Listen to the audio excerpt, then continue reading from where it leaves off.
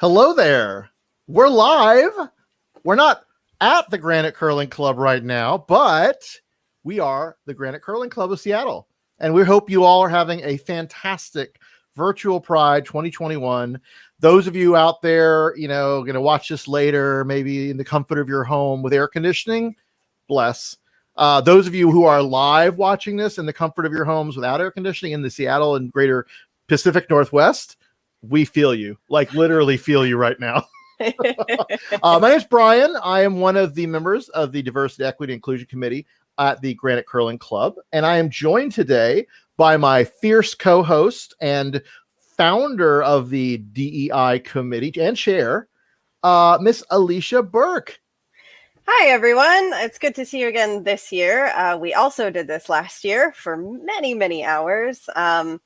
And we're super excited to be back this year. We've been doing so much. We haven't been able to curl, but we've been doing a lot with the Diversity, Equity, and Inclusion Committee. We're really excited to sort of update everybody about Pride and about some of our awesome things that we have coming up. And I'm super happy to be here again. So hooray. Thanks, Brian, for hosting again. Oh, it's a pleasure to hang out with you for 6 hours on a hot and sweaty Saturday. But no, seriously, this is such a joy. We have some great programming planned for you. Those of you, again, who are watching us live, please feel free to message us if you're on YouTube, Facebook, or Hopin, which is the Seattle Pride platform. You can chat with us. We will take questions. In fact, we have dedicated Ask Me Anything sections in the schedule. We are live on Saturday. Sunday, we will be re-airing this. So, if you have all your cool stuff in there, you'll be featured tomorrow too. And we're doing some really cool, like sort of giveaway raffle type stuff. And we're really excited about this. We'll talk about the raffle in a second. But we actually, this year, in conjunction with Pride, not the festival, but just the month, we are doing our very own like Pride pin. And we're going to have a special guest later on, one of our fellow DEI committee members, Cindy, who's going to talk all about pin collecting and curling, which at first you might say, wait a minute, what is curling have to do with pins, like enamel pins, like little enamel, like what is that, But there is a huge curling pin tradition. And we're so proud. I'm gonna should we show them now? Let's tease it a little bit. We're gonna show it in a little bit. We're not gonna show it yet, but we have Cindy actually did this work, and Alicia is helping the production and sort of distribution of this. So we're very excited about this. I am gonna personally order like tons, but it's a limited quantity. So we're gonna provide the link. Actually, is up in the if you're on the event, it's in the chat. If you're not on the event, I'll put it here on YouTube and Facebook momentarily. But we are so excited to have this pin, and I'm just so excited. I want to show you now, but I know I need to wait to tease you. I know. I'm really excited about them too. The mock-up came out beautiful, and they're coming pretty quickly. So I've created a pre-order form in Google Docs, and y'all can order from there. It's free shipping, one shipping rate for as many as you want. So we're going to be charging $15 for the first pin and then $11 for any subsequent pin after that. The proceeds go back to the club so that we can continue doing our diversity, equity, and inclusion initiatives throughout this coming year when we go back to curling. And we have already one viewer. Well, actually more than one. We've got a few viewers. We have one comment already. Our dear friend and fellow curler, GCC, Gracie. Hi, Grace. So happy to see your comment. And yes, we miss you and we can't wait to curl again as well. Aww. Which last year when we did this, we didn't have a lot to announce because, well, the club was probably going to be shut down due to the pandemic. But we were very excited. The club is reopening. I will get you the specifics here later in the session.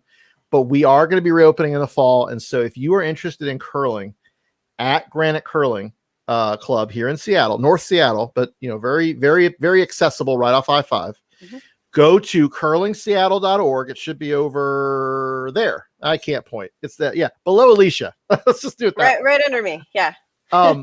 So you can go there now and see sort of some of the events that are coming up. We are also on Facebook and Instagram and YouTube and Twitter. Oh my gosh, we have all the channels. So please stay tuned. You can find all those from our website. We really are excited to be back on the ice, and we really want you all to experience curling here in the Pacific Northwest. And if you're not in the Pacific Northwest, don't worry. We have got curling opportunities from all over the country that are available to you. And we have a couple special guests coming on later today from some of those clubs that are committed to diversity, equity, and inclusion in committee. In curling. So we're really excited to share them with you. Gosh, where do we start? Like, we have so much like on the docket to show you guys, but Alicia, I'm going to let you start. Let's talk about what Granite is. Let's talk about the Seattle club. Let's just kind of start there. And then we'll get into some of the broader topics, like what is curling? Because some of you may not even know what curling is, right? Yeah, I mean, it's a great day to be curling, I would say, if you are in Washington State and looking at 97 degrees in the city. Being on 34-degree ice might sound really, really appealing, which it does to me, but our club doesn't have ice quite yet, almost. So yeah, I think we should also mention that Granite Curling Club is not the only curling club in Washington State. So if you're on the east side of the state, there's a curling club over there. And then we're working with some Tacoma area ice spaces to have curling down there. So it's not just Granite, although, I mean, Granite's pretty cool. We're not the only game in town. If you live somewhere else in the state, you can access the amazing sport of curling as well. Sorry, I was furiously trying to send out links. Inland Pacific Northwest. I think that's the club. Let me double check that. They're out in Spokane. Inland Curling Club. Inland Curling Club. I'm gonna get you links here in a minute. And yeah, Tacoma's really cool because Inland Northwest. We're really excited about a fellow sort of sister club down in the greater Puget Sound area. And Tacoma is an amazing city. I've only been there a couple times now, but I'm so excited to just spend more time in Tacoma. It's such a cool place. But yeah, so they're doing some really they're getting started. And they're an arena club, and we'll talk a little bit about what that means. But basically, they're an up-and-coming club that is looking to grow, and they need help. And so the GCC club here in Seattle, we offered to provide them equipment, including curling stones, which is kind of important, and expertise in the form of volunteers to instruct. So when the leagues and when the Learn to Curls get started there, you're definitely going to hear more about it in this area, because we're really excited to have a partner down in the south end of Puget Sound.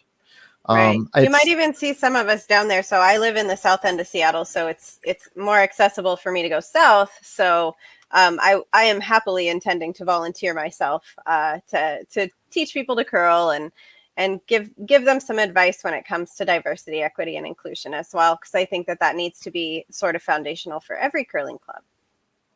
So I just posted a link in the chat. If you're on Facebook, YouTube, or the Hop In Virtual Seattle event, that is the website to Inland Northwest Curling at was it Côte d'Or? I can never say that right. One of the Côte. Oh gosh, it's too French for me this early on a Saturday.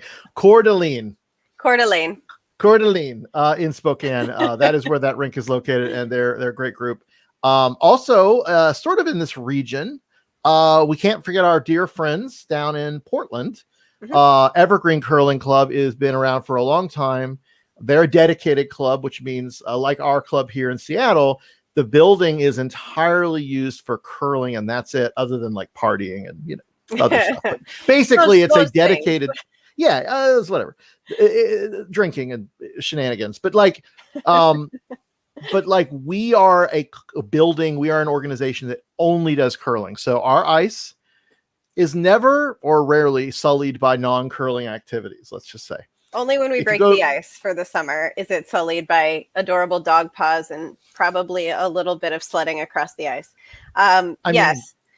So So our club, I was just going to say that we have a 5-sheet club, and each sheet is what you play a game on. So if you've never curled before, we're going to get down to basics for a hot second. So we have 5 sheets, which essentially means you can be playing 5 games at a time, and each game is about 2 hours long. Sometimes they end early, if there's a large spread in points. So our sheets are really carefully manicured by our ice people, and sort of neurotically cared for to a degree. So like we never have hot shoes or skates or anything like that on our ice ever. Whereas a club that's not dedicated probably also hosts ice skating and hockey and figure skating and things like that on the ice as well. So it's sort of a different animal to curl on when you are doing something in an arena rather than in a dedicated curling rink. It's just different. It's a sort of different learned skill sets probably along as you curl, because you're not if you curl, for example, I'm a little bit anxious about curling on arena ice because I've only ever curled on dedicated ice, and I kind of have an idea of how dedicated ice behaves, and arena curling is altogether sort of a different learned skill set that you pick up as you're practicing over time. I think that was a very succinct overview. I do like I will add as an arena curler by how I started in curling, and having started the Orlando Curling Club. Arena clubs are near and dear to my heart because you make it happen. You do the impossible. You turn hockey ice or figure skate or regular old ice into curling ice. And not that dedicated clubs have to do this too, but arena clubs do this every time they curl. Like every time they get out there and do as much as they can with the time that they're paying for, which is another fun mess. But they turn it into curling ice, and so suddenly this arena is transformed into a curling space in a very short order. So I have nothing but respect for arena curlers, and I'm so excited to have Tacoma. I wish I was closer to Tacoma, but because I am north of Seattle and actually north of the club, I will try to get down there as much as I can. But it's a little bit of a haul. So let's talk about Granite. So like, how we've been around since I think the 50s. I think it was 51 when the first curling instantiation instance, whatever, of Seattle's curling club was birthed. And I didn't know this until recently. The first club was not where it is now. Nope. It was like in Bellevue. Yeah. So our club, the building that we're at was 61, I believe. But the club was established in 51. So there were Granite Curling Club members for 10 years before we had the amazing space that we have today, which we're incredibly fortunate to have. But yeah, so that's it. Started out with, some people who were like, hey, we should probably curl in Washington because back in 51, we didn't have as much global warming and 100-degree days in Seattle. So it was a great sport to start up here. And I think it's a testament to the club management and the sport itself that it's lasted this long, and it still has an incredible membership. I mean, we've got this awesome, diverse, growing membership still, many, many decades later. I can't believe it. And every time I talk to people about Granite and how large our club is in terms of members. I mean, and we have people who aren't just members who want to curl. We have people who just like hanging out. Right. And not that that's membership. Not that that's unheard of, but it's like weird for me to hear because I'm like, well, who doesn't want to curl? Like everybody wants to curl. Yeah. It is an amazing club, and I am very excited to be a part of it. I just am even more excited to actually get to play in it. I only was there. I moved here February of 2020, and I know you're all thinking, March. Yeah, and then it's closed. Or just the timing was not great, but I'll tell you the best part is I left Florida, so the timing was actually perfect. Sorry, I make Floridian. I can make fun of Floridians because I am a Floridian, and Alicia, you've spent time in Florida. Like I did live in Florida for a while. Yeah, we're all there. We've been there, But But I'm from Seattle. I should say I'm a local Seattleite. I just spent some time in a couple other states for a while. I think I would also say that about the memberships. You can be just a social member at our club. So we do know some people who say their partner curls, but they don't curl. But their partner wants to come and partake in our fabulous bar, which is really good, by the way. And, you know, hang out with sort of nerdy curling people like us for some reason, and they can pay for a social membership to join the club, and it's a really low fee for the whole year, and that gives you access to, you know, the building and the bar and the amazing people, which is probably, I think, the people are like one of the best things about curling. If I'm being honest, it's just an incredible group of humans that have respect and love for one another, no matter who they are. yeah, I can't agree more. I want to, we're going to talk a little bit about our work on the Diversity, Equity, and Inclusion Committee here in a little bit, but I really want to emphasize that our area here in Seattle is already a very diverse and inclusive area, right? Lots of commitment by organizations, individuals, companies, yada, yada, yada, to diversity, equity, inclusion. But I want to say that I have been very impressed by our own committee, the work we've done this past year and before, and the willingness of our board of directors to commit to bringing more diversity, equity, inclusion into the club. But we already are a pretty diverse group from what I've seen, and I've only met a handful. I've maybe met like 20, maybe 30 of us GCC members. I think any member, honestly, at GCC, you kind of have to get around a bit to meet all the members. It's kind of exhausting. Yeah, not everyone. So yeah, the league schedule, I think, sort of dictates who you know to a degree. So we have every day of the week, there's at least one league, and some days there's two leagues. And some people, based on their work schedules or what have you, play in, you know, a daytime league rather than an afternoon league. And so you don't cross paths with those people too terribly often, unless you maybe sub, which if you're a club member, you can sub in any league. And get extra experience in and sort of meet all of those different people.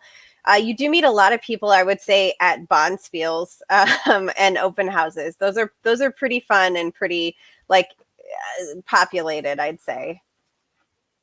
Yeah, the bonspiels are a big party, and I think Yeah. you meet a lot of cool people. But league wise, it is interesting to hear the sort of the separation, because it makes sense. Everyone's going to have their own schedules and their own thing, and then you fall into a certain group of friends, and then so that sort of dictates your schedule. Yeah, all that. But I think what's great about the league schedule is that there really is a league that anyone can go to. So if you, like I said, if you work evenings or overnights, there are daytime leagues that you can go to. If you work sort of a traditional daytime schedule, there's lots of evening leagues you can go to, and then there's weekend leagues as well. So we've got sort of this whole spectrum. We also have women's leagues and men's leagues. And so there's sort of, if you feel more comfortable within a gendered league, you can do that as well. And if you feel more comfortable in an all gender league, you can also do that. So we've got this sort of, I would say, like, spectrum of comfort that people can do in a league, just sort of depending on what you're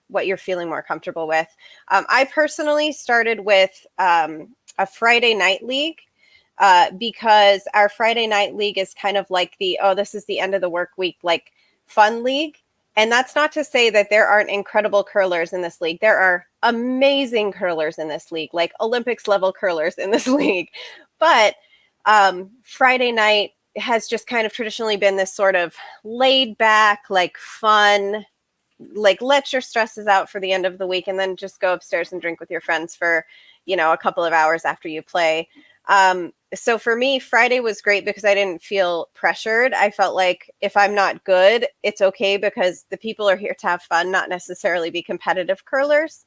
And then we do have those leagues during the week where if you are a competitive curler and you want to really improve your game, there are much more competitive leagues as well that you can join. So actually, when you go to our registration on our club page, there's kind of a brief description about each league, and it does give you a better impression of what that league is all about and what it's going to be like.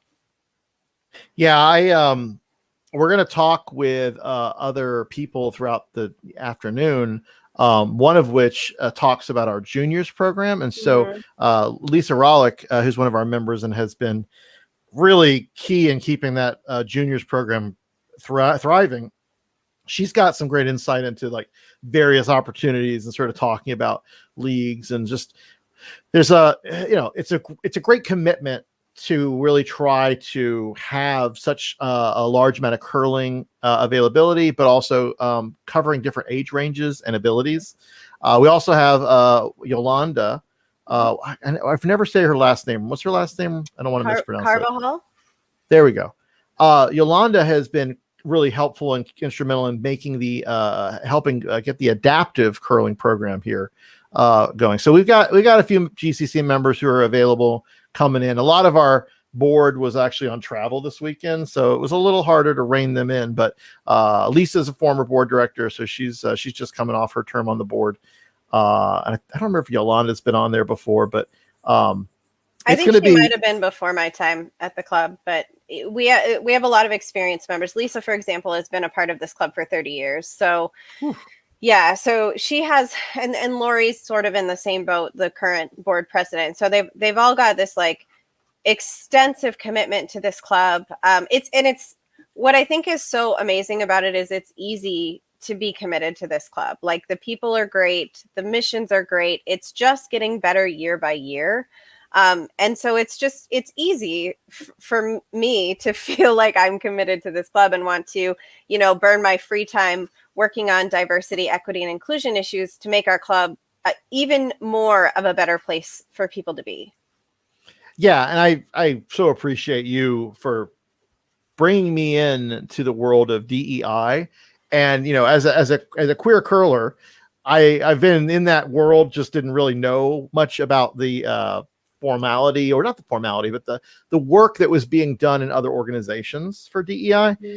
And you and some of our other DEI members, including Jen, who unfortunately couldn't be here this weekend, but I know she is like thrilled that we're here doing this.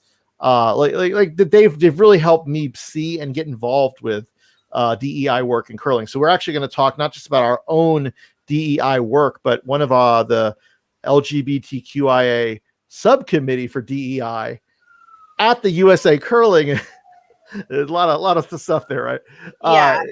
Laura Yee actually and I serve on that committee, and she's going to be on later this afternoon to talk about her event in DC, Glitter Bomb, which is an amazing bonspiel that is LGBTQIA centered, but not exclusive. We'll definitely talk a lot about that, but also just some of the work that we've been doing as a subcommittee to get that curling world, which is already really good and inclusive, and we're getting there, but to really make sure that that's front and center of our mission as a club. So let's talk about that with what GCC has been doing to improve our DEI. And I'm going to let you, Alicia, because you are the chair of that committee. I want you to talk about that work and I know you're proud of it, but since it's pride, Yeah, we've done a lot of really good work. For me, it wasn't that curling isn't inclusive, because curling is inclusive. Curling is welcoming. As a sport, I was having a discussion with Lisa just the other day about this. And as a sport, I feel like curling is such a safe place for people who maybe don't feel like other sports are safe for them.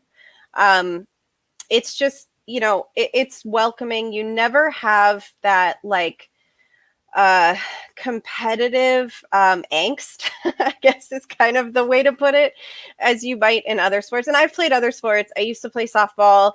I've been curling for like 5 years, and softball since I was a teenager. And so the difference between these two sports, at least in my opinion, is just catastrophic. Like I am so much happier curling than I think I ever was in softball. And I love softball, but I'm not the type of person that feels comfortable with intense competition. And I want to feel like I'm doing something and the people around me care about who I am as a person, not my skills in a sport. And I think that that is a really important vein throughout curling, is respecting the other people that are curling with you. And it doesn't really matter who they are. It doesn't, it does not affect the fact that respect is kind of one of the paramount facets of curling. And I'll give you an example, just something very simple. Every single game, this is just etiquette standards for curling, right? So every single game, you shake hands with every single person on the other team and you tell them good curling.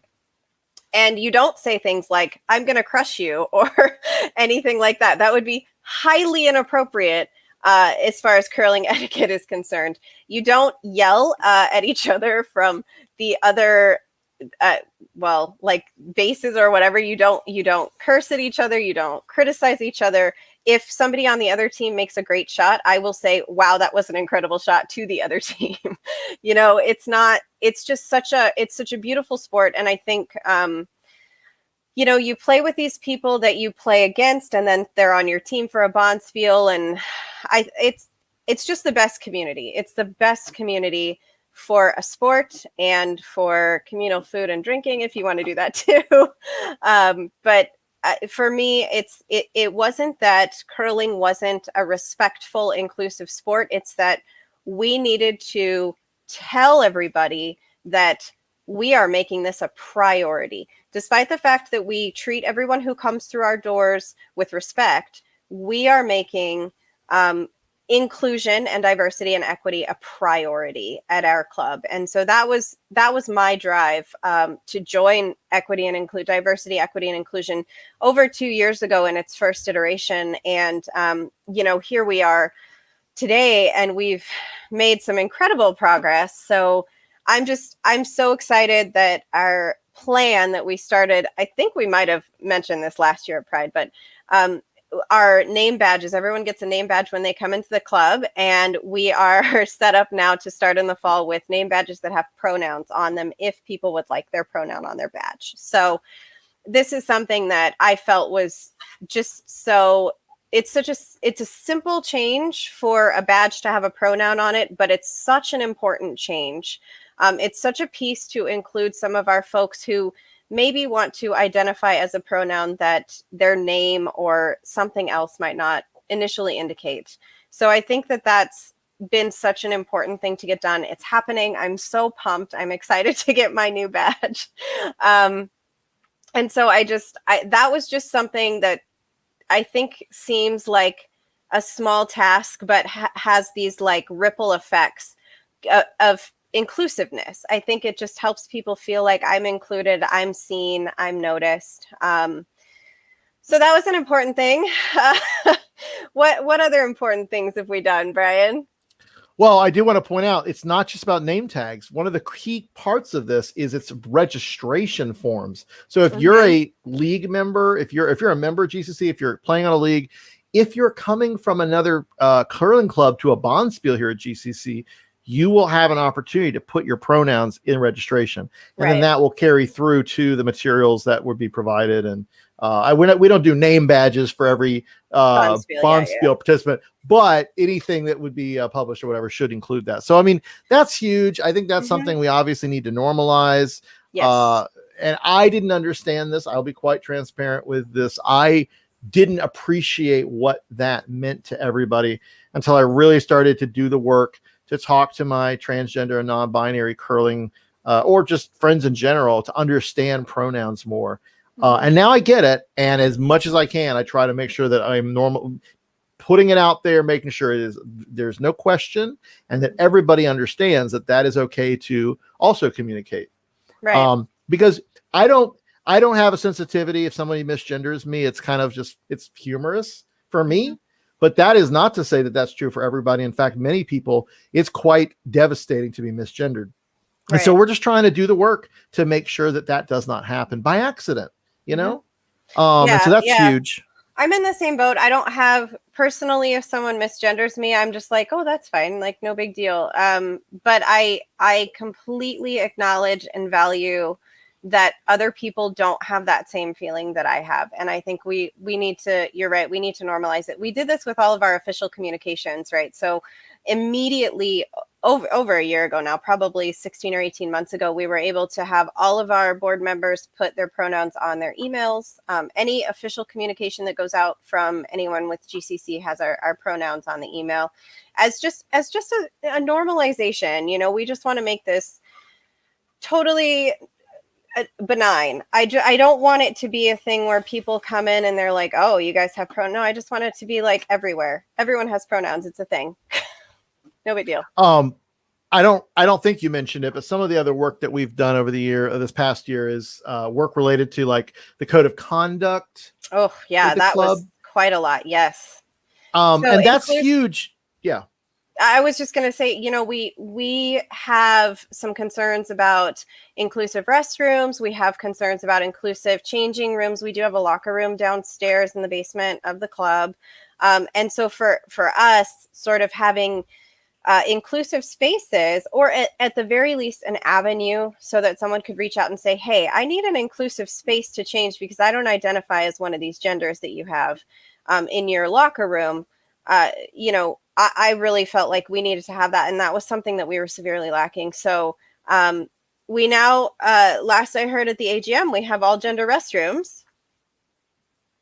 You do? Yeah, so that's a development in the right direction, I'd say. And the code of conduct, we did put in a number of things to create a safer space, I think is how I would say that. I felt like we added some really, really valuable pieces that hold our club members to a standard that we all say that we have. But we put it in writing and it's official and it's going to be on our documents on our website for everyone to see. So Granite Curling Club's transparency, I think, with the Diversity, Equity, and Inclusion Committee is increased quite a lot. And that makes me more happy than I can express, honestly. I have definitely I have opinions about, I've worked in nonprofit my entire career, and I have pretty strong opinions about nonprofits having transparency within their organization and within their inclusive policies. And I think this is just a step in the best direction for Granite Curling Club. Oh, 100%. And I am so thrilled that I got to be a part of some of that. I was serving on the board as the secretary, not making decisions, but sort of just helping them organize and document these decisions. But the committee work that we were doing, getting our committee charter formalized, which we were only the second committee in the organization to do so, which was a great, you know, it really helped us focus on what we want to do and what our responsibilities are. But just plugging into the general sort of idea and movement of increasing diversity, inclusion, and equity, like especially equity, because one of the things that we had unfortunately happen last year was the George Floyd murder, which thankfully, I think we are all a little bit, I know it wasn't as much as I think they wanted, but the fact that, you know, the cop who I won't even name, who killed George Floyd, like he was, you know, he is being punished. He was found guilty and is being punished for the murder.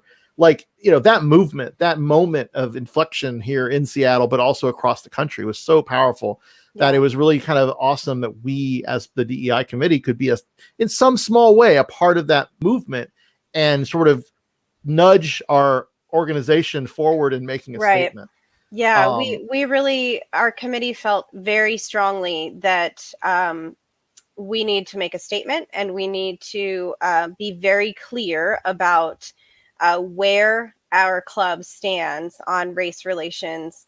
And so the board put out a statement and it was clear. And then it was really nice to see sort of later on in the year, the board put out a statement against AAPI hate as well. So these are things that I don't know if we've seen from too many curling clubs in the past. Very strong, directed statements about the values of our club. It makes me so happy to be a part of a club that shares my values and states that they share them. I can remember when we had a certain wonderful president that I voted for many years ago, literally say what was in my heart. And I feel like it was Obama. That's who I'm talking about. You look very confused. No, well, I was like, wait, is this a curling president? I was sitting there like, No, yeah, no. totally get you. So, Yep. but it makes me feel so wonderful to see what's in my heart being pushed out publicly by an organization that I really love, and that's how I feel. I think it's wonderful. I'm going to continue to do everything I can to help facilitate those things with our club, because I really can't. The only way is forward, right? So we need to keep moving, and we need to keep progressing, and I fully expect to see us progress to a giant float at the Pride Parade next year. That's my hope. Let's just talk about next year's Pride, because I believe that this community here in the Pacific Northwest and the Seattle area specifically, we're doing the right work to keep that virus down. And those people who and people are getting vaccinated, and we are, I think, of all the areas that I'm like keeping tabs on, we're good. And so I believe next year's Pride will be in person. I think so. I don't think it's controversial to say that. However, there's certainly parts of the country where I don't know what they're going to do. They probably don't have as big a Pride areas in those particular. Anyway, but whatever, it doesn't matter. Next year here, Seattle Pride, watch out. Granite Curling Club is coming for your crowns and your I don't even know, like whatever nonsense you want to come for. I don't know. Beads. We can do beads. This is the thing. I have been in Pride parades. I've been in a marching band in Orlando doing Pride. I've marched for a nonprofit in Pride. I've also spent a lot of time on the sides watching, Pride parades. There's certainly things that we need to like throw out to the audience. Maybe, I mean, that's, without killing them. We got to think about what might be fun, but we're going to have a float. Yeah. And even if that float is a car with a fabulous throne in the back and all of us cheering, we're going to have a presence next year. Yeah, totally. I'm literally already mocking up costumes in my mind. It's great. You like, not even joking. She messaged me last night with an idea at like 11:30. I don't remember exactly, but I was late, but I'm a night owl, so I was awake. But anyway, we're coming for you next year, Seattle Pride, in person. We want everybody in the greater Seattle, Pacific Northwest, Puget Sound area specifically to know that we are here and we are part of your community as well. Mm-hmm. And the DEI is just critical to that. I think our work is so important, and every curling club should have a committee like we have. I agree. I think honestly, every nonprofit should, every business, every sporting organization. That's my opinion. I think the companies that don't are behind the curve. I mean, we need to be ahead of this. We need to be welcoming. This is how we step into the future with our club. This is how we step into the future with Pride. This is the only way to go. There's no way back from here. I hope so. I really I feel pretty good about where we're at these days, but that's only because we got to keep fighting for it. So we have a whole lot of great programming. I want to start to get some videos in the mix. But just to kind of touch on the schedule, just so everybody knows kind of what's going on, we are going to be having a few interviews that I pre-recorded because our guests unfortunately had other commitments, starting at 1:00. So the first one we're going to have at 1 is an interview with Lori Yee. Again, we talked about her earlier. She's a Potomac Curling Club, also on the USA Curling's LGBTQI subcommittee.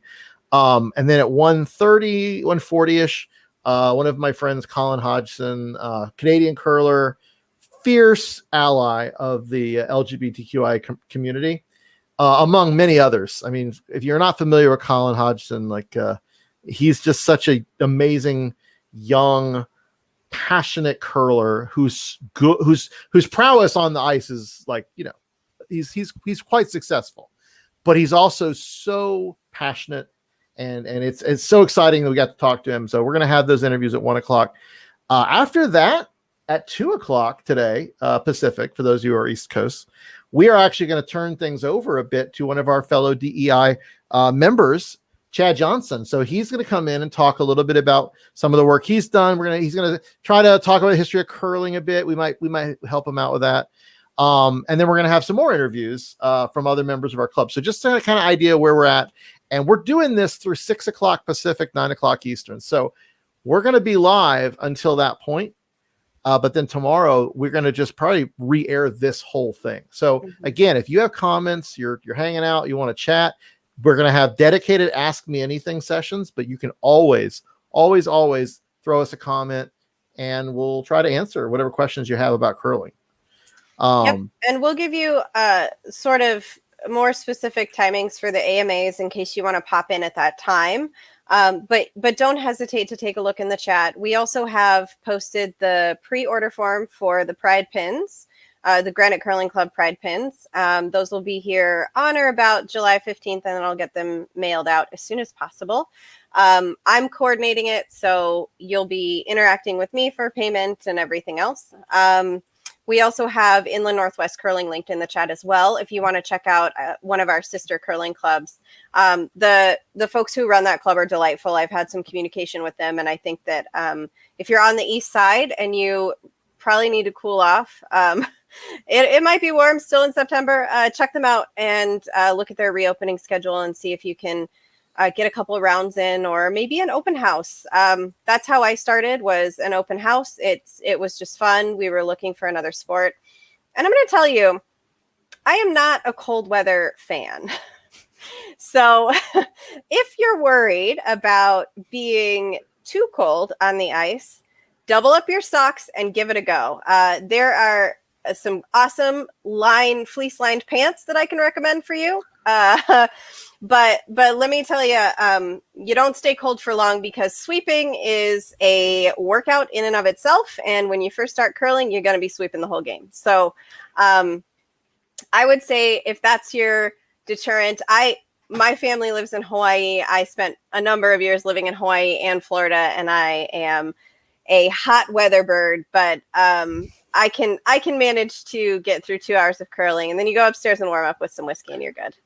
Exactly. It's a temporary inconvenience, but honestly, because of the sweeping and this physical exertion, you're going to warm up quickly. So I have a video I want to share, and this is a fantastic video that I believe it was Canadian Curling Association put together. But it's going to give you the basics of curling.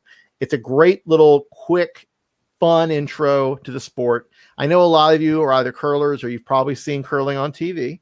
So you probably understand a little bit of this. It's kind of an overview, but it'll sort of set the stage, and then, we'll talk a little bit more about the sport. I think when we get to the history of curling, we may have a little show and tell. So we're going to talk about this a lot, but I wanted to share this video real quick. If I can get it working. So give me just a second to get that all ready here, and then we're going to, we'll talk.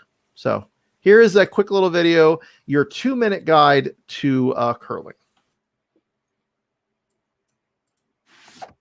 Curling, the game with the ice and the rocks and the sweeping and the yelling. Each game starts with a handshake and a coin flip to determine who goes first. Then, 2 teams of 4 people take turns throwing 44-pound stones down a sheet of ice. The target? A 12-foot house that looks like a bullseye, just under 150 feet away. Each team throws 8 rocks, and the team closest to the center after all the rocks are thrown will score the points. This process is repeated for 6 to 10 rounds, called ends, until one team is victorious. It's just that simple. Or is it? Each team has a captain called the skip. Like a general on the battlefield, the skip calls the shots that will best ensure victory. Stones are delivered with a predetermined rotation, so they actually curl as they travel down the ice. Of course, this is why the sport is called curling. Over the course of each end, players can throw guards to block the house, draws to try to score, or takeouts to remove the opponent's stones. The skips then spend the rest of the time yelling like a crazy person. What they're actually doing is emphatically advising their players to brush the ice in front of the stone. Brushing can drastically affect the speed and direction of the shot. After each team throws its 8 shots, the team closest to the center of the house will score. Or, if they have more than one rock closer than the opposition, they count as well. Once all the ends have been played, whoever has the most points wins. Aside from a few dozen other minor details, that's all there is to it. Find a curling facility near you and get started. So I love that video. It's ridiculous. It's it's very succinct though. I mean, it goes through so much in 2 minutes. You have to watch it like 6 times to get all the things. I hope if you did not know anything about curling, this at least gave you a little bit to go on. And if you did know a little bit about curling from watching it on TV, honestly, they really should play this at the beginning of every curling aired tournament, because I think a lot of people just don't understand what's going on unless they have really good commentators, which, by the way, they've gotten so much better. I remember years ago when I first started watching curling on the Olympics.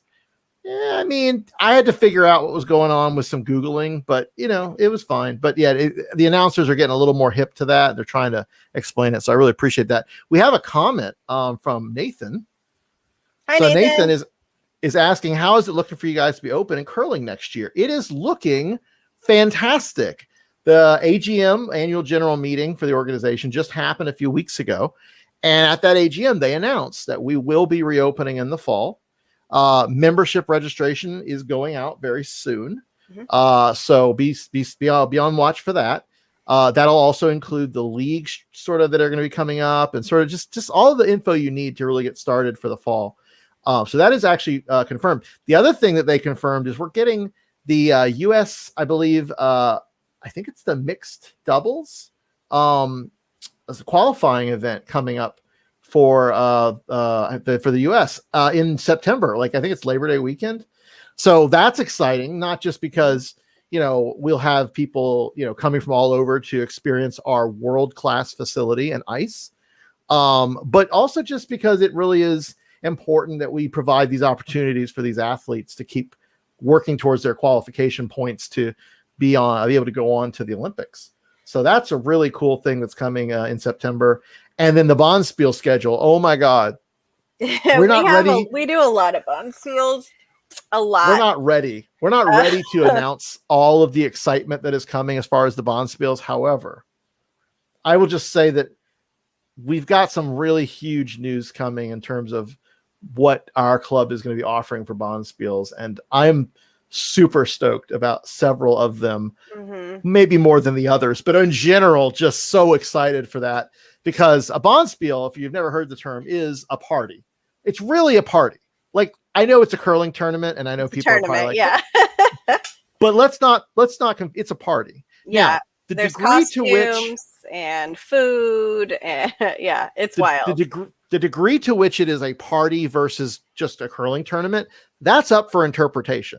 But I will just say here and now, from what everybody has told me, this club knows how to do a party.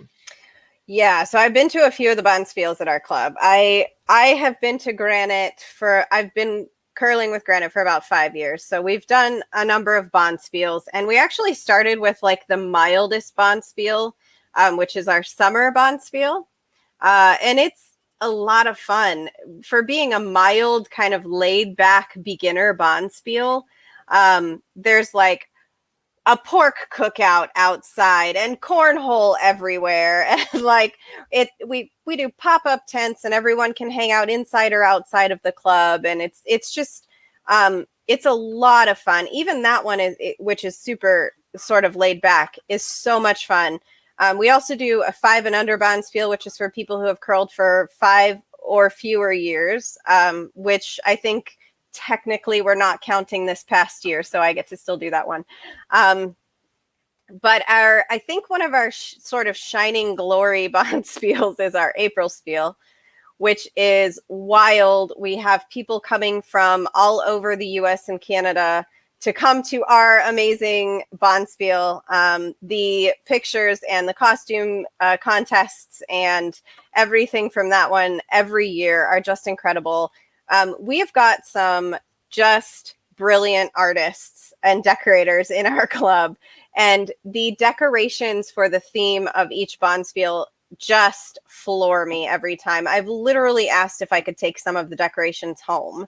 after the Bonspiel because they're just, it's great. They create this amazing atmosphere. Everyone comes with a willingness to play and party and just have a ball. And then, at the end, somebody wins a crystal. It's, that's not obviously the most important part about the Bonspiel. I think for us, it's a great part that, somebody wins the tournament, but it's more important, I think, for us to all be together and exist and just love each other and enjoy ourselves. I could not agree more. They're so much fun. And again, I've never been to a Bonspiel here in Seattle. So I've only love it. I've only helped. I've run several Bonspiels back in Orlando. Pirates of the Caribbean, one of my favorites, because again, we started it. But please understand that I have been so excited to be at a Seattle Bonspiel, and when you see the ones besides the ones she just mentioned that are coming up, I just can't wait. I can't wait. There's so many cool things coming. Yeah. What I had a video, but it's from the Mardi Gras themed one, and I haven't previewed it, so I might do that and share that with you guys later. But I want to come back to that pin because I do want to make sure people know that it's available. And when Cindy comes on here later today to talk all about curling and pins, which again, there's a huge connection between curling and pins and pride for that matter. Yeah. You're just gonna, but I don't want to wait for that. Should we wait? I feel like I'm so torn. Let's show the pin. I think it's beautiful. Let's show the mock-up and make sure everyone can have 5 hours to decide how many they need to buy. All right. You talked me into it. All right. I was going to tease it longer, but now we can show it again later, but I think that's true.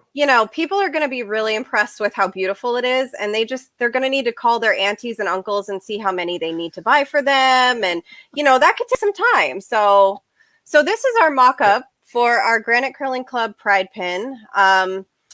We wanted to make sure that we had the beautiful logo of our club, which is, of course, the Seattle Skyline Mount Rainier, and then a curling rock on the Space Needle. And then, of course, we wanted to embellish it with Pride colors, which, as you can see, our logo for this event is the logo with our Pride colors as well. So I think it's one of the most beautiful versions of our logo I've ever seen. But I am extremely partial to rainbows, so that could be part of it. But this is the pin. They're going to be $15 with free shipping, and then any additional pin is $11 with no extra shipping fee. So I believe we're going to have 100. So if you want them, get your order form in as soon as you can. I'm hoping that we'll have some to sell at the club, but they're just so beautiful. I think everybody's going to want to have a stack of them to trade. And that's something that you'll learn from Cindy is pin trading at Bonspiels when you travel to a different club is a big thing. I actually subbed for the women's national Bonspiel that came to Granite Curling Club last year, and I was gifted a pin, and it was my first curling pin that I was ever gifted from the team that I subbed for, because one of their members was having some stomach issues and they needed a sub for one of their games, and I was there as a volunteer and I was able to sub, which was so fun. It was such a good experience. And I got my first pin, which I thought was really sweet. They just, people take pins with them from their club or from, a club that they're affiliated with to give or to trade with other members. And I just thought it was so sweet. And it's my very first pin. I have a pin problem, just like Cindy. So I have a feeling when Cindy does her thing later this afternoon, we're gonna have to share my pin wall back here because you can't quite see it. My mic's sort of in the way, and that's not helping. Yeah, it's not helping. But I will have to figure out a way because it's the stupidest thing. And that's like my little board over here. That's not even a fraction of the pins that I actually have. So yeah, pins are huge. You and Cindy are gonna have a lot to talk about. oh, I know. It's a problem. It's like we only put it in there for like an hour, but I feel like it could go on for longer. I don't know. But we do want you to check this pin out. We're really excited about it. And honestly, if we sell these out, I would love to do some variants on these. We have an amazing design that we use that has the progressive. What's the other Pride one? It's the The progressive pride progress flag. pin. The Yeah. progress. Well, yeah. So we have that variant that I'd love to, get out there. We also have a transgender color pin. I love that think one would be too. That one's so beautiful. So we've got others we could do. So what we're really asking for you guys is to go pre-order these pins, help us clear through that first batch, and then we can do new variants and do new things. And that's cool because then you've got more to collect and share with your friends that are in those communities, but also just with your fellow curlers if you want to do the pin swap thing. Because every time I go to a Bonspiel, I take a bag of pins, and every team I play, it's a whole swap. So I mean, that's how pretty much most of these happened. Yeah, and I will say that the proceeds from these pins, so these pins were purchased as a donation. And so the proceeds from these pins are going back to the club. And Granite Curling Club is a nonprofit. We are a 501c3 nonprofit. So these are all going right back into the club, back into our Bonspiels, back into our youth programs. So when you purchase these pins, you're not only getting a really awesome pin, and potentially for your auntie and uncle and all your friends in curling. But we are sending it right back to the club. Yeah, that's so important. Like I hope everyone who does these kind of things, because you're getting a product, but you're also helping a cause, and that's so cool. And again, we really want to keep doing this kind of work in the community.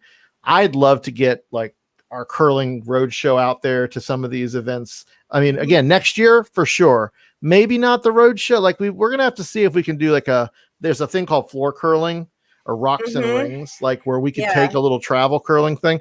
Pride might not be the best event for that. It would be so fun to have that at a booth though at Pride. Can you imagine? I would love it. I've done those booths. I love it. I would really love to go back to your past iteration of Brian and curling and do Queen's curling, because that would be so amazing. Ugh, I love it. Let's set that up for next year.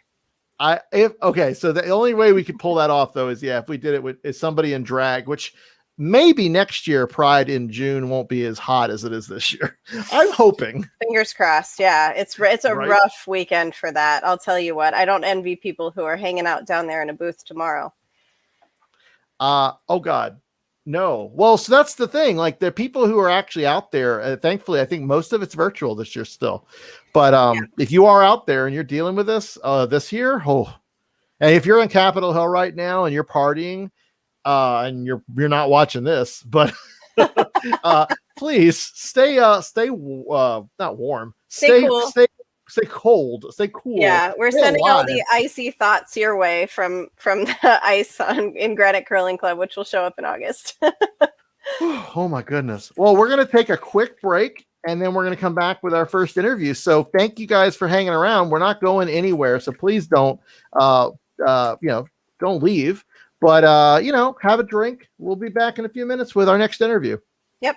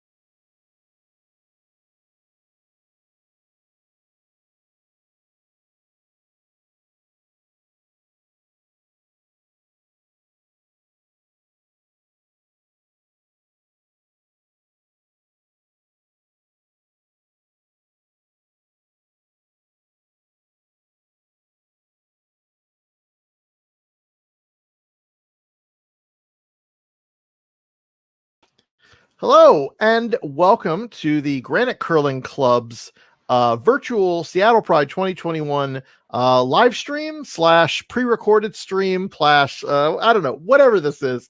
Thanks for joining us today. I'm so thrilled to have one of my dear friends and collaborators on LGBTQIA issues in curling, Miss Laura Yee. Welcome. Hello, and how are Hi, you? thanks so much for having me. I'm doing okay. Um, Excited that it's summer now. How are you doing? Oh, honey, listen. You used to live here in Seattle, right? You know that it's rarely above what 80, maybe 90 on a good day. So this weekend, I'm sure you've heard we're gonna get over 100 degrees for like multiple days. Oh my gosh. That's people, nobody's gonna do anything.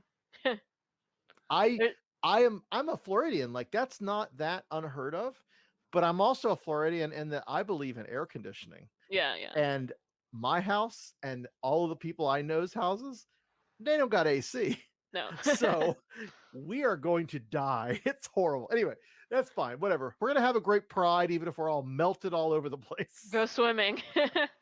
That's what it is. But everyone's gonna go swimming. I predict everyone's gonna be out swimming, and everyone's gonna be in the mountains where they can at least get a little cooler. I think like Yeah. that's gonna happen. But anyway, so Laura, you are one of the founders or co-founder, I guess, of the Curl DC, which I will put a link up here. If you have any questions, you should go check that out. But a Potomac Curling Club's the first in the nation of the United States, at least, LGBTQIA, almost missed it, plus bond spiel called the Glitter Bomb Spiel. So I was really thrilled that I got to go to the inaugural bond spiel of this series back in what 2017, I think, right? Yes, 2017 was the first year. And I am just telling everyone out there, this is such a great party. And for those of you who are watching and who are listening or whatever, who don't know a lot about curling, understand that a Bonspiel is, I don't know, what, 50% party, 50% actual curling tournament, right? So Yeah. Yeah, that's probably about right. Depends on the bonspiel you go to. Sometimes more party and less curling, sometimes more curling, less party. I think you guys, you all nailed it. The mix of party, and I can say definitively, at least for 2 of those years, you nailed it. The third one I heard was also spectacular, and I missed that one. I'm so bummed. But like, what was it like putting together this event? I mean, what was who came up with the idea? Like, what? Tell me a little bit about how it all came together. Okay, yeah, sure. So I actually was not one of the driving people in terms of how it started. It started with four guys at my club who attended a bunch of LGBTQ bonspiels in Canada. So they actually have like a really big circuit in Canada. I don't know if you've gone to any of them, but they have, I think it's something like almost 20 events per year in Canada that are like for LGBTQ curlers. It's if you want to look it up, it's I think gaycurl.ca. And they have all of the leagues. At like there's a league in every city. Well, not every city, a lot of the big cities, and there's a tournament at a lot of those cities as well. And so they headed to I think two of the events there, one in Toronto and one in Ottawa, and they had a great time.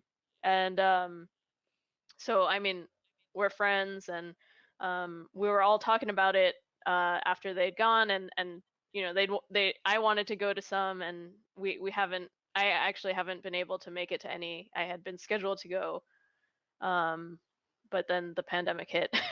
um, uh, but yeah, they came back, and they said it was a great idea, and they said, well, why can't we do something like that at our club? And so it kind of started just like that. And uh, Courtney, I know you know Courtney, was on the board, and she's also one of the co-coordinators of this event. And so since she was on the board, she got it passed through the board, and it started up like almost immediately. The beginning of the very next season, we had the first glitter. So it was, for us, it was actually a really easy path to have it be like approved at our club. Everybody at our club was really pro this event, which is very nice, and I know is not always indicative of people's attitudes towards LGBTQ people. Well, it's funny because we've been talking a lot about this event and just here at Granite, which you curled at for several years. When were you here? It was like the early 2010s, I guess, right? Yeah, I was there. I think I started 2010 through 2014. And like, I mean, you knew the culture of the club at the time. Seattle's obviously a very progressive city. A lot of the curlers are very progressive. So it's not a big like challenge here to maybe do something like that, or certainly to talk about more inclusivity and diversity. But the question I always get about this event is like, well, but is it like exclusively gay and lesbian and LGBT alphabet mafia, or what's the percentage? And it's like, first of all, it's the first question is easy, right? It's like, no, it's not exclusive. We're not trying to wall off the garden to like only, whatever. It's about celebrating our community, the LGBTQIA plus community, as curlers, and having us be like not the center of attention, but certainly get that recognition, celebrate our existence, and have pride.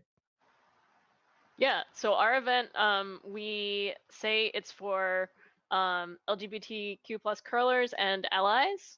And so there at our event, there actually are a lot of allies who come, which is great. And there are a lot of allies who help staff the Bonspiel at our club, which is excellent. And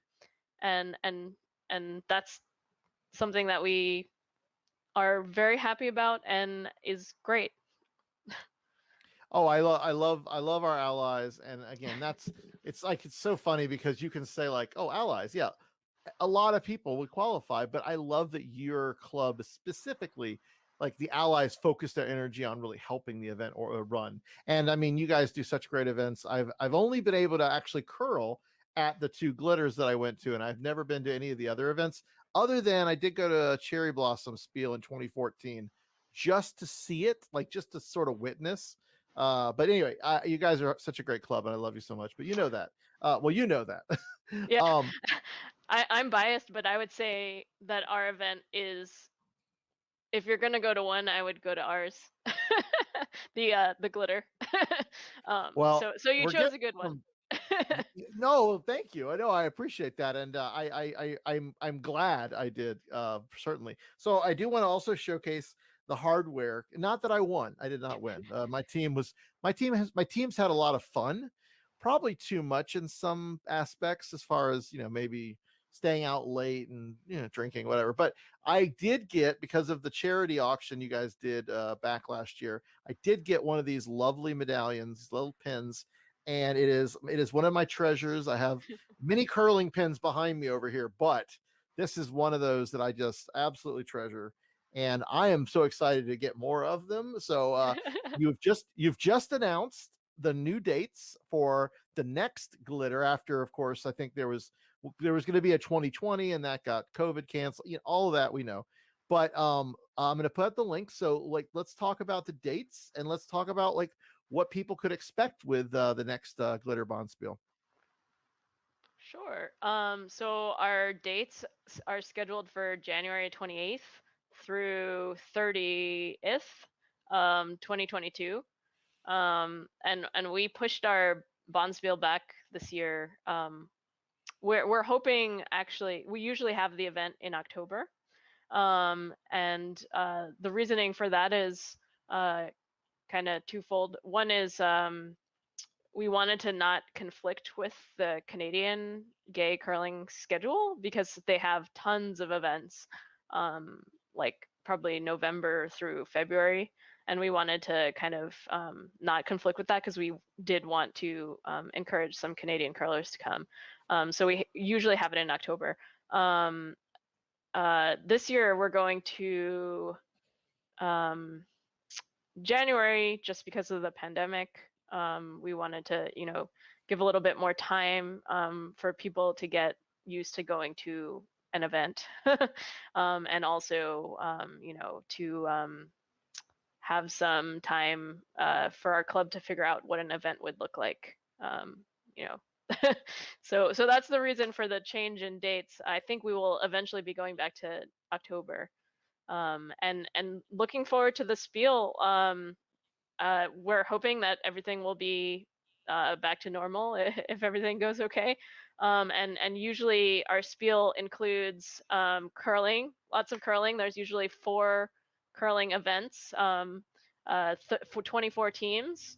And then we also usually have Saturday night entertainment and Thursday night meetup before the event starts, often at a LGBTQ inclusive space, like an LGBTQ owned brewery. We've gone a couple times, and yeah, lots of curling, lots of fun. So this is the website, curldc.org, and I found the event page. I love the logo. I love the event name. I'm so excited for these dates. If you've never been to the Potomac Curling Club, it is actually just north of DC, outside the Beltway, but just in Laurel, Maryland. So you can fly into Baltimore and you're pretty much set. Again, this is such a fun event.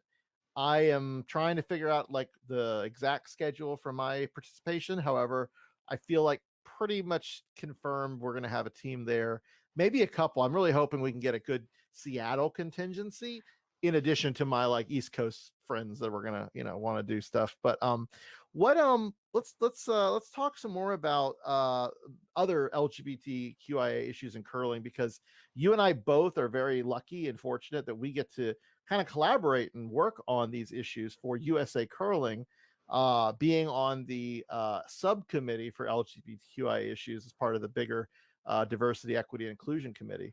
So what, what do you think about, how do you feel that curling in the general sense, how do you think we're doing in terms of like building better diversity, trying to make our sport more inclusive?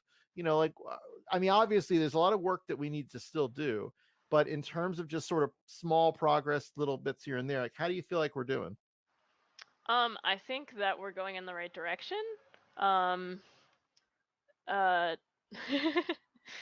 and so this past year, there's been minimal curling, and so I think people had a chance to sit down and look at, what can be done better, and the list is long. But we're starting to at least try to address it, whereas maybe before, maybe not so much. So I think we're going in the right direction, both in terms of LGBTQ stuff, which is what you and I serve on, and they're also trying to start to address some racial equity problems in the sport. So I think it's great, and I know for a fact that there are people like us, you and me, and other volunteers who are working to try and make a much more inclusive place, make curling much more inclusive. Do you Well, have any? Yeah. No, I agree completely. I think we're moving in the right direction is the best way to say it, because there's so much work to do.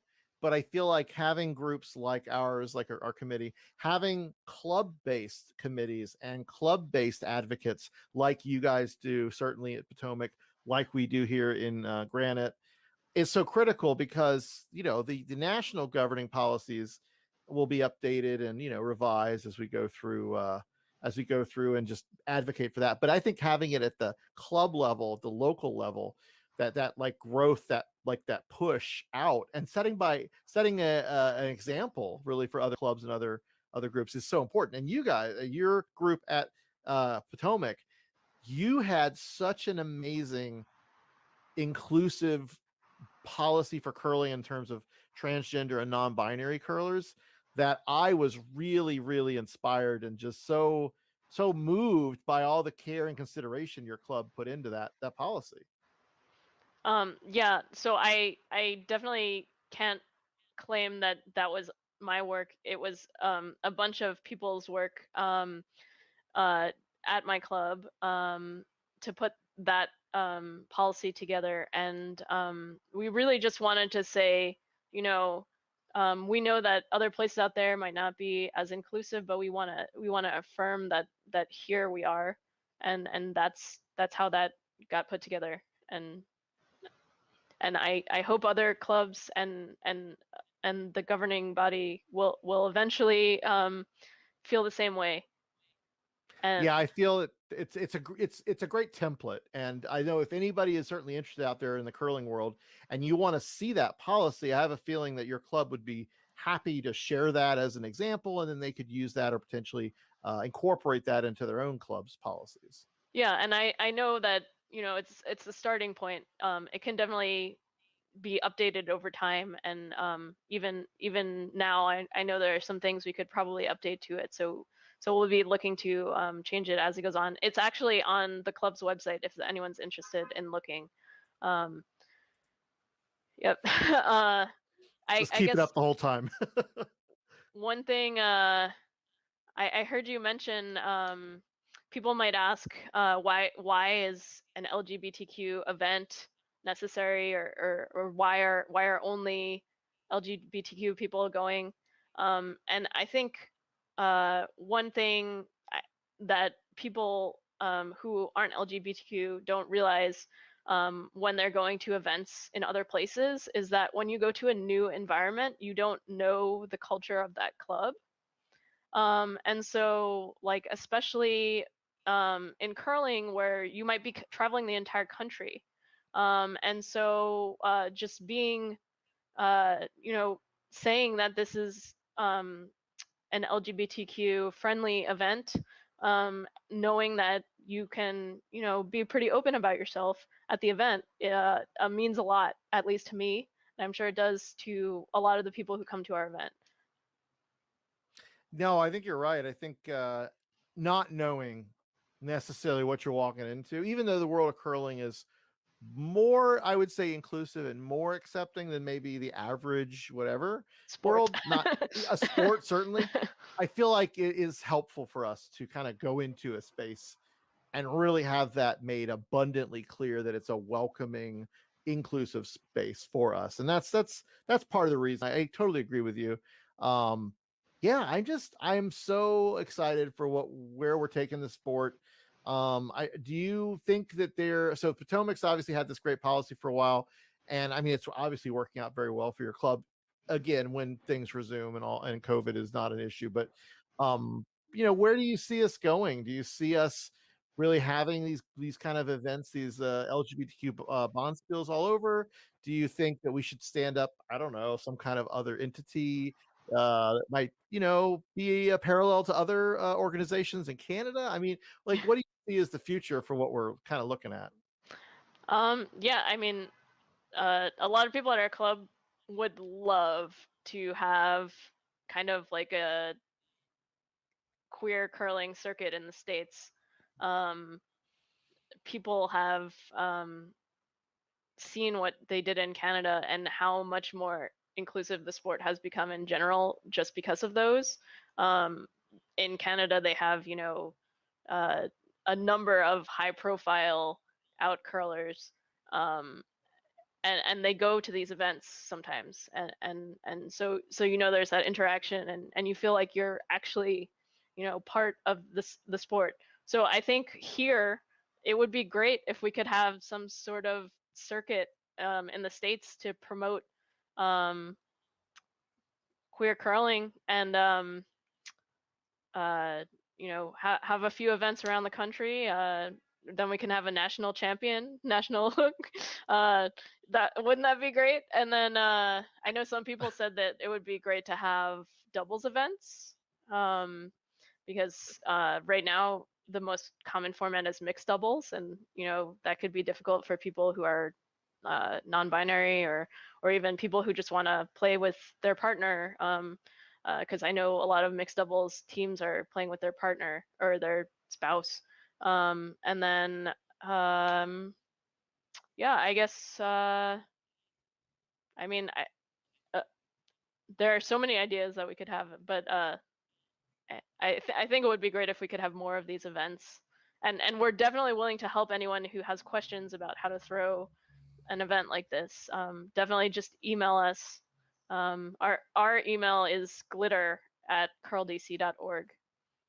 That's so easy, right? How can anybody forget gut? Which, Yeah. by the way, I just love. I mean, okay, so we should talk about this real quick because any curler who hears glitter and bonspiel, you know what they're gonna first. The first reaction is always like, "Oh, you can't have glitter on the ice," and it's like, okay, yeah, obviously, like we're not gonna have glitter on the ice. There Yeah. might be glitter in the trophy. That's a different story because you guys are ingenious in how you figured that out. And even on these pins, I mean, you can't really make it out, but there is a very glittery sort of background embossing that is, anyway, it's not real. It's not real glitter. But yeah, like glitter, ice, it works so well as a visual and it just so embodies the kind of spirit that we want to have at these events. I remember like was it 2018, I think, maybe both years that I went. You had a drag queen come and perform on the Saturday night, which was great. I love anytime we can incorporate drag and stuff, right? But then you got that drag queen out on the ice, and that was when, oh my gosh, I was so happy because that's like a thing I've struggled with and or tried to pull off, and actually in one case got one of my local drag queens in Orlando to do it. But like it just something about drag and curling together just makes my heart just extra joyous. So Yeah. Yeah, so we say glitter is glitter is in our hearts but not on the ice. I um love it. we're just because we're so particular about the ice in curling. If a piece gets on the ice, it can really throw the stone off path. That's a good way to explain it. Yeah, right. It's just all it takes. It's just a little piece of glitter, and suddenly your rock's doing something totally unexpected. Well, Laura, thank you so much. I know you're it's a little later there than it is here. So obviously you're more than welcome to come back to your previous curling home at some point. And I hope that very soon we might even have some announcements to make about another event in the LGBTQIA US Bonspiel circuit. So stay tuned. I hope so. Well, thanks again. And again, if you guys, anyone wants to go, Curl DC, it is the week of the 22nd of January, right? Is it, or 28th? 28th through 30th. Make sure I get that right. We don't want people to have the wrong dates. I'll put this up one more time just so we all see it. 28th through the 30th, 2022. I look forward to seeing you there, if not sooner. Yeah. See you Take then. care. Bye.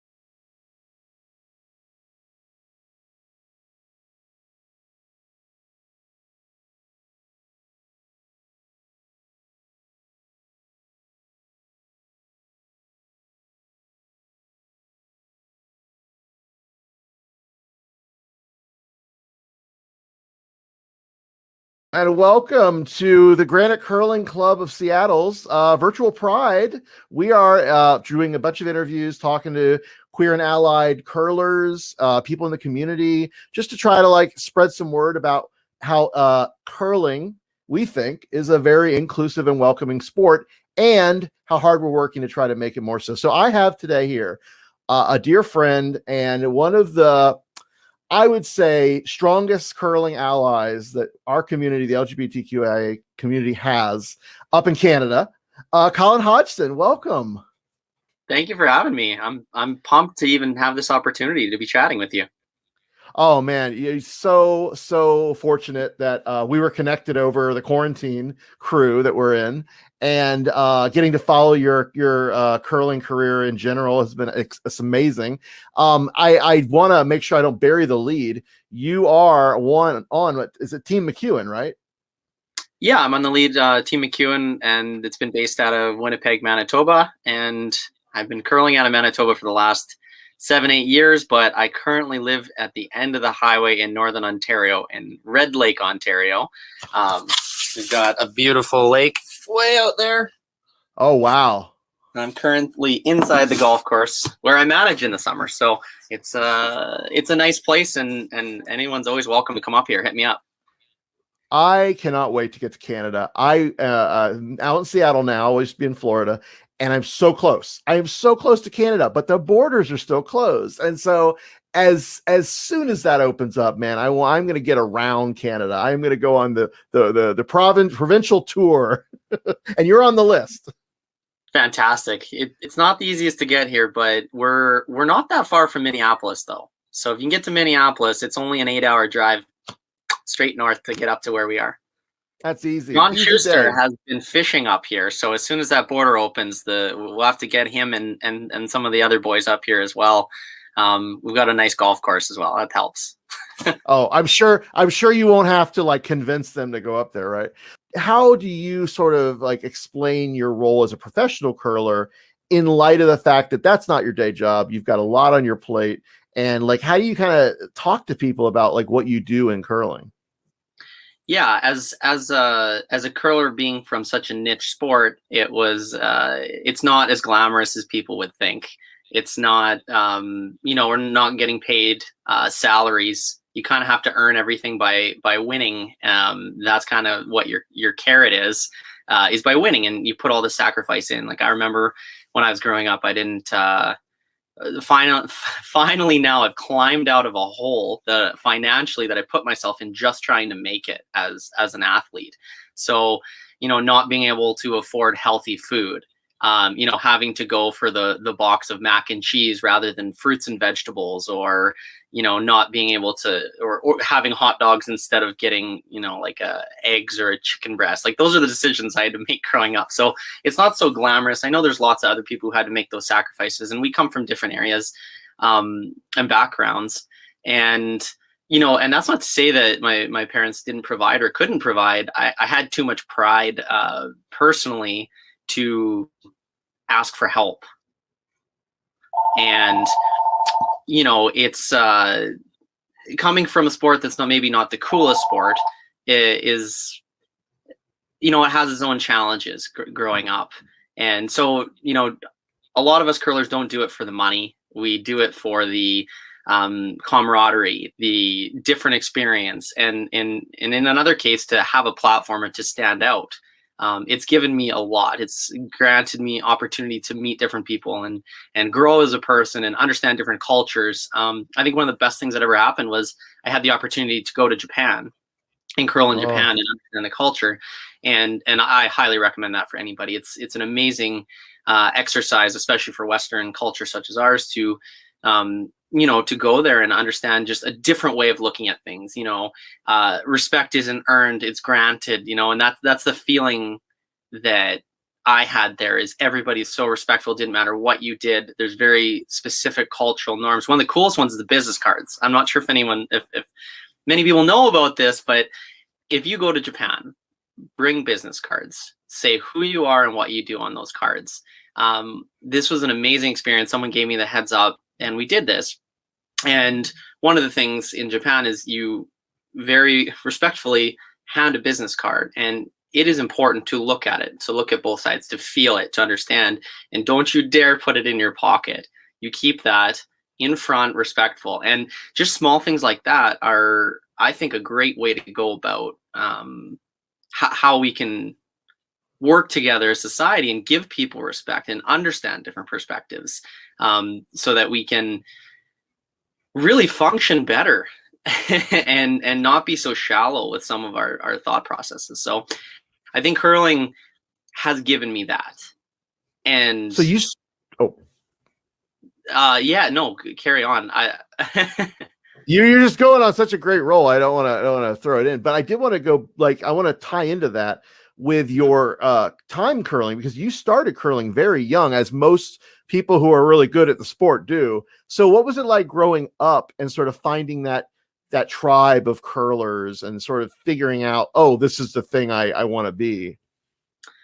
Finding that tribe like that, that's a great way of putting it. It was my life was going one direction, and that was my branch off into a whole different world where I could be myself more. And that was really cool.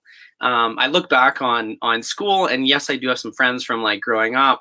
However, a lot of the meaningful moments I had, or personal growth I had, was with people from the curling community in different various areas. So whether it was in Alberta when I was growing up at a junior bonspiel, or tying my youth, like I was very young. I started curling at 4. I was able to start playing men's league when I was like 11 or 12. I started getting asked by, some of the older curlers. Unfortunately, one of them just passed away to COVID. He contracted COVID and passed away quickly recently. His name was John Stoll. He was the first person to, like, outside of my dad and whatnot, but to let me come play on his team in men's league and treat me like an adult. He'd buy me a pop or a soda after the game when they were having a beer or whatever. And just to like tie the generational gaps together, it made me realize that people who are older and younger are oftentimes feeling the same ways, but they're just at a different age. And, our society makes people act differently because of that. But I made great friends, and I've made so many great friends from different ages. I love this. I love the inclusivity of curling, and we talk about the spirit of curling and how it really ties into the sportsmanship, but it goes beyond that. And like you said, the culture and the nurturing nature, and the fact that we're competing, but we're not like trying to like unfairly, like, be unsportsmanlike. We want to help each other. I've seen so many great moments at bonspiels or in leagues where, teams are trying to, they're trying to win, but they help each other to learn and grow. And like you said, that curler who took you on and sort of mentored you or kind of brought you in, like, that's so common.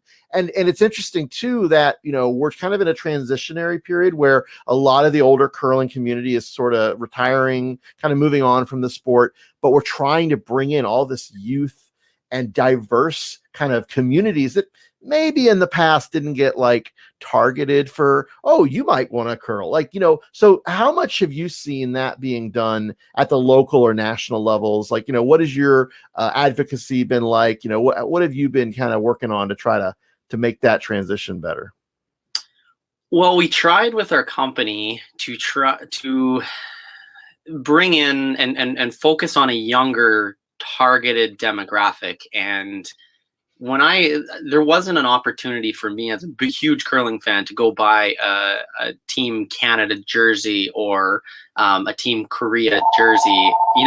That was something I always wanted. So I wanted to make that available. But the other time, I wanted people to feel, comfortable and have something to tie into when maybe otherwise they didn't. You don't have to even curl to enjoy the sport. There's new stick curling where you don't have to physically be able to get down into a curling slide, but you can be a deadly curler. I definitely got my ass kicked by stick curlers when I was competitive at a national level. They're out there, Wow, making it look easy. So anyways, with starting like the company and then funding different areas, trying to really spread our sponsorship dollars out into the whole sport, we wanted to just be inclusive for everyone. And we are an Indigenous company as well, and we're continuously growing to show that and highlight that. And I personally want our sport to be what it can be. Like, don't get me wrong, there is locker room talk, there is disparaging comments being made at all levels, and that's just society. And it's up to us, when we see that, to shut that down and not stand for it. We have to. It doesn't matter who it is. It can be family, especially family members. People have certainly grown up a different way, and our sport has a big age category. So that's kind of what I'm focusing on, is just trying to let's all like ELE, like everybody love everybody. How the hell do we how do we get there?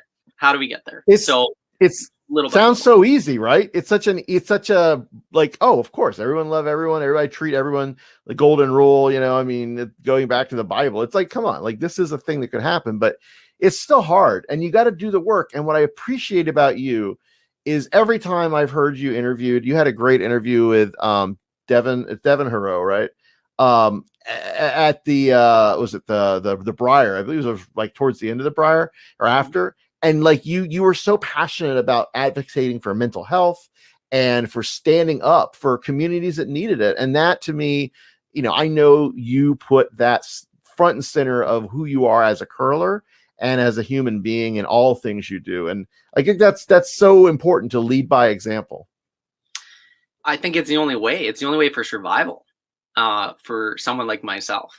To go through darkness, my own darkness, and not feeling welcome, especially when I achieve success. That's something that kind of gets thrown under the rug, that recently I've been having lots of conversations with very, very high level athletes from different walks of life, like different sports across the board.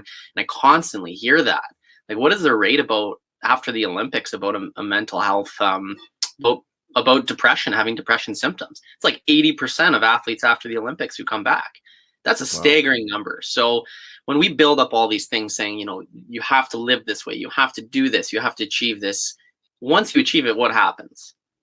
What do I do? Well, that's the journey I've recently been on, is saying, and that's why it makes it easy to stand up. And that's why I say it is survival for me, is it makes me happy to connect with people, to understand, why do other people feel that way? And then I feel like there's a whole other community out there of people who struggle. And there's millions. There's an artist who I listen to. His name's NF. He's a rapper. And my goodness, his lyrics, he doesn't swear. He raps, like, it's aggressive sometimes.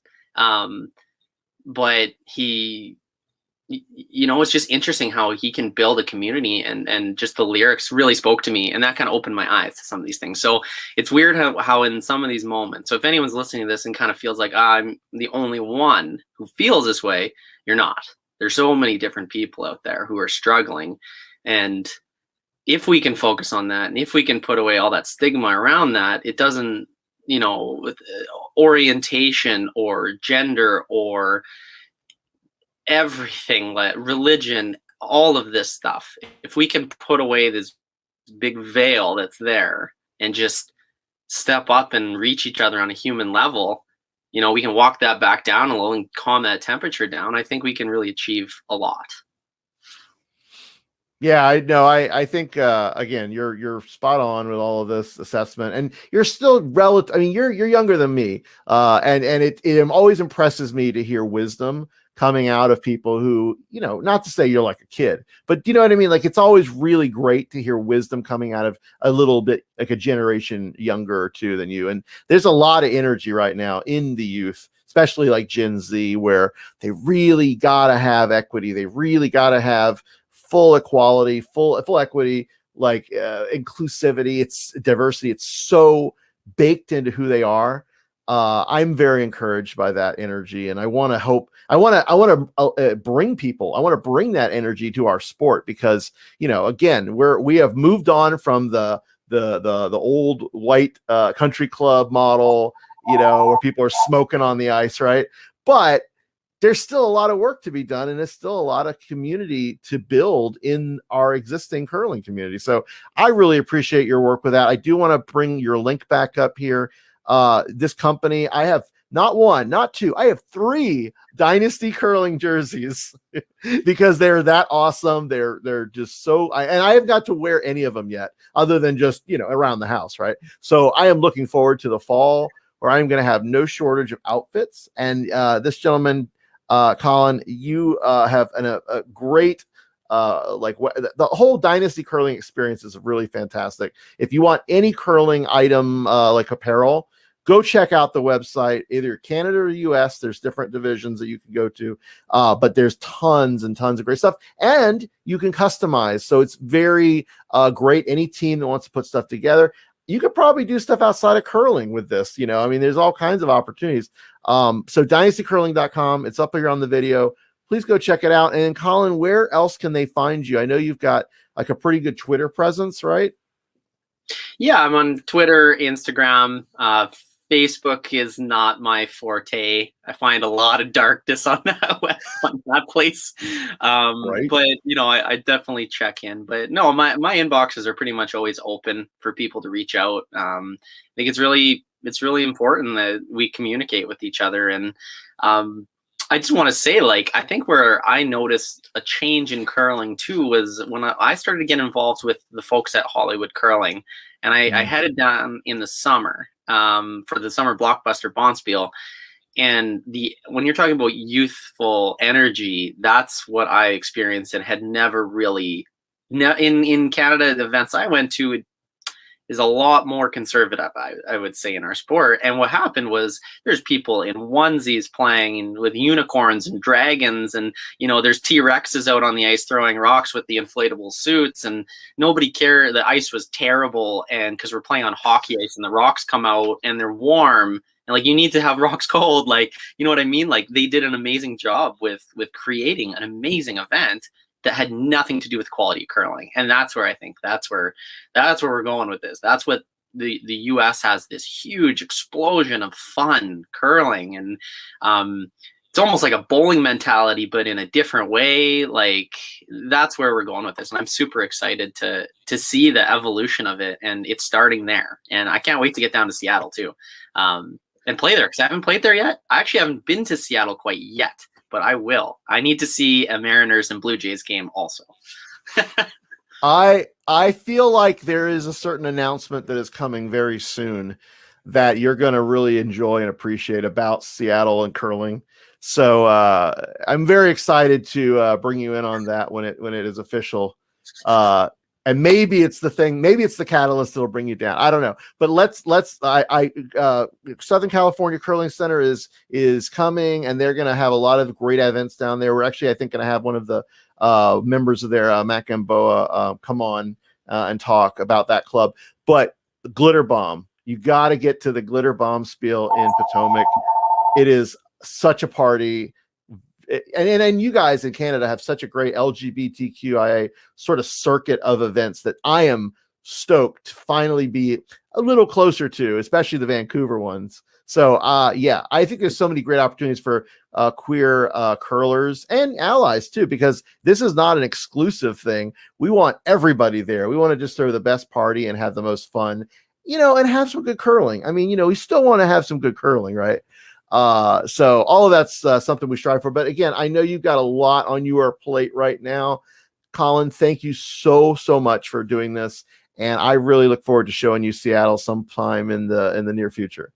Thank you so much for having me. And yeah, good luck with everything, all your events, whatever you need.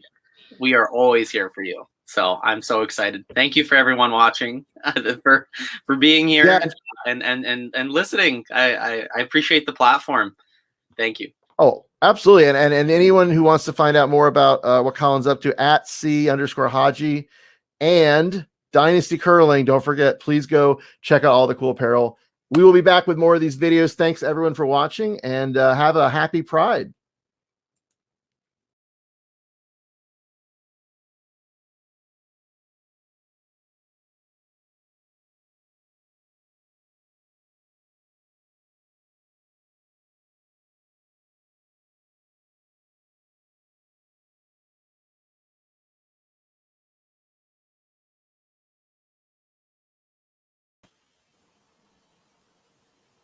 Hey, there's Chad. We're back. You're a pro. Hey, those Yeah. were great videos. I want to invite Colin to a Blue Jays game because those are like the best Mariners games to go to. No, they're not. Yes, they are. Look, all right, They're look. Blue Jay home games. No, that's why they're so good. They're freaking wild. But absolutely, our committee will take him to a Blue Jays game, and I have a partner who I live with who would absolutely love to go because he has missed Mariners games so much over the last year. Brian, I was just. You haven't gotten to see this, I don't think. Alicia has, and I was just giddy with excitement when Colin started talking about curling in onesies. Oh yeah. Chad has like one closet in his house just for onesies for curling.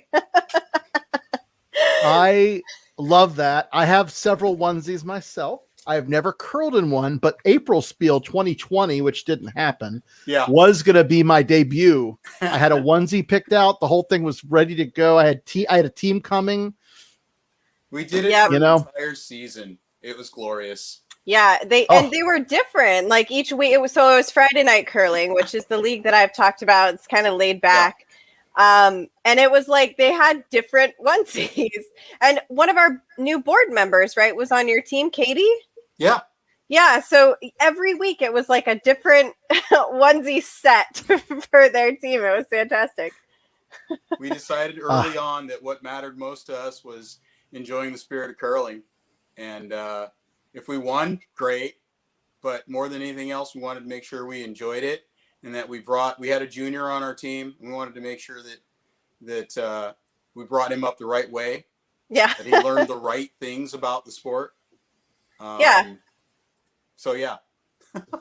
Yeah. I love that you mentioned juniors because in about, half an hour, 2:30, we're going to have the video that Lisa Rowlick recorded a couple days ago, but it's still going to be great content, very, very relevant to what we're talking about. And yeah, I'm so in love with the fact that GCC has made a commitment to youth curling because like clubs don't always have the bandwidth and don't always make that commitment. And GCC has made a great commitment in a way that I think is very safe and really like probably transformative for these young individuals who get to grow up and curl. Like it's just so jealous. It's something I hope I'll talk a little bit more about it when during my segment with it. But there's something about there's a couple different things. One, there's something about certain sports in general, but just competing as a whole. That Plato used to talk about how it builds the character of a person and how it shines on what the character of that person is.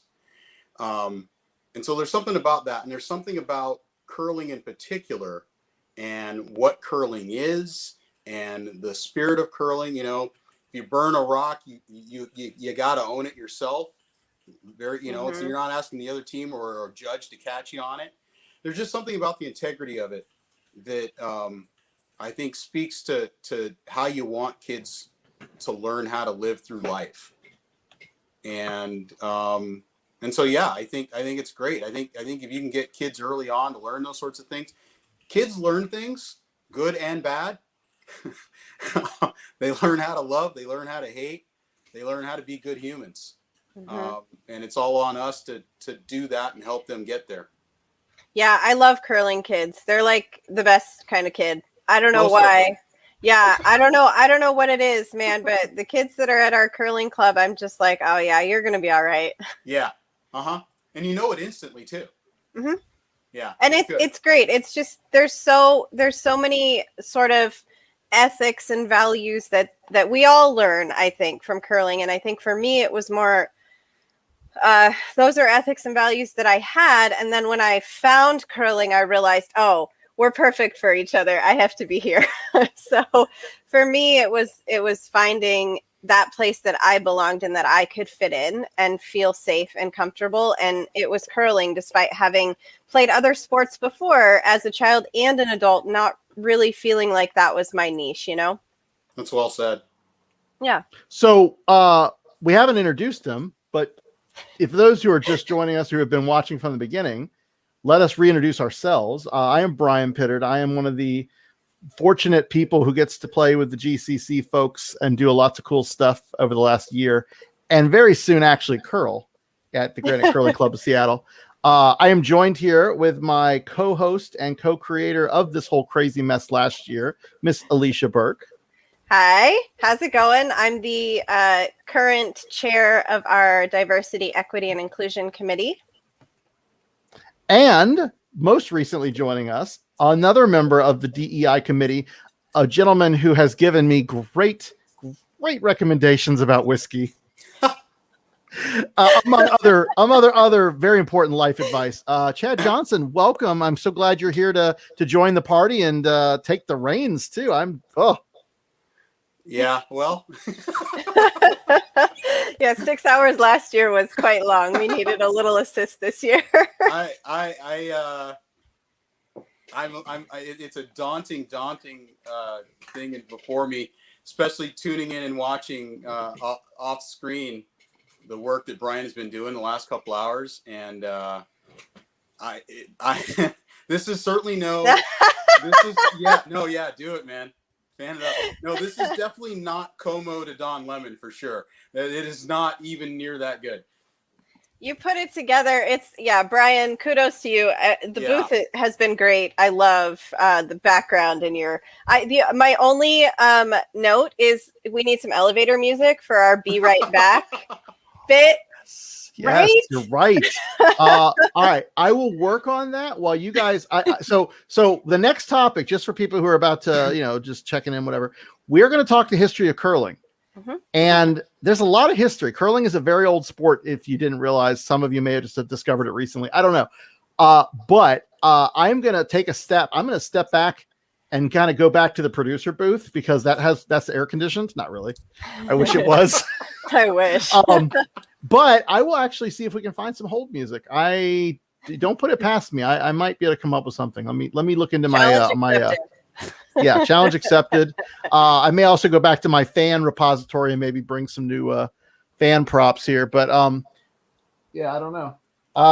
So please stay tuned. We're going to be doing this until 6 o'clock Pacific, and we'll be re-airing this tomorrow. So if you have comments or questions, you can obviously leave those in the chat in the booth, and we'll be looking at those and talking about any questions we receive. If you have, if you're watching on Facebook or YouTube, you can chat or comment right in the comments, and they'll show up. And what's one more quick time? The pin. Let me show up a picture. Let's rep the pin again. It's fantastic.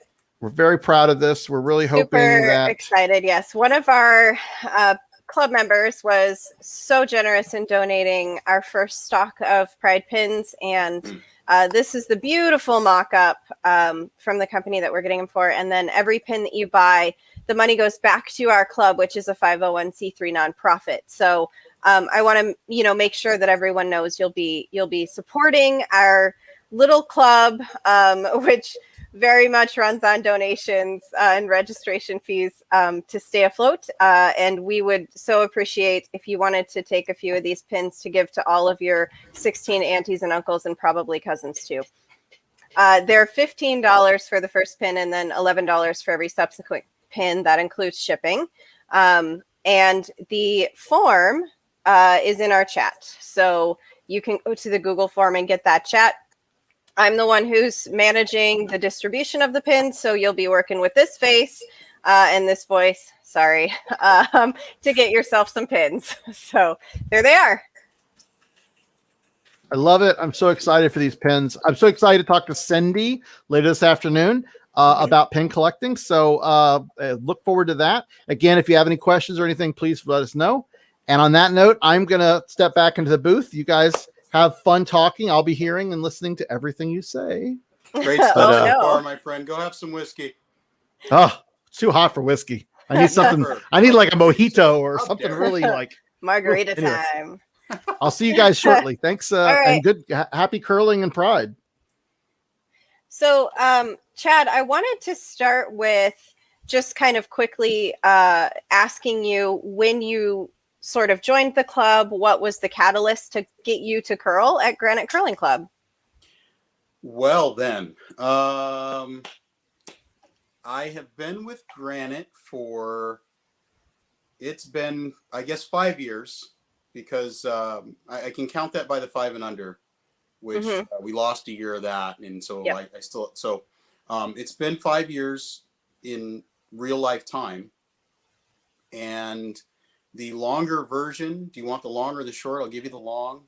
Yeah, we got 6 hours, so Yeah, that's what I was thinking. go for it. So my wife, Jennifer, is most likely the world's best gift giver. And what's now probably 18, 19 years ago, we were up in Blaine, Washington, which for those of you who are just watching and don't happen to know where that is, Blaine, Washington is roughly 20 minutes south of the Canadian border. It's South Canada. It really is. It's a beautiful area, though, so go visit if you haven't been. It is absolutely gorgeous. Yeah. And we were staying at her mom has a timeshare, and it's right there on the water. So we were staying there, and my bride likes to sleep in, which gives me the opportunity to, when we were dating at the time, get up early and go golfing with the boys, or if we're on vacation, I'm up early, I'm reading, I'm watching TV, I'm just, doing things that aren't annoying her. And wise man. Yeah.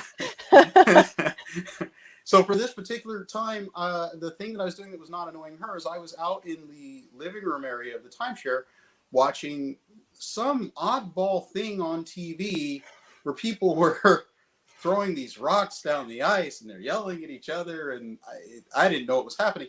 But I'm a fairly competitive person, and I can't tell you how long into it, but at some point I'm arguing with the announcers on no, you need to put it here, not there. What are you talking about? And this is the first time you've seen curling, and you're like, I know this better than those announcers. Those who know me, this surprises no one. No, not really. I'm a bit of a tactician, and anyway, doesn't matter. So I must have been doing this for a while, and my wife comes out and sleepy-eyed, and what the F is going on out here? And then I tried to explain to her this thing that I'm watching. Fast forward from there to, it had to have been 12 years had gone by. Oh my gosh. Yeah. Wow, Yeah. that's quite a hiatus between watching curling and actually starting curling. But I mentioned at the beginning of this that my wife is the world's best gift giver. And so for my birthday, which is in October, she says, hey, for your birthday this year, we're going to go do a thing, and I'm not going to tell you what it is. I'm like, all right, well, am I getting dressed up? Am I wearing a suit? And she says to me what I now know are our general guidelines for what to wear at an open house.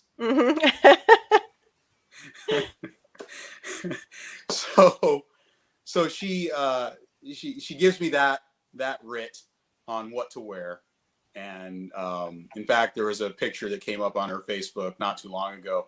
And so myself, my wife, Tim, who you've met, and Patty, Tim's wife, all meet at the Granite Curling Club of Seattle for an open house. That's and awesome. I loved it. It was a lot of fun. And yet it still wasn't enough for me to join. Really? It was enough for me to join. I went to an open house and I was like, done, take my money. I was still just too busy doing other things. And I was also just getting over a pretty nasty eye injury. That is a whole other story, an embarrassing tale that we'll talk about later. Over some whiskey, if I'm yes, sure. please. Yes. And so it went from there, and then what it took me being in one of those life moments of not doing anything active, and that kind of changes me. I'm a different person when I don't get to do anything active or competitive or with something to spend my time on other than work. Right. Not a lot of fun to be around. And it took being in that mode and my wife saying you need to go out and do something, and me deciding that I was going to go play softball again, which was something I had done competitively, and not being able to find a team that I wanted to do that with. And then lo and behold,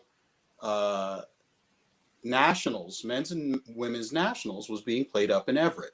And I went and It's the watched. same year I started, actually. I think we're on the same track here. Yeah, I think so. Yeah. And I went and watched that.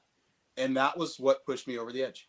I walked out of nationals on Sunday, got home and told my wife, I'm joining the curling club. Good. I love these stories. I think they're great because everyone has sort of a different way that they got into curling, but I did want to sort of bring up how curling is such a good physical activity. I think that's we don't talk about it much, so it's a great physical activity for any active level, which is important because we have curled with people who stick curl and don't sweep because maybe physically they're not able to. And so they can have that level of activity. But then we can curl with people who are 10 and can sweep for 4 games in a row before they're tired.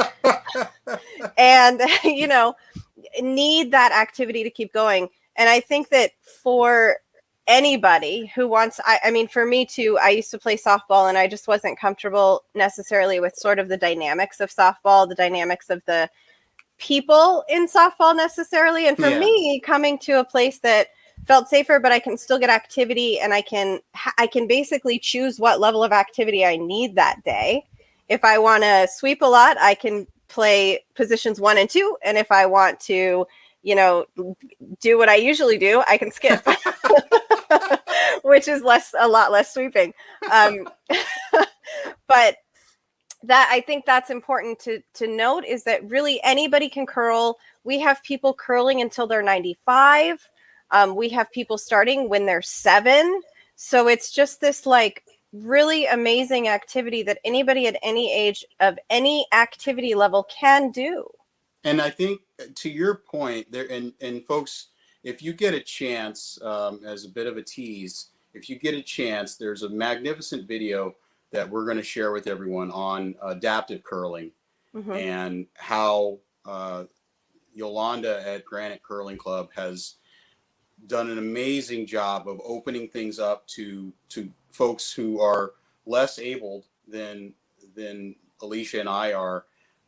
There's one of the stories in this video that just touched me tremendously. There's a young man who operates his chair through a breathing tube and he curls. Yeah, it's amazing. It can be anyone. And I think that's one thing that Yolanda is really passionate about, but our club is really passionate about. I myself have volunteered at the VA adaptive curling clinics.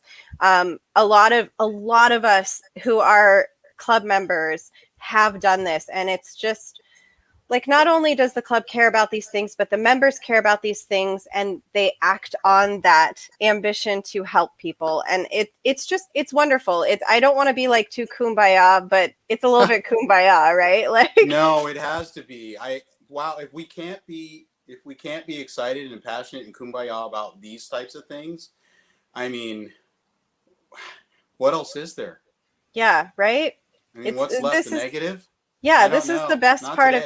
No, absolutely not. And this is the best part of humanity. I think Granite Curling Club has a market cornered on the best part of humanity, in my opinion, which is, you know, why I care so much about this and why I do this. And for me, definitely focusing on pride too, I have always had a huge passion for the LGBTQIA community and being here and being a part of that, and making sure that everyone knows that you are welcome at Granite Curling Club. That's just so important for me. That's really why I do this. Yeah. There you are. We lost your video for a second, Chad. Sorry about that. No worries. Multitasking. Yeah, it happens.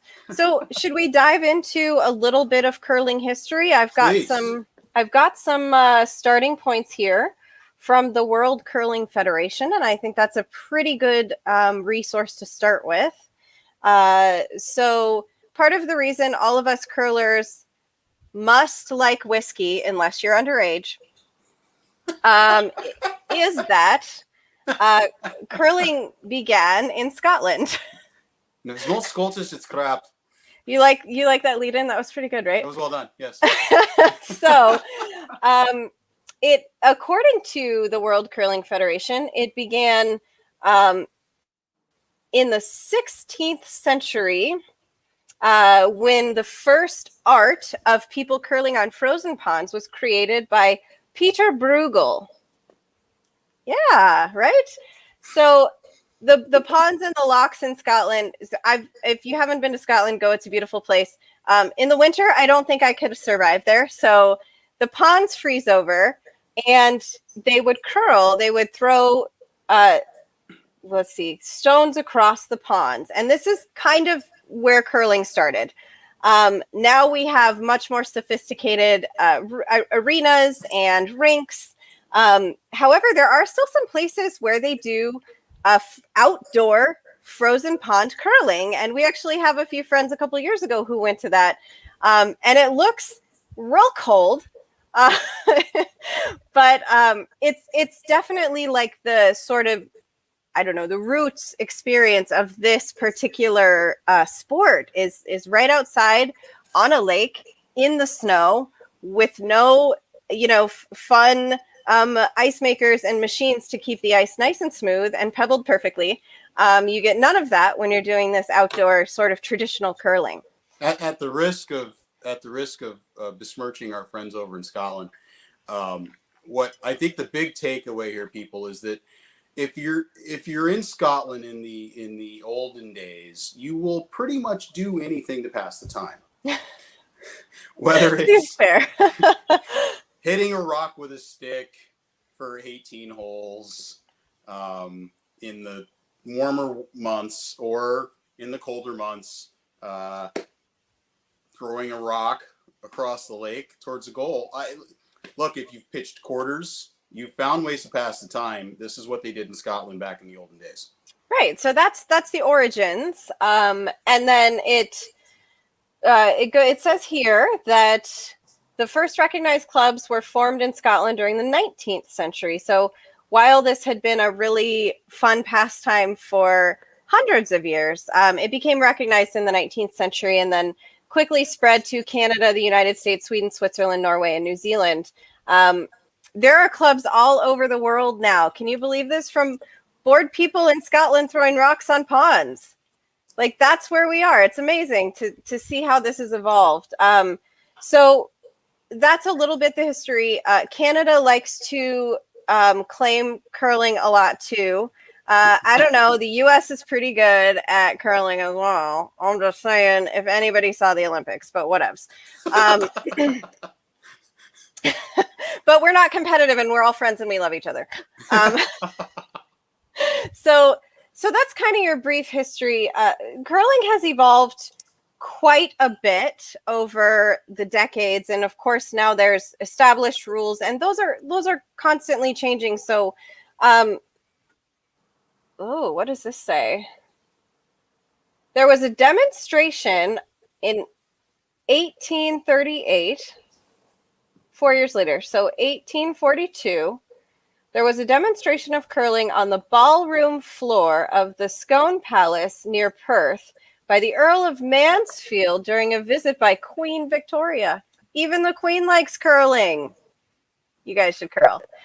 Join our club. We will be having open houses this fall. So skip ahead to 1951, and Granite Curling Club is created, and we have been in existence since 51 and in our current space since 1961.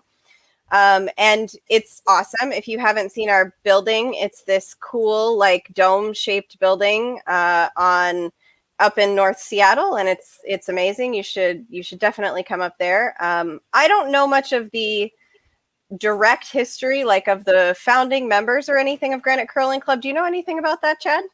I don't. you and I have had side conversations about some of the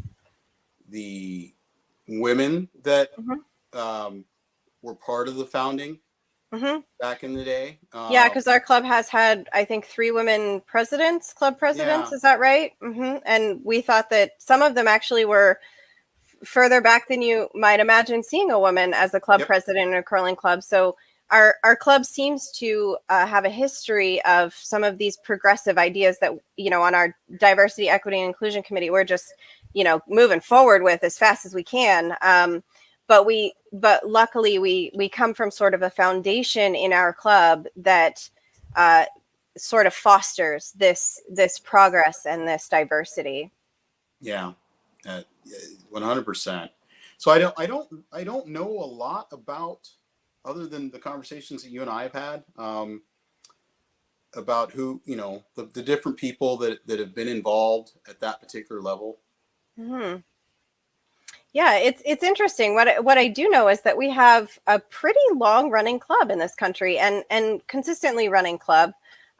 We are well established up in North Seattle now, and for 10 years we were somewhere else, but we don't talk about that.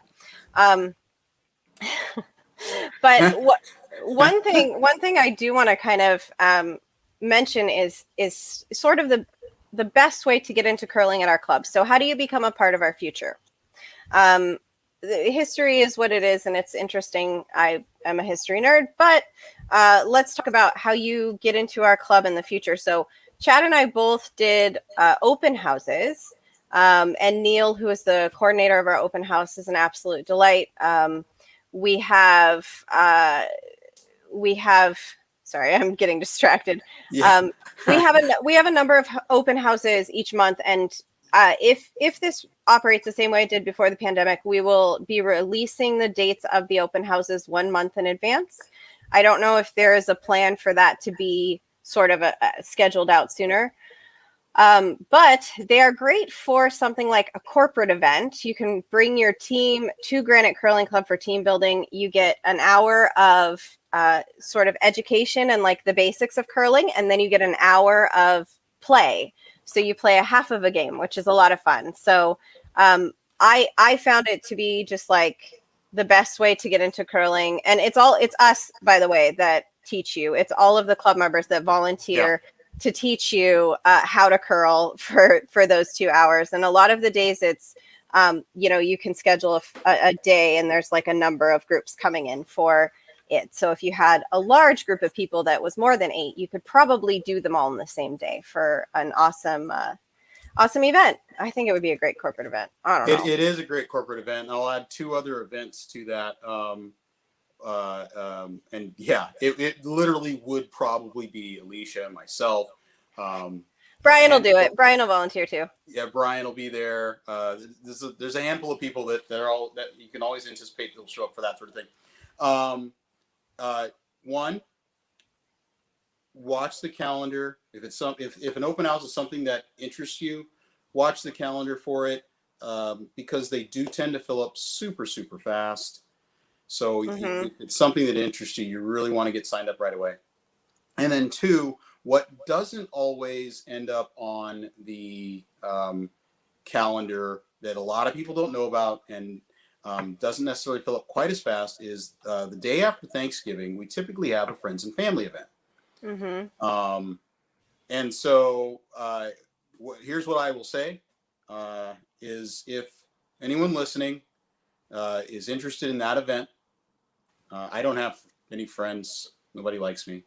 No. Oh, stop. That's not true. But if you're interested in curling and going to the club, please reach out to us. We will find a way to get you on the ice and to teach you the great things that make it to why we love this thing so much. We'll find a way, whether it's in this event or whether it's in an open house event or the friends and family or a corporate sponsorship, we will find a way. Yeah, and I've got an email here for you. If you're interested in doing some corporate event, you can email groupevents@curlingseattle.org.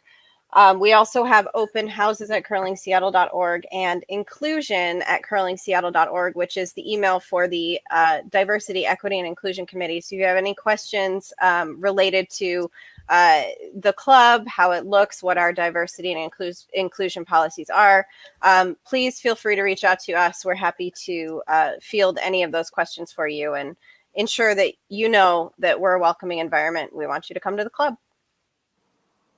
So it looks like we've got a video coming up with Yolanda, actually, to talk about the wheelchair and VA curling that she has been so passionate about.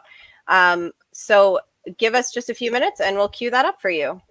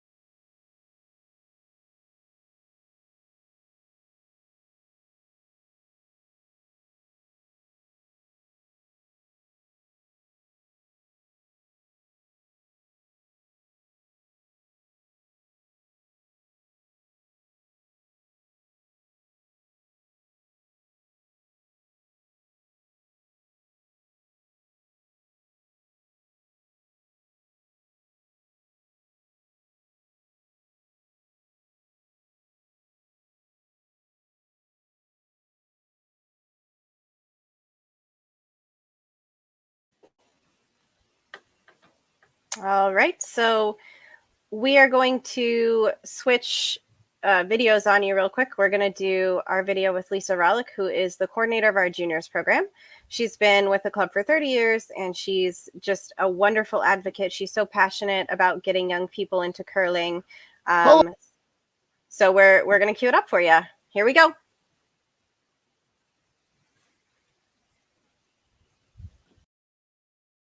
Brian Pittard of the Granite Curling Club of Seattle, and I am here today to talk for Virtual Seattle Pride 2021 about curling, and specifically the opportunities that our curling club has for juniors.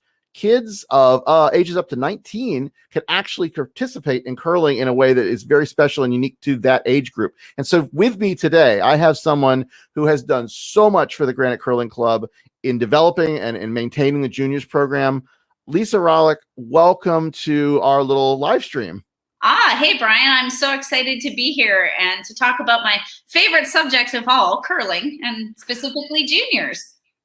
I got to spend the last year in pandemic doing a lot of virtual meetings with Lisa. She is the one of the outgoing board of directors, and she and I got to work on the board for last year. And I learned so much about a juniors program because when I started curling in Orlando, we didn't have a club, much less a juniors program. So I always thought, oh my God, I really wish I had been a junior or someone young enough to really grow into curling as I grew up.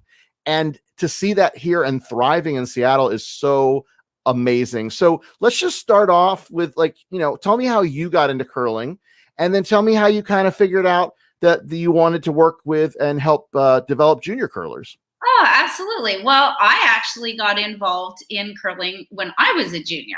I was in high school, and my parents were both curlers. I grew up in Canada.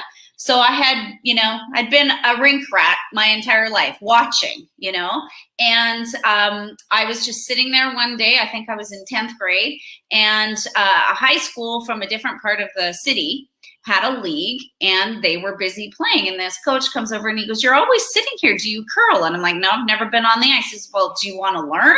I'm like, "Well, sure." So I started curling. And what was so amazing about my experience when I learned is we were an 8-sheet facility in Alberta, and it was completely full of high school kids. And it was just an amazing experience to both learn to curl, but yet meet all of these people that are, my age, but not, anybody that I would cross paths with, kind of on a normal day-to-day basis. So that's where I sort of got my start into curling. And, it's just sort of morphed. I love the sport. I love kids. I love being able to see them grow and develop and thrive and change. And so, my kind of involvement at Granite was sort of an organic kind of experience.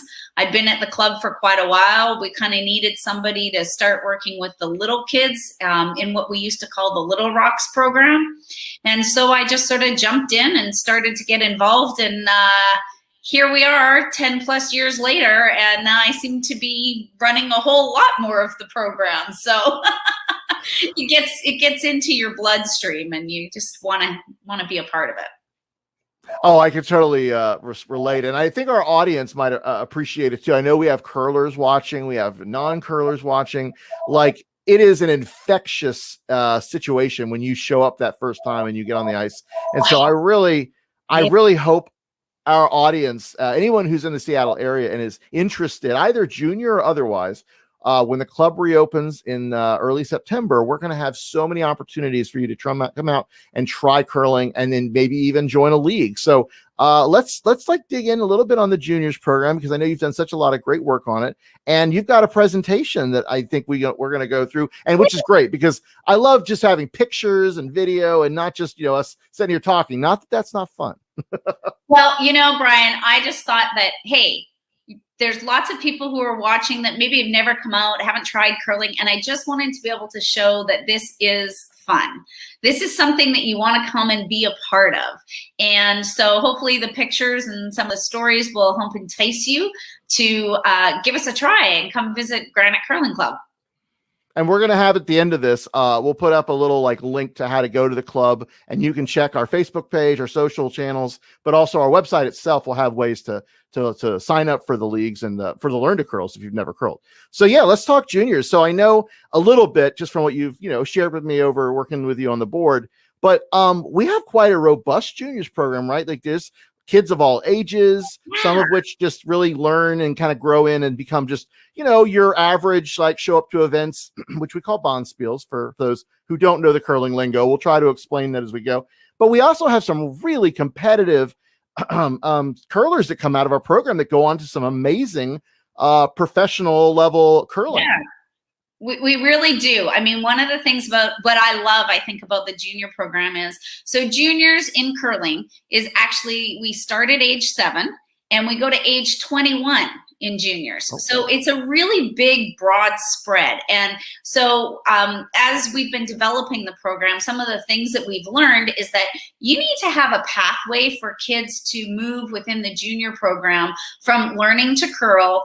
The kids who want to stay is what we call recreational curlers. So they're just doing it because it's fun and they enjoy it. It's like, any other hobby or sport that they participate in, but then also having a runway and a track system for those kids who really want to pursue curling in a competitive fashion.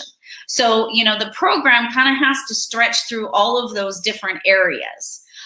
So, that's one of the things that, I think makes us a little bit unique from some of the other sports, in that we don't have a lot of age classifications.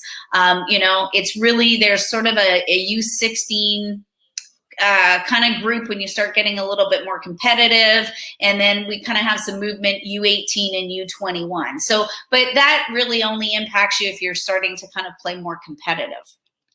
So I think, for us, the things for me is that our junior program, this is my group of kids, and they come every week. We get to hang out, we get to have fun, we get to do crazy things on the ice. But, for me, it's kind of like, hey, everybody is so welcome at our club, and especially within our junior program. This is really a place for kids to come meet other people, and they learn to build relationships around forming teams and learning to curl with other people that maybe they would not normally associate with in school. So it's just really this broad group of people, that get to come together. And one of the things that I love so much about the program is watching the kids kind of navigate their interpersonal relationships with each other, and kind of you find where you gravitate to people that you kind of click with. And so it's a great way to kind of develop relationships. So I love that about curling as well. Curling is such a great way to find your found family, I think they call it, or find your tribe. Like, yes. I know that I've been in multiple communities, of course, the LGBTQI community. I was in a fraternity in college. I'm a musician. So like I have all these little communities of interest, right?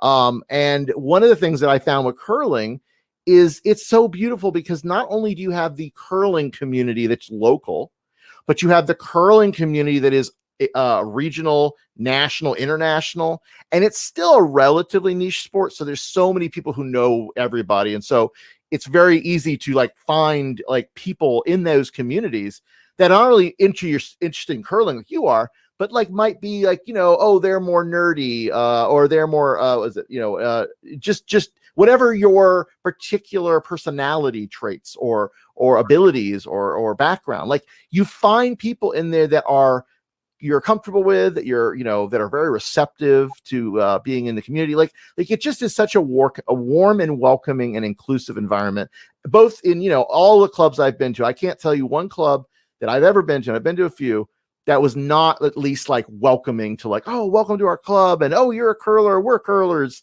This is cool. And even like Learn to Curls, like everyone I've been to, every Learn to Curl I've been to, people are just so excited for you to be there as someone who wants to learn and wants to sort of join the family. So I know that this program, I mean, I can see it on the kids' faces, right? They're like, having fun, excited to be there. It's got to be such a rewarding experience. It really is. I mean, I think when I look about it, when I think about curling, and I think when somebody walks in the door at our club, at any club, the first thing is, oh my gosh, you're here and you get to try the sport that we all love. And it's kind of that sense that it's more than just the game. Curling is so much more than just putting the rock down the sheet and playing a game. There's just so much entwined in it between, kind of the sportsmanship aspect of the game, the competitive aspect of the game, socialization, which is such a huge part of curling. So if you guys have never been to curling, I have to tell you that some people actually come just for the post curling experience. So the game itself is not the reason they come to curling. It's so that they can hang out afterwards, sit upstairs, share a drink. Well, not kids, but adults can share a drink, but the kids do the same thing. We sit upstairs, we socialize, we play games, we learn to communicate and foster a sense. I think it's a community. For me, curling is an entire community, both the community within our club, the community, Brian, that you mentioned, which is the broader, maybe it's a regional community, maybe it is the national community. And within the junior program, I think some of the unique things that we've done is we have a really strong partnership with the closest club to us. Physically closest is in Portland, Oregon. So for those of you who don't know, there's not a lot of curling here in the Northwest. You kind of have Granite, you kind of have a club in Portland, or you can go to Canada. So those are kind of our options for mingling and, cross sportsmanship participation. So we've formed really close relationships with the junior program in Portland. And why I love that so much is now our kids have so many more opportunities to work together, whether we're providing a coaching clinic to give the kids new skills, whether they're coming up to attend a bonspiel that's just about juniors.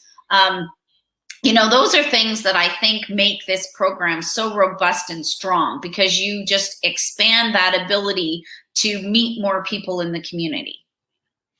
Yeah, and I don't want to leave out our arena curling friends too. Oh, no. So I know Inland Northwest, which I don't know, is that in Spokane? It's in Spokane, and it's a relatively new club.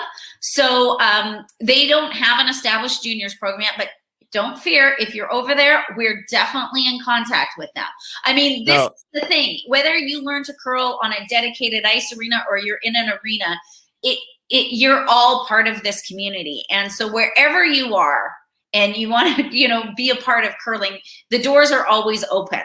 And, we try really hard to make sure that, like, for the clubs, like Brian was mentioning, the Arena Club, it's just getting started. So some of the things that Granite's working to do is, can we provide some of our learnings and our knowledge about how to structure some of these programs and help spread that word to other clubs to help them grow. So it's kind of has an outreach component just within itself.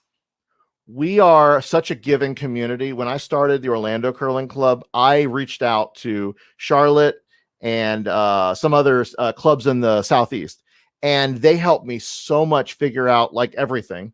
And they gave me materials. And like hearing that on, I know we have given, or I guess leased maybe, some of our older rocks to a Tacoma rink that is also starting up a club. Absolutely. And so one of the great things about curling is it's also a sport that's very supportive. So if you are starting a new club, you just really need to reach out, and there is always going to be somebody in the curling community that's available to help you. So I think it's a great way, because really I think all of us, our number one goal is to spread all of the wonderful things about curling to as many people as we possibly can. And, we're so happy to be a part of this event so that we can say to everybody, come try curling. There will be a place for you here. I just think it's like, how can we spread that word? How can we get more people to understand what an incredibly great sport this is? And, how much fun it is, how inclusive it is, how welcoming it is, and just what a great community to be a part of. Yeah, I think that's so spot on. And I love that about our community. And again, like, we are a little microcosm of the world, but we also, I think, are always striving to be the best microcosm of the world. So it's such a nice, fun, and accepting place that we want to spread that love and that acceptance and that inclusivity everywhere. We want to bring that spirit of curling, we call it, out into the world, and bring people in and kind of give them a taste of that, and hope that it spreads into their other lives. And I know it's taught me a lot as a person, as a volunteer, a spirit of volunteerism. And so I love that the juniors program, which I want to get into a little bit, show how you can get involved. But I love that teaches these kids from a very young age the spirit of volunteerism, the spirit of curling, spirit of inclusivity. I love that is sort of a part of the program. I love that. Well, I think it's great. When we started with our program, I'm not sure that we were as concrete maybe in our objectives of what we wanted to accomplish. And what I love so much now, after, kind of running a program for such a long period of time, is that we're a little bit more cemented in what some of those objectives are that we want to get out of the program. Some of the values that we know are really important that we can help instill in the kids within the community. And you talked about sportsmanship and the spirit of curling. And then people are like, what are you talking about? What's the spirit of curling, right? And it's sort of this overriding principle, I think, that kind of dictates everybody who curls. And one of the things about curling maybe that makes it a little bit unique is it's not so much about winning, right? And winning is important, but it's really about how are you as a human being treating everybody else when you're curling. And so a big thing in the curling world is, etiquette and courtesy, respect. We have a lot of things that, as we go through, especially with juniors, that we're kind of teaching the kids as we go through. So you're learning the game, right? You're learning the mechanics, how to play, but you're also learning to be appreciative of a good shot if it's made by the other team. So it's kind of this idea that, the game is the game, and you have to appreciate excellence in the game, and it doesn't matter who's making that shot. So there's, some parts of that, I don't know, kind of idea about my words aren't coming today. It's just kind of that, yeah, see, they're totally not coming. No, just the ideals and sort of the spirit. It's hard to not say spirit of curling, because that's sort of the thing we always talk about. But yeah, just the better angels of human nature is kind of what I think about. Yeah. Yeah. Yes. So So let's talk about the actual program and kind of go through some of the slides you've got, because I know you've got some great material here, and I want to make sure everyone gets to sort of see some of these faces, some of these kids having a great time. So this is the trying it out. This is sort of, I guess, the opportunities and Yeah. sort of maybe even a little bit of the sort of progression? I mean, I'll let you talk to this. A little bit. I put this up because I think people are like, well, what if I want to try curling, you know? But I'm not really sure if I'm going to like it. Do I have to commit to something? Like, you know, what can I do? So we have several different things that we offer, and you know, so we'll talk about those, but I think the most important thing that I want to say is we'll always find a way to get you on the ice and find out how you can try it. So one of the things that we offer is what we call learn to curl sessions, and with kids,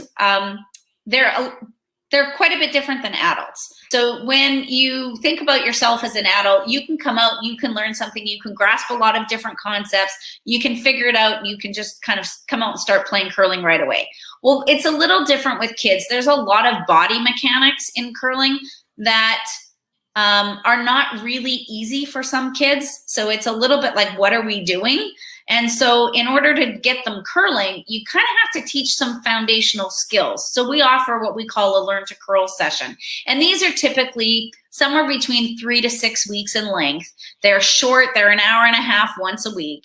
You come, you get a little bit of trying to learn how to slide, right? Which is what we call the delivery. Because if you can't slide on the ice, you're not going to be able to throw the rock. So you kind of have to learn a little bit of the sliding. So we got to find ways to make it fun. Otherwise, the kids aren't going to come back because all they want to do is heave a rock down the ice.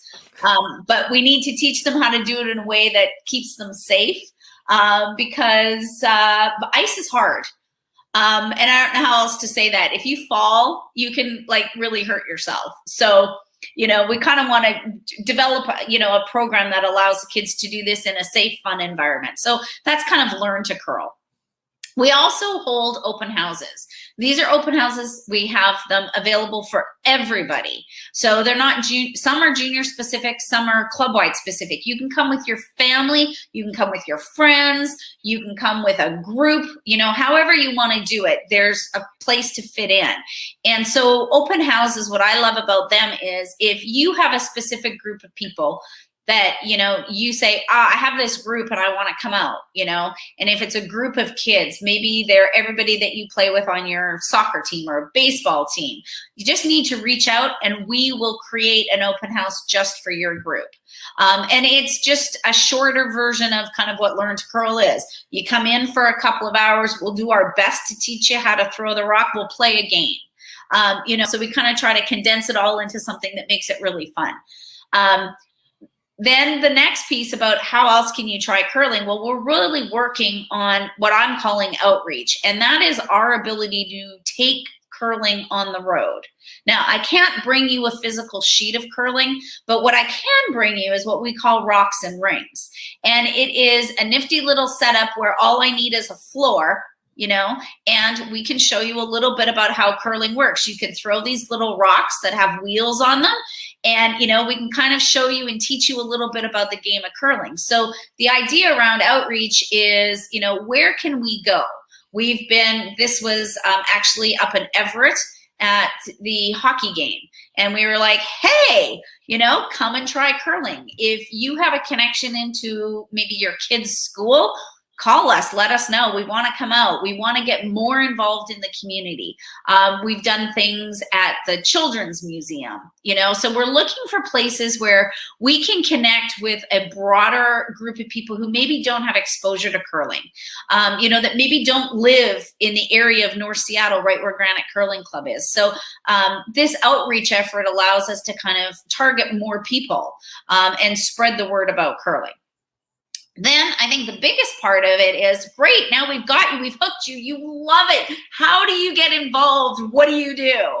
So we have a junior league, and this is just for juniors. So there are adults there because we need them to help with instruction and safety and other things, but the only people that are playing are kids. And so the junior league at Granite is, in and of itself, it is probably one of the most challenging and most rewarding things to do. It's challenging because we are open to kids 7 to 21.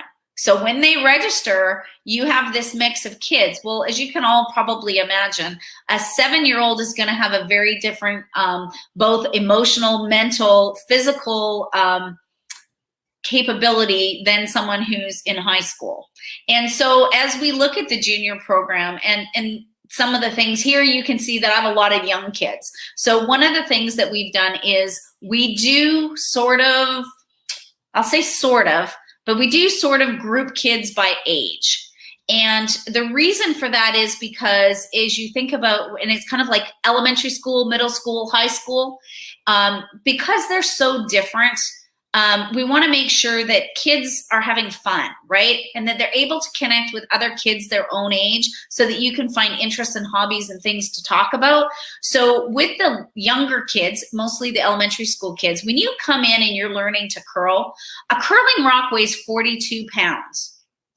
And it is huge and it's heavy. And most of our kids cannot get that rock down the sheet of ice. So in the junior program, we've bought what we call light rocks. So we're buying brand new ones this year, and I'm super, super excited, you guys. They are the same size as a regular stone. And in the past, our what we call little rocks were tiny. They didn't look the same size. And that was a real problem for our juniors. They felt like, oh, what do you mean? I'm not good enough. I'm different because I don't throw the big rocks.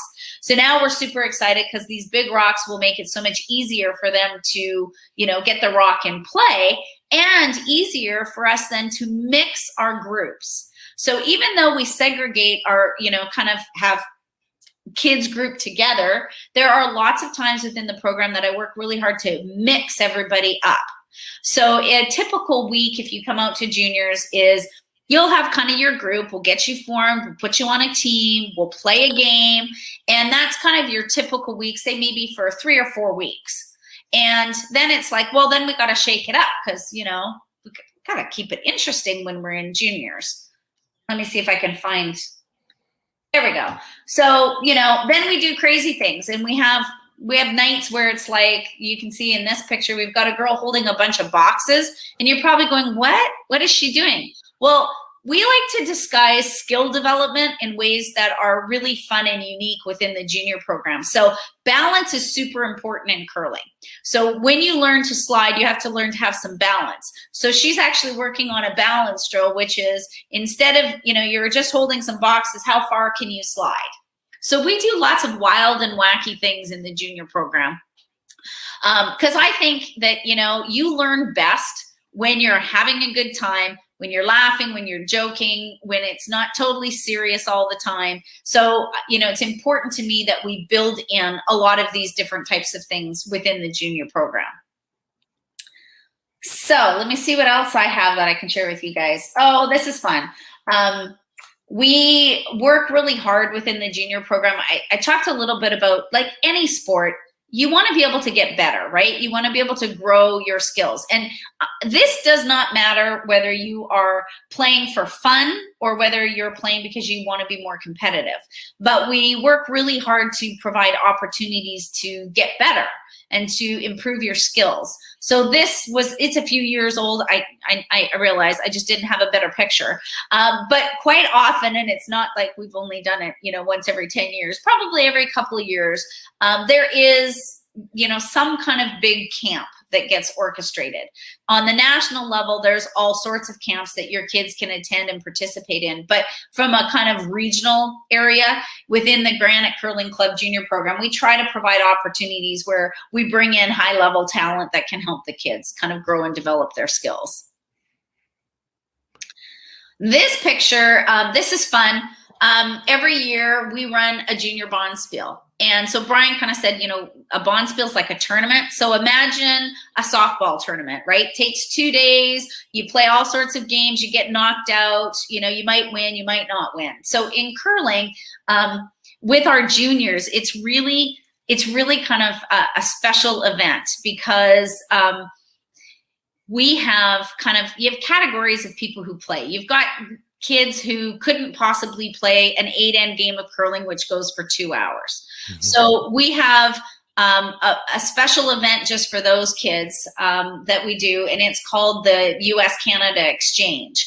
And what I love about that is we're bringing kids from Canada, from the clubs in Canada, the kids from the US, and this is sort of, in the past, it's sort of just been Washington, Portland, San Francisco, and some of the kids from Spokane. But, you know, it can be, anybody can participate. It's open to anybody who comes. And the way that the event works is we don't play any traditional curling games. So it's sort of like your entire day is broken up into these little mini segments, and we play crazy games. Like it might be, you know, draw a card out of this envelope and that's how you score points.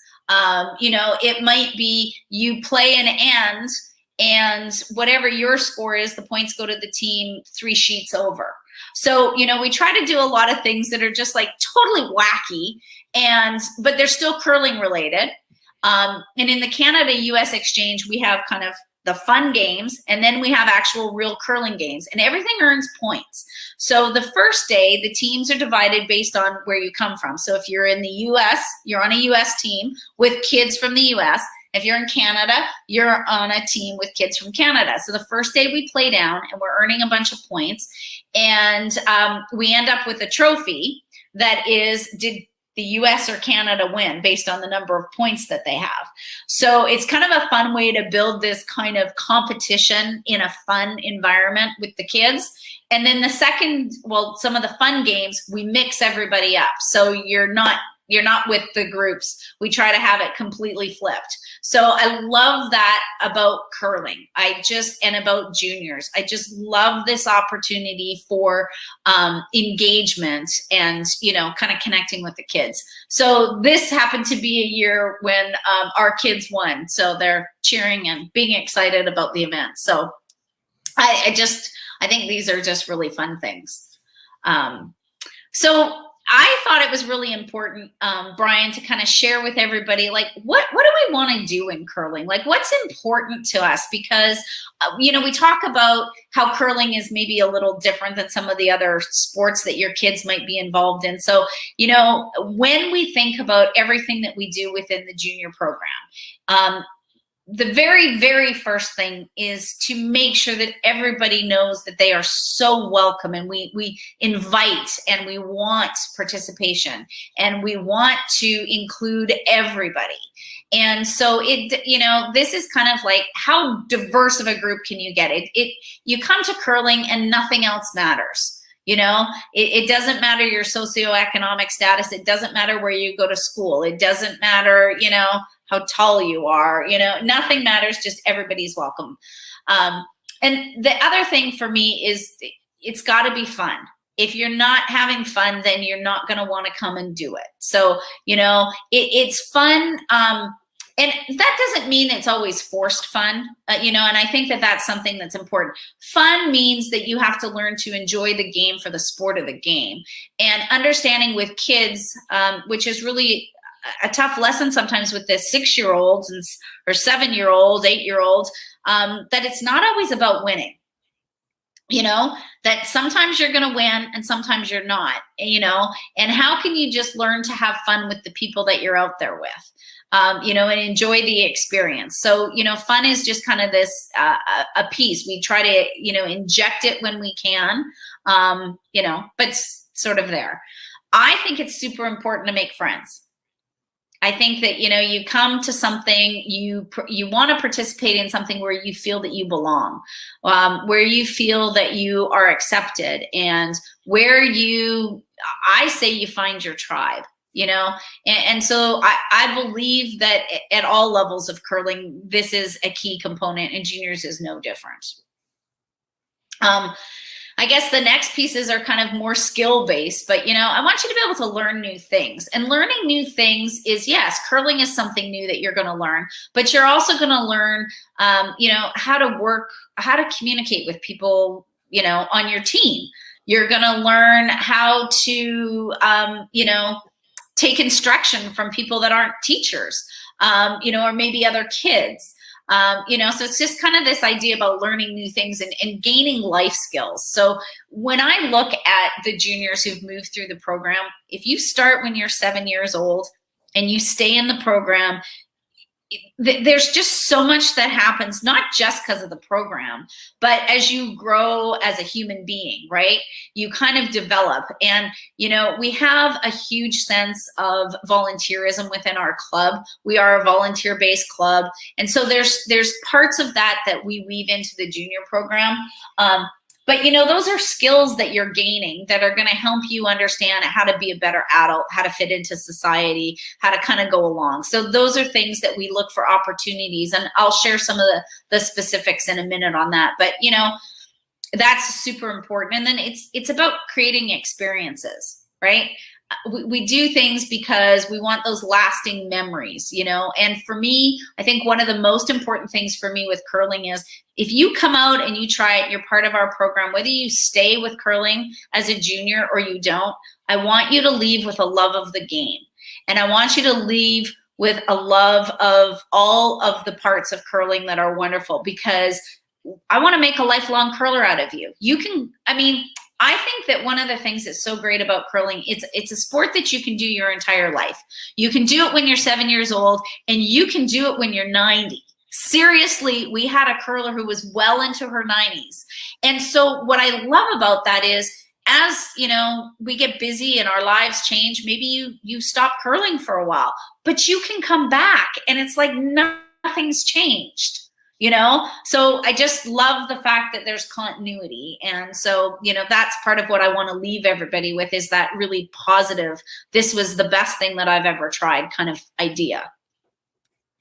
I think you're so right. I love the fact that it's age it's age inclusive. I guess it's the right term. Like, I have met so many amazing curlers who are well into their retired years and having the best life because of these communities. I mean, the statistics show people as they age, they need communities to be a part of and to grow into and to keep them sort of young. And I know curling provides that. And I love so much about all of this program. If anyone has any questions, you know, I don't know. Did you have any other things you wanted to share before we wrap up? I didn't want to shortchange us here. Oh, no, I mean, nothing specific. I think, you know, we talked about having fun. We talked about, you know, socializing. I think the only thing I didn't kind of share with people, you know, is a little bit about some of the, you know, some of the values that you get out of curling. I mean, this isn't just juniors, but it is really specific. Etiquette is huge in curling. And that's not just saying like, please and thank you, but it's learning respect on the ice and how to treat other people and how to treat your, you know, the teams that you play against. And we start teaching that as soon as you come into the program.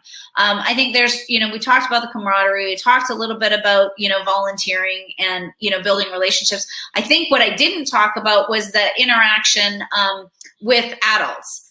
And so, you know, one of the things, where's my little slide, that I think is important is we really encourage our kids to interact socially and on the ice with adults. So what happens in the junior program is you're going to get to a point where that league is not challenging enough for you from a skill set, and you're going to want to advance and go play with adults. So what we do in the junior program, first of all, is try to teach you within the program, well, how do you do that, right? How do you actually make the transition? Because kids and adults are very different. So how do we encourage you to understand how to have a community, how to have a conversation with an adult?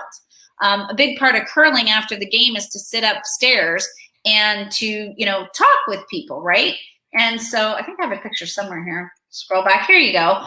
So, you know, you sit upstairs and maybe you're playing a game, but you have to learn how to sit and have that conversation with people. So what do you talk about? You know, where do you find that common ground?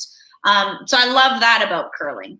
I think, Brian, the only other thing I want to tell everybody is, hey, if you want to get into competitive curling, because we've talked, you know, kind of just generally about juniors, but we have Granite Curling Club has, we have some of the most amazing junior curlers that have come out of our program. So I just want everyone to know, if competitiveness is in your veins and you want to learn how to do it, we have people that can help you get there. We have a track to get you into competitive level of playing.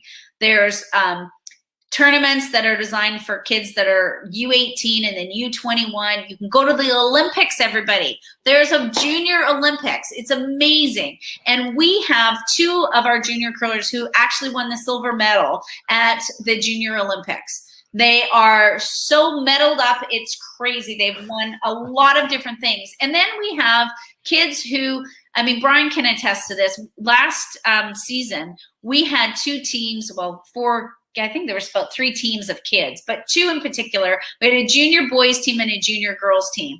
And these kids worked so hard at becoming better curlers and, you know, working on their competitive prowess. And one of the things that I really enjoyed about what I enjoy so much about the junior program is the entire club rallies behind to support these kids and to help them achieve their goals. And so that means, you know, things from finding games where these kids can play against the toughest adult teams that we have in our club, finding ways for them to improve their curling, bringing out coaches. The club rallies behind them financially as well. Curling is, when you get into the competitive side of things, can get a little bit expensive because, as I mentioned earlier, we're the only club on the West Coast, so most of the curling happens in the middle of the country, so there's always travel involved. So, you know, the club and the community rallies around to help these kids through fundraising efforts. And so I love all of this that, you know, kind of brings everything full circle. When I think about the parts of it's competitive specifically, but it's really everything else. You know, curling is it's about team building, right?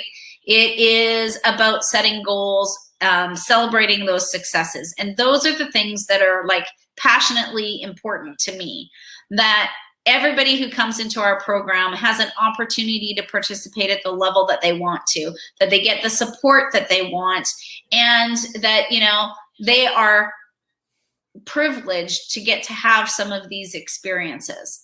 I just, you know, I just want everybody, please come try curling. We need kids. We want as many as we can. I can take up to 40 in Friday Night Juniors. So anybody who's interested, please make sure that you visit our website, check us out on social media, send us questions. Just please come try curling. Would love to have you. Yeah, and so again, if you go to curlingseattle.org, it's down in the bottom right, but it's also, I just put it up on the banner. All of the info you need is there. It will be updated in the next month or so for the new season, but there's definitely places on there you can send us your info. We're on Facebook, Instagram, Twitter, maybe some other channels to be announced soon, but all of those should give you plenty of ways to contact us. Please, again, reach out. We'll be here through Virtual Pride all weekend, so you can submit questions if you have any.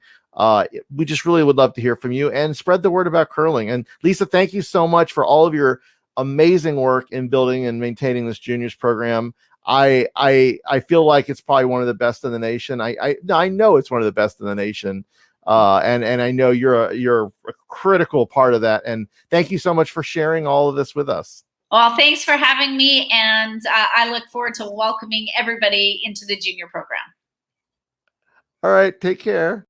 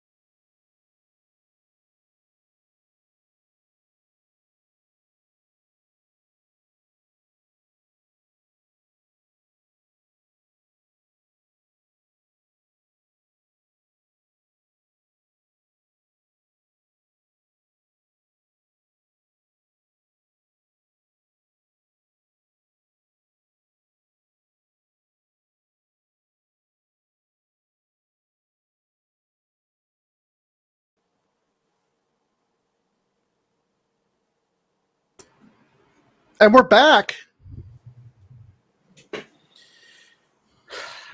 Brian, your hosting skills, top notch. Eh, it's only because I do this way too much. Thank you, though. Appreciate it. No, seriously. You've got a flow about it. You ask the right questions. It's seamless.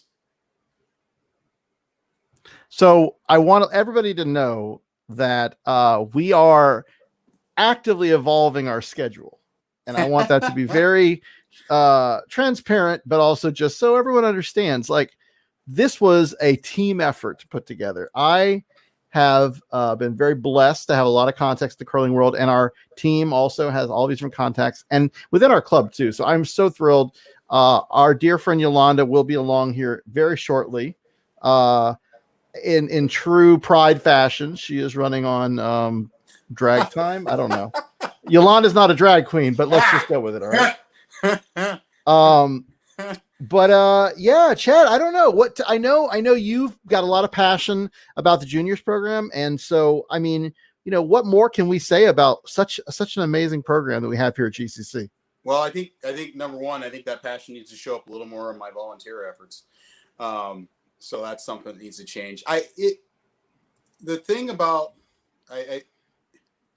for those of you who got to watch this video, and for those of you who are going to watch it on Sunday, what I want people to know, and the overall takeaway that I want everyone to get from Granite and what we're doing and what we are and what we're about is inclusion. And it's this particular event is surrounding Pride, but our clubs is geared around the mindset of all are welcome at the temple. And it's not just lip service. We want everyone to come in and feel how safe of a space this is.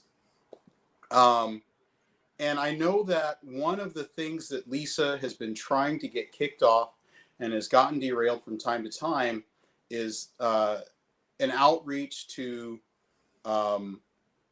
high school programs that are not as well represented. In other walks of life, you might hear them referred to as inner city. But it's just this idea that, and I think, Brian, you mentioned it earlier, or maybe it was Colin, or I can't remember her name, the young lady you talked to earlier. Oh, Laura. Thank you, Laura. One of you mentioned the idea that historically curling is what I and some friends refer to as male, pale, and Yale. But historically, that's what curling is. I clearly do not fall under that category. Yet, I know that Granite and the club in Portland and the club in Abbotsford and the club in Denver and every curling club that I have graced and had the opportunity to walk into the doors of has always made me feel 100% welcome, as if I was part of their family, their unique local family. That's what curling is. When you hear people, for those of you listening, when you hear people talking about the spirit of curling, it's not just good sportsmanship. It's not just ethics. It's this idea that hey, you're into curling? Cool. You're one of us. And it's really just that simple. So I know that is something that we back to the outreach to the high schools and folks that are less represented in curling as a general whole. I think in golf you see it in their first tee program. I think is how they've tried to tackle that issue, to reach out to people that aren't as interested in the sport and to show them what's great about the sport. We want to do the same thing here at Granite. And so I wanted to kind of mention that a little bit because I think it's important. I think, we're right across the street, roughly, relatively, from a local high school that has a pretty high, what the government would consider, minority population. And, performing that kind of outreach, I think it matters. I mean, I said this on the video. I think I have been interested in helping out with a program like that. The rocks and rings or floor curl kits that you can get.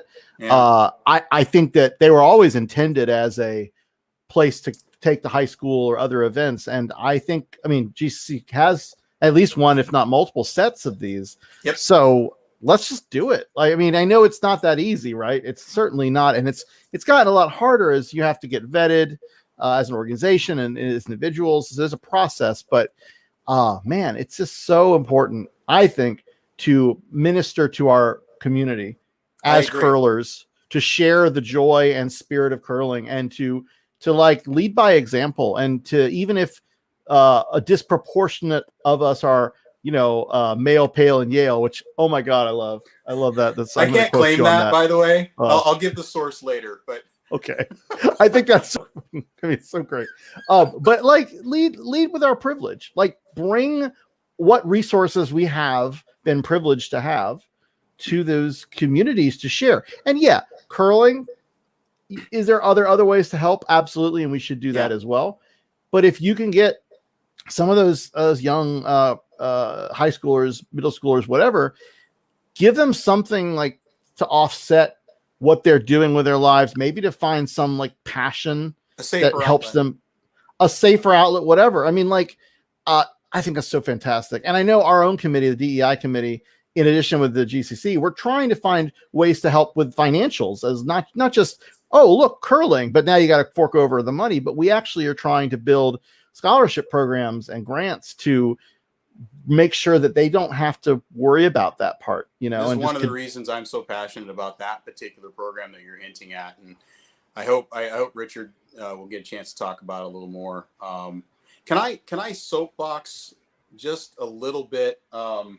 Because you said some things that speak to me that I know you share a passion for as well. And I just want to soapbox on it and just kind of, because I just think this matters. I think it matters that you and I, being older, let's just say we're closer to 70 than 20. Oh, damn. Hey, that's the truth of it. We have a responsibility to the younger people around us to lead by example and to help them be prosperous in their next phase. There's so many ways to get off stray. There just are, and every day, and those things happen. And I have this internal goal in my life to be like Morgan Freeman, the old black guy in the alley that says, "Come here, young buck, let me tell you something." But ultimately, that goal is surrounding around it surrounds the idea of making it easier for those who are coming after us. And part of that is teaching them the right things about life and the right goals. And I said this earlier, that love is taught, hate is taught. And there are plenty of people out there who are willing to teach the hate. And so it is incumbent upon us to teach love and inclusion and diversity. And that's on us. If we as a society fail to make this a better place, it will be because and I believe the smaller volume of people that teach hate were louder than the larger volume of us who believe in love. End of soapbox. I think that is so well said, and it's certainly something in my life I try as best I can to bring. And I'm glad we have that in common. I'm glad that's a shared thing for us. I do want to go back real quick. We had a comment earlier, and I don't want to overlook this. I think this is so cool.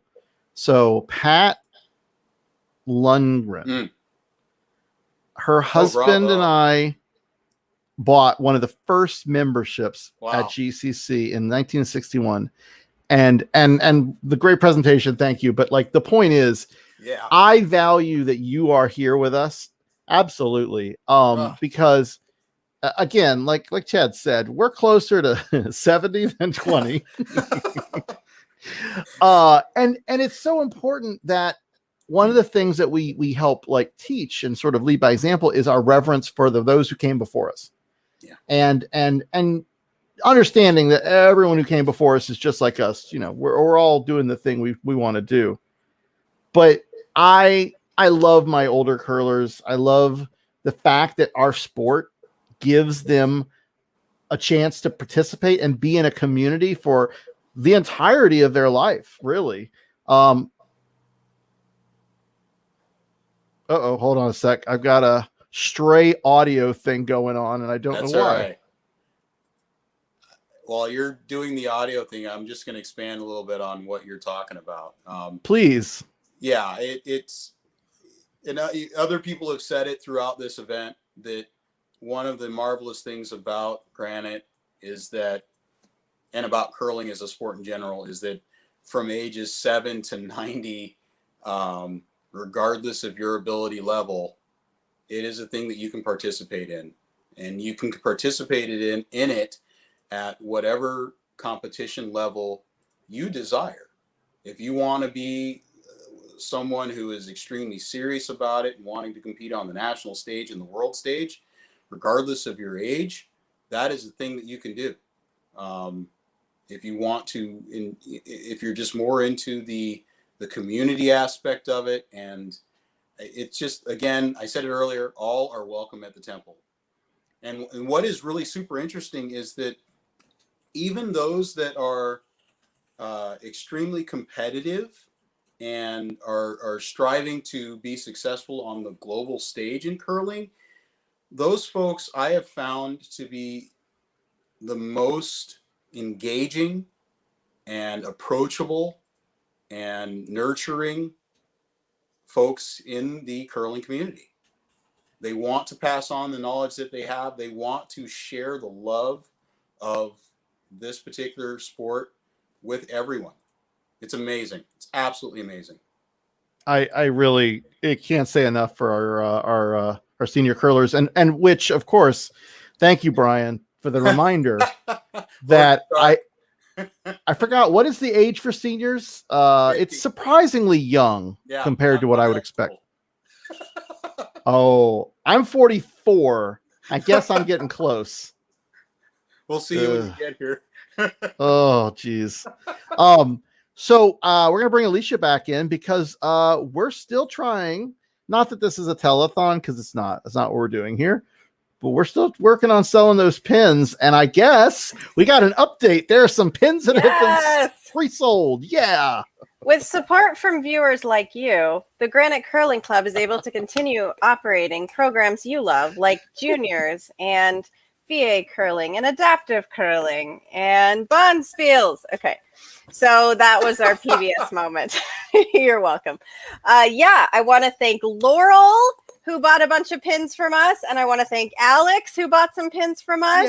You guys are the first people to buy pins from us, and we are super happy. I will have those to you just as soon as they come to me all the way from sunny Florida in about mid-July. But I wanted to thank you so much for buying pins. We still have plenty. They did not buy 100 pins, those two people, I'll let you know. So there's still plenty of pins. Never should you worry. You can buy pins still. So please be sure to check out our Google form where you can register for your pins, and they will be here around July 15th. Now, will I get in trouble if I mention our behind the scenes conversation for another use for that particular logo? Oh, I don't think so. I think that's a pretty cool idea, actually. I have some thoughts on it too, design wise. Of course you do. Well, you know. For those of you who don't know, Alicia designs artwork, by the way. So a little plug for my friend Alicia. Oh, actually, just a moment. Let's show you the artwork that you can win. If you either buy a pin or register, it's a little bit hard to catch. There we go. if you either buy a pin by way of our Google form, or if you register to be entered into the drawing on our hop-in link, you'll be able to get a register. Well, we'll get your name in the pot, and if you do both, I'll get your name in the pot twice. So you can win a piece of my art. Yay! And it's lovely art. I have Yes, some it of is. it myself. It hasn't even left the thing yet because I can't find a frame that will exhibit how beautiful the texture and the craftsmanship that it is. And it's it's glorious. But yeah, I really I need love to it. see And that up close again, Brian, when the next time we're together, because it to me it looks like the Green Lanterns. it does. It's Yes. it's the green and blue ring. So our ice, when Chad and I started, had red and blue rings, and then in short order they made green and blue rings to match our colors that are our logo. So it's really pretty. It makes sense. Like all of the sports teams in Seattle are green and blue anyway, or some variation of that. Except for the Kraken, which are blue and red, but that's okay. We still like them. We do indeed. But yes, I'm an artist and designer, and I made a piece of art for somebody to win. Bravo! I love it. So just real quick on the pins. For those of you who aren't pins people, we've been kind of chatting behind the scenes about also offering that out as a coin, which in my head I think would make a fantastic ball marker on the golf course. But if you're flipping a coin for something, maybe you're trying to decide who's going to get hammer. I think a coin is something that might be in the works for this particular logo. I'm a collector of coins and pins, so give me all of the trinkets, and I will put them in a box or on my pin board back here. But we're gonna have a pin presentation with Cindy, who also put the pin together, and she's coming on in a little bit over, I think, about an hour from now. But we do have our very special guest, Miss Yolanda, is here to talk. So Alicia and I are going to go away, and Chad, I'm going to give the hosting duties to you, and we'll be back here in a little bit. Thank you, my friends. See you soon. See ya.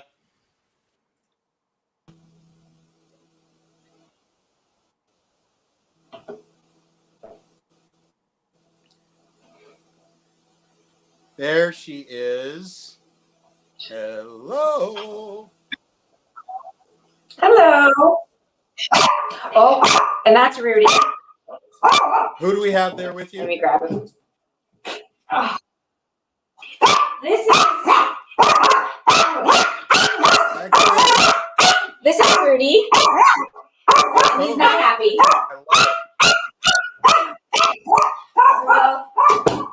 We'll let his dad figure that out. Now, you and I do a lot of these virtual booth things lately.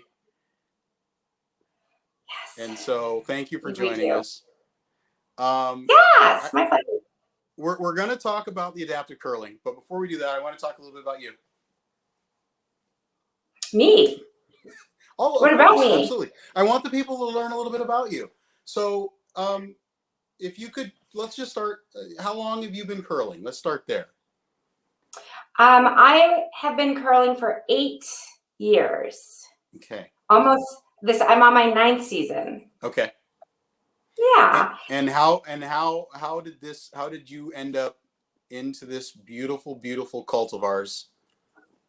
Yeah. So there was a group of us who, after one of the Olympics many years ago, we had watched curling like a lot of people started. We watched curling every time we'd go up to Vancouver, we'd watch curling. And then when we found out that there was a curling club near where we lived, we were like, oh, let's go check it out. And we went to one of the open houses. There was probably a group of about 10 of us friends, and we went and we fell in love with it. And on that very same day, 3 people signed up for leagues. And then a couple others needed at least a day or two to make that decision. And it was just no looking back from there. Like, we just fell in love with the culture. We fell in love with everything about curling. And so That's here we what I was are. going to ask you, is if you remembered what it was Yeah. about it that you fell in love with first. Yeah, it was just very welcoming, and it felt like, for us, we describe it as, this was like the church basement parties if you're not into church. Like, it was just like, the kind of like, just homey, ski lodge circa 1980, no frills, just, quality people, and just like an array of people that I would not have met anywhere else in my life if it weren't for the curling club. So it's just so many different types of people, and for me, that's just an important aspect to have in my life. I find it interesting that all of us today, I've been watching the streamcast all day today, and I find it interesting that whether it's someone from the Potomac or Canada or those of us here that are local, we all tend to say the same things about what makes curling special and what makes it fun. And we're all talking about the community. We're all talking about how welcoming it is, how inclusive it is. I keep hitting on that because I want anyone who is watching to understand. And I don't know, maybe I'm waterboarding people with the concept of how inclusive we really, really are. The words I put to it earlier were, all are welcome at the temple. Exactly. And what I also appreciate is there is that Canadian kindness, even though we have a pretty significant amount of people from Canada, but all of us sort of have adapted that, we try really, really hard to ensure that everyone feels comfortable, everyone feels safe, and we're very protective of that atmosphere.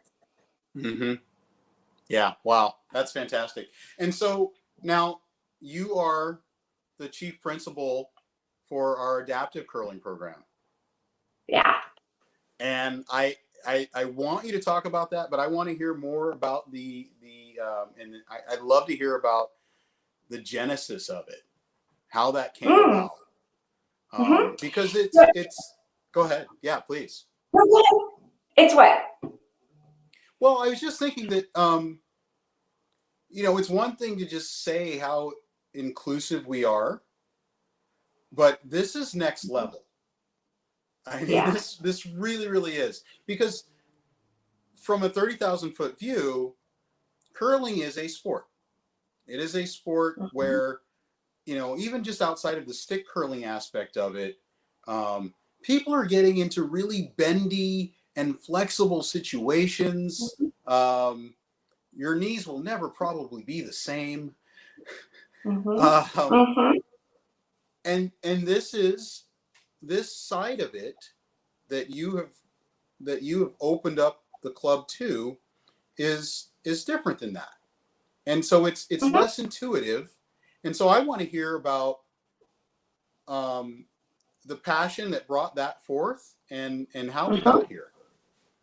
Yeah.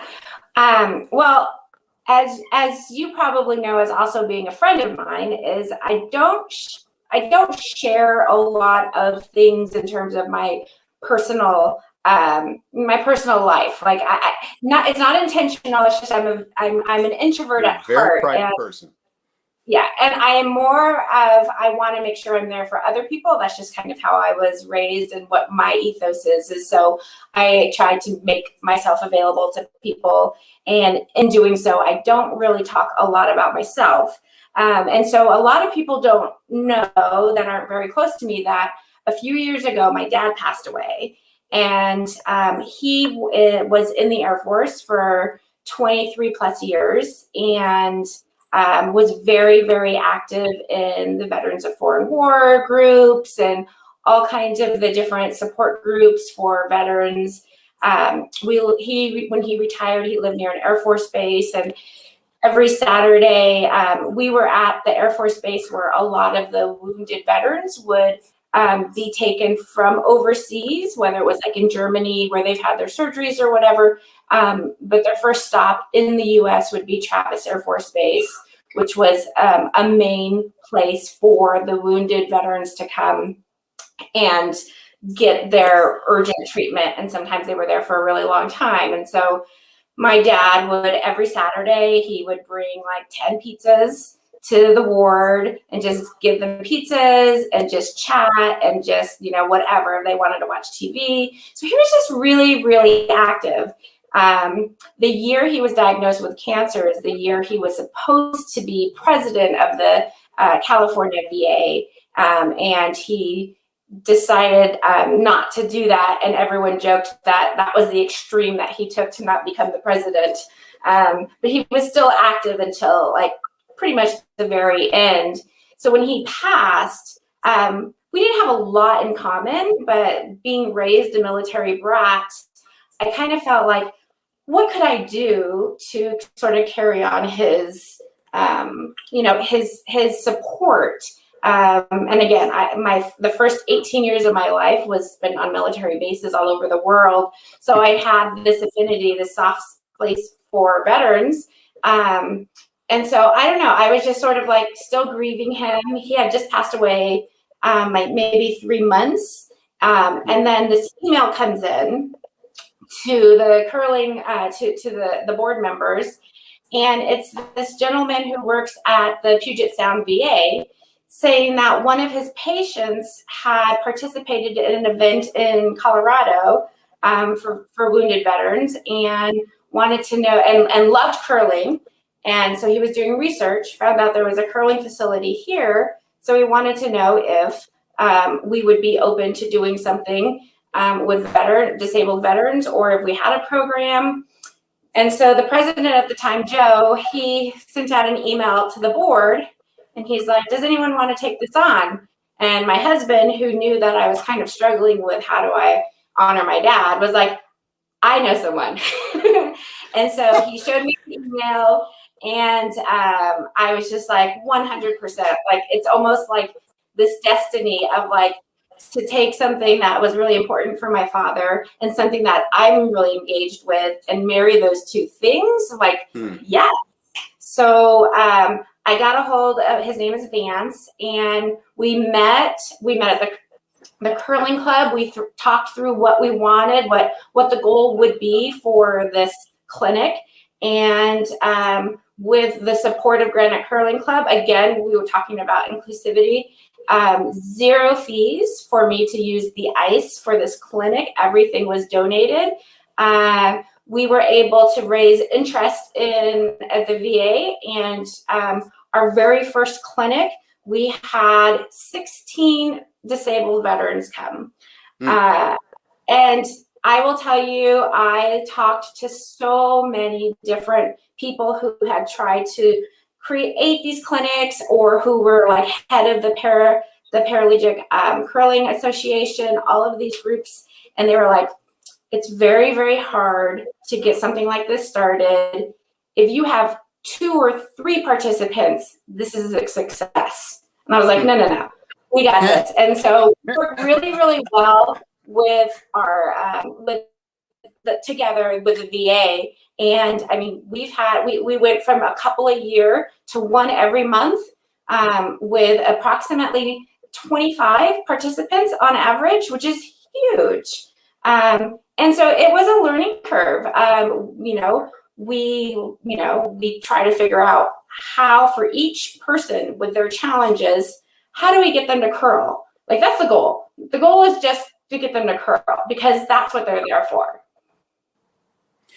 You say that, and later after we're done, we're going to play the video that speaks to the enormity of that particular task. But Lisa was on earlier talking about the idea of how do we get the juniors to curl, and that's the goal. Is how do we make this thing, this rock, this stone, this 42-pound thing, slide down the ice the way it's supposed to? You you and your team, I mean, you guys got creative. Mm-hmm. Yeah. The number one goal is you have to be a MacGyver. Yeah. And part of that creativity was, I mean, you say MacGyver. I mean, we're talking straight out of NASA engineering school on some of these things. I don't know that I've seen PVC pipe used in so many different variations. Yeah. Yeah, we have, so it started with the very standard curling stick. That's what we started with. And so the curling stick is great for, you mentioned like your knees are one of the first things that can go. And so it's the very sort of basic, when you're curling and you're starting to get a little bit older and you don't want to necessarily crouch into the hack, then like you can still play the sport in a very competitive level with the curling stick. So we started with that. But every person that we deal with has a different challenge. Some of them have some upper body strength. We have 3 participants who are quadriplegics. So they've got no use of their hands. And we've got some people who can stand. They have just a traumatic brain injury. And so that they are able to stand, but not necessarily have that balance. So it's just this wide range of different challenges. So the first thing that we do is we want them to know that we're going to figure it out. Like, we don't need to be like, we don't need to rush. We want to do what feels good. We want to do what, what doesn't give them any pain or aches afterwards, so that they're out there and they're enjoying themselves. And so the amount of volunteers that we get, and this is all volunteers, I try to get a 1-to-1 ratio. And we have so many volunteers who love doing this because this is so much fun that we've never had a problem with that. And so we meet the people, we find out what their challenges are, we get them on the ice, we say, okay, let's start here, and we throw one. And then from there, I mean, we go do everything from Velcro to gloves. I mean, you name it, we've got it. With the 3 quadriplegic gentlemen, we took an adaptation from what people use for bowling, and we attached that to the wheelchair with a curling stick. And you could push it, but you couldn't get any curl. And I was like, no, we need curl. And so we had Will, who's one of our GCC volunteers. He started creating something. Vance, who is the head of the VA side, he started creating different things, to the point where we had 3D modeling, and we went through like 3 different iterations and just continued to figure out how do we get this to curl like a curling rock with a handle. And we ultimately were able to get one where when it is released, you can release it on either handle. It has curl, it doesn't reduce the speed. And literally probably the 3rd time one of the gentlemen used it, he hit the house. And so it was fantastic. And on top of that, the VA received a special award for that creativity because it was such a big deal and it was the first of its kind. And we recently did a talk with the Curling Outreach Program, and Vance offered the plans on how to build it for free for any curling club who wants to use it, so that they can continue to replicate that in their club. I do want to say that I want to highlight something you said, that his 3rd time he hit the house. Now, for those of you who don't know what the house is if you've ever seen curling, there is what looks like a bullseye, a target zone. We curlers refer to that as the house, and the goal is to get it to the closest, as many rocks to the closest to the center of that target zone as possible. Having done this myself for a few years, I can tell you that someone hitting the house on their third try is pretty extraordinary. Yeah. I don't care what your athletic ability is. Yeah. If you've done it on the third try, that's doing something. So it's amazing. Now, you mentioned Vance. Yes. And the work that he put together on the devices, the MacGyvering of these things. I was so super impressed by that. I just really, really was. And you also mentioned the other organization that he has opened this up to, and I know that you shared with me a video of that conversation.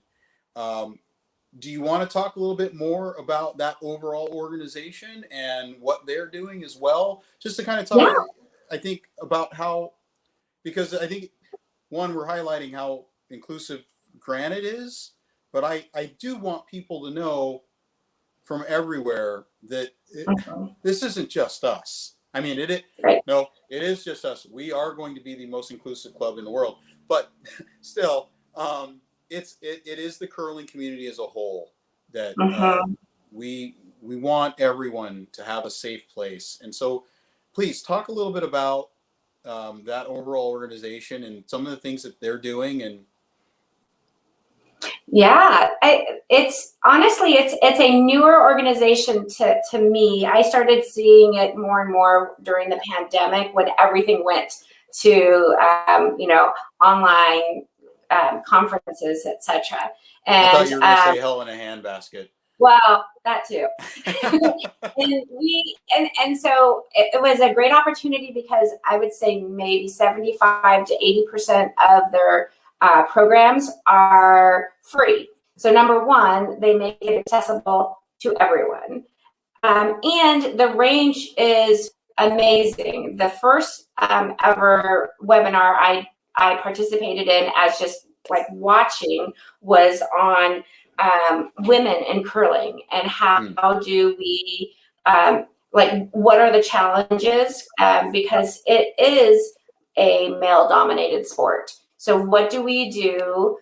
So why is it a male dominated sport? What can we do to encourage more women to join? And what can we as female curlers do to make sure that it is welcoming for females? And that was just that was a fantastic conversation. We had people from all over the US and Canada talk about different programs, different ways to do that. And so from there, I was just like, I was hooked. I signed up for the newsletter. I did everything.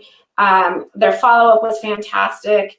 And then I just started to, they do everything from, specific, like learning how to time on the ice is something that's very technical. They also have guests who are very famous curlers. It's actually a lot of the people on the board are very, very accomplished curlers. And so their goal is essentially, it's the perfect name, curling outreach. Like they want to show that this is not an intimidating sport, that this is a sport for anyone from 12 years old to 90 years old, and we welcome that.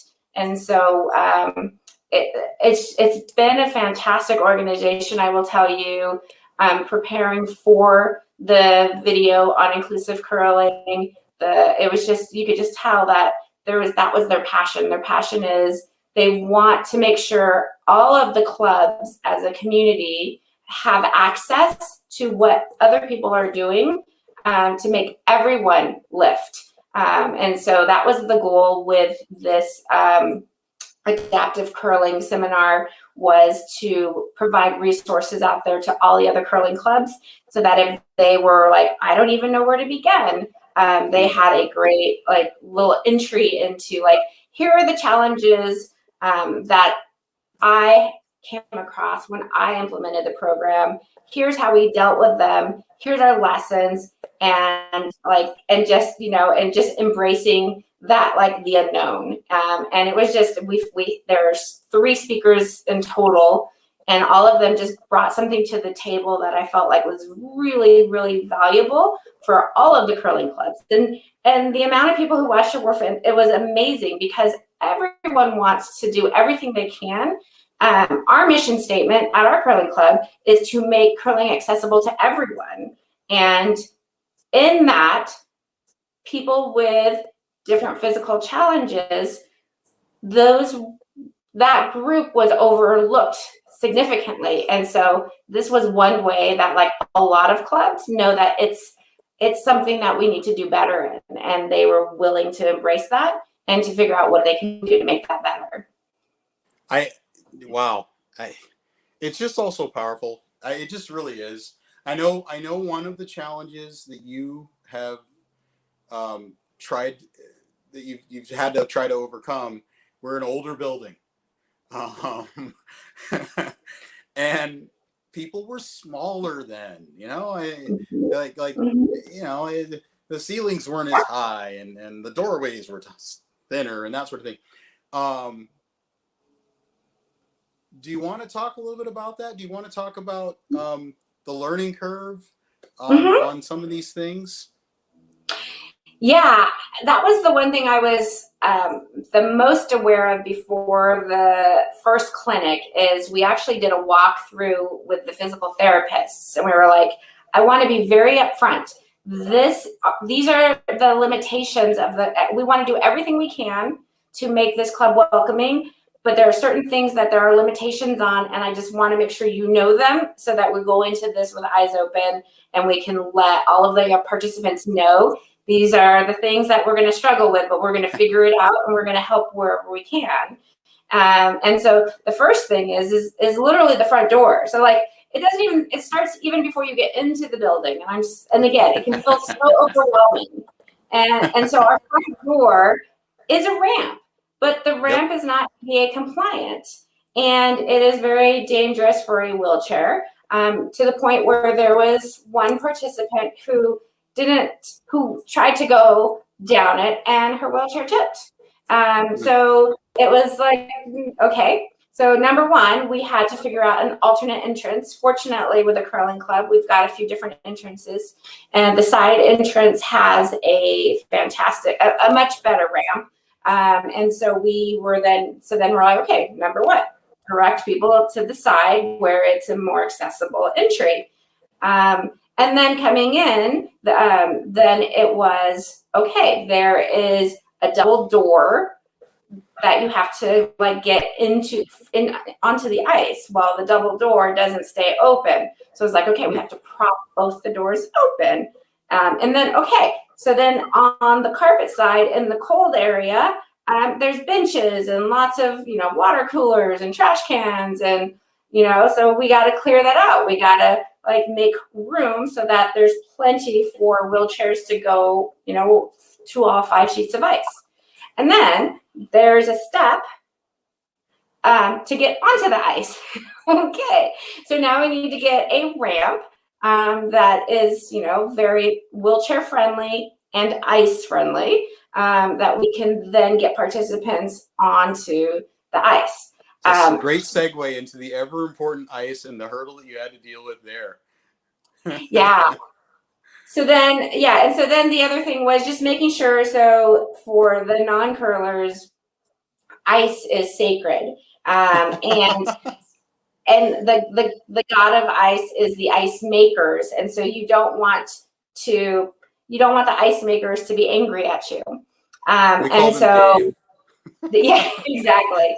And so one of the things, so a couple of things is we're always checking in with ice makers, see, okay, hey, and any adaptations we need to make.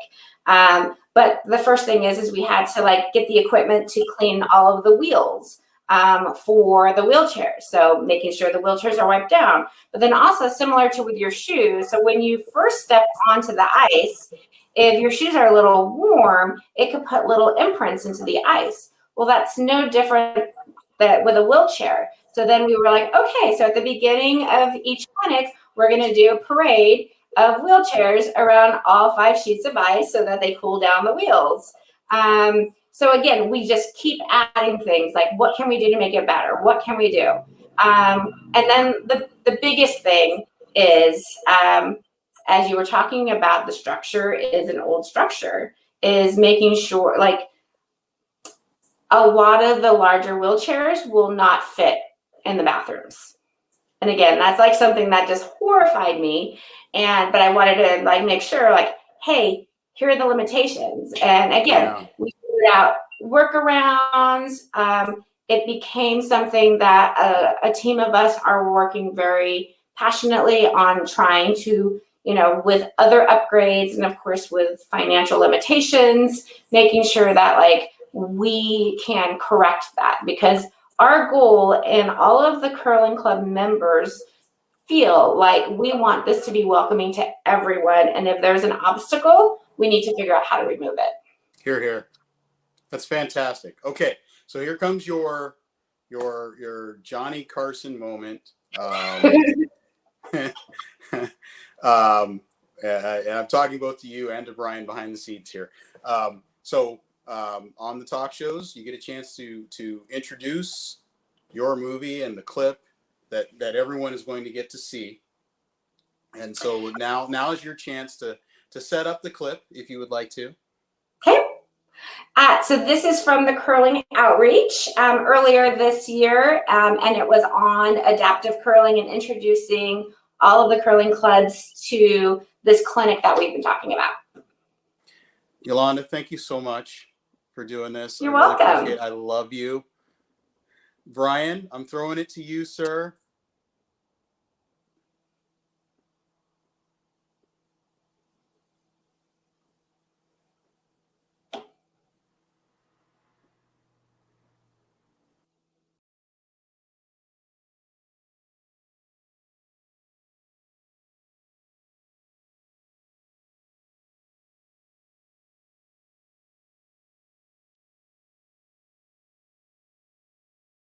I heard you. It's good. Okay. That's great. Perfect. So yeah, so essentially, I mean, Vance did the perfect setup. Is like there was a need, and we were like, okay, let's do this. So we should just continue on. Okay, so elements for a successful program. So these are some of the things that we learned from the beginning. And so the first one is that you need support from your curling club, right? So the club gives us the ice for free.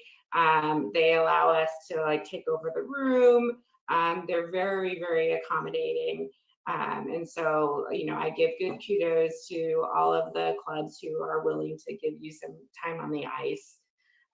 We want to make sure that this is absolutely free, that there's no cost to any of the participants. And then the second thing is a strong partnership with advocates. So as you can see, like Vance is super passionate about all of the things that he does with his patients, and is looking for really good partners that can give access to his patients. And so this was just like perfect. So he builds the he promotes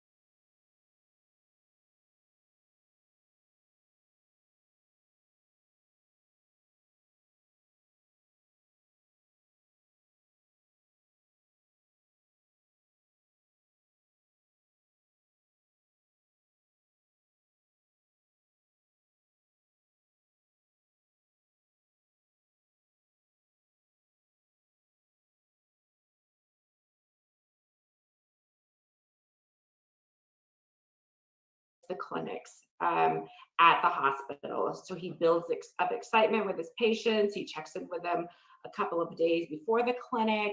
he confirms attendance, and all of that equals a really good high % of turnout.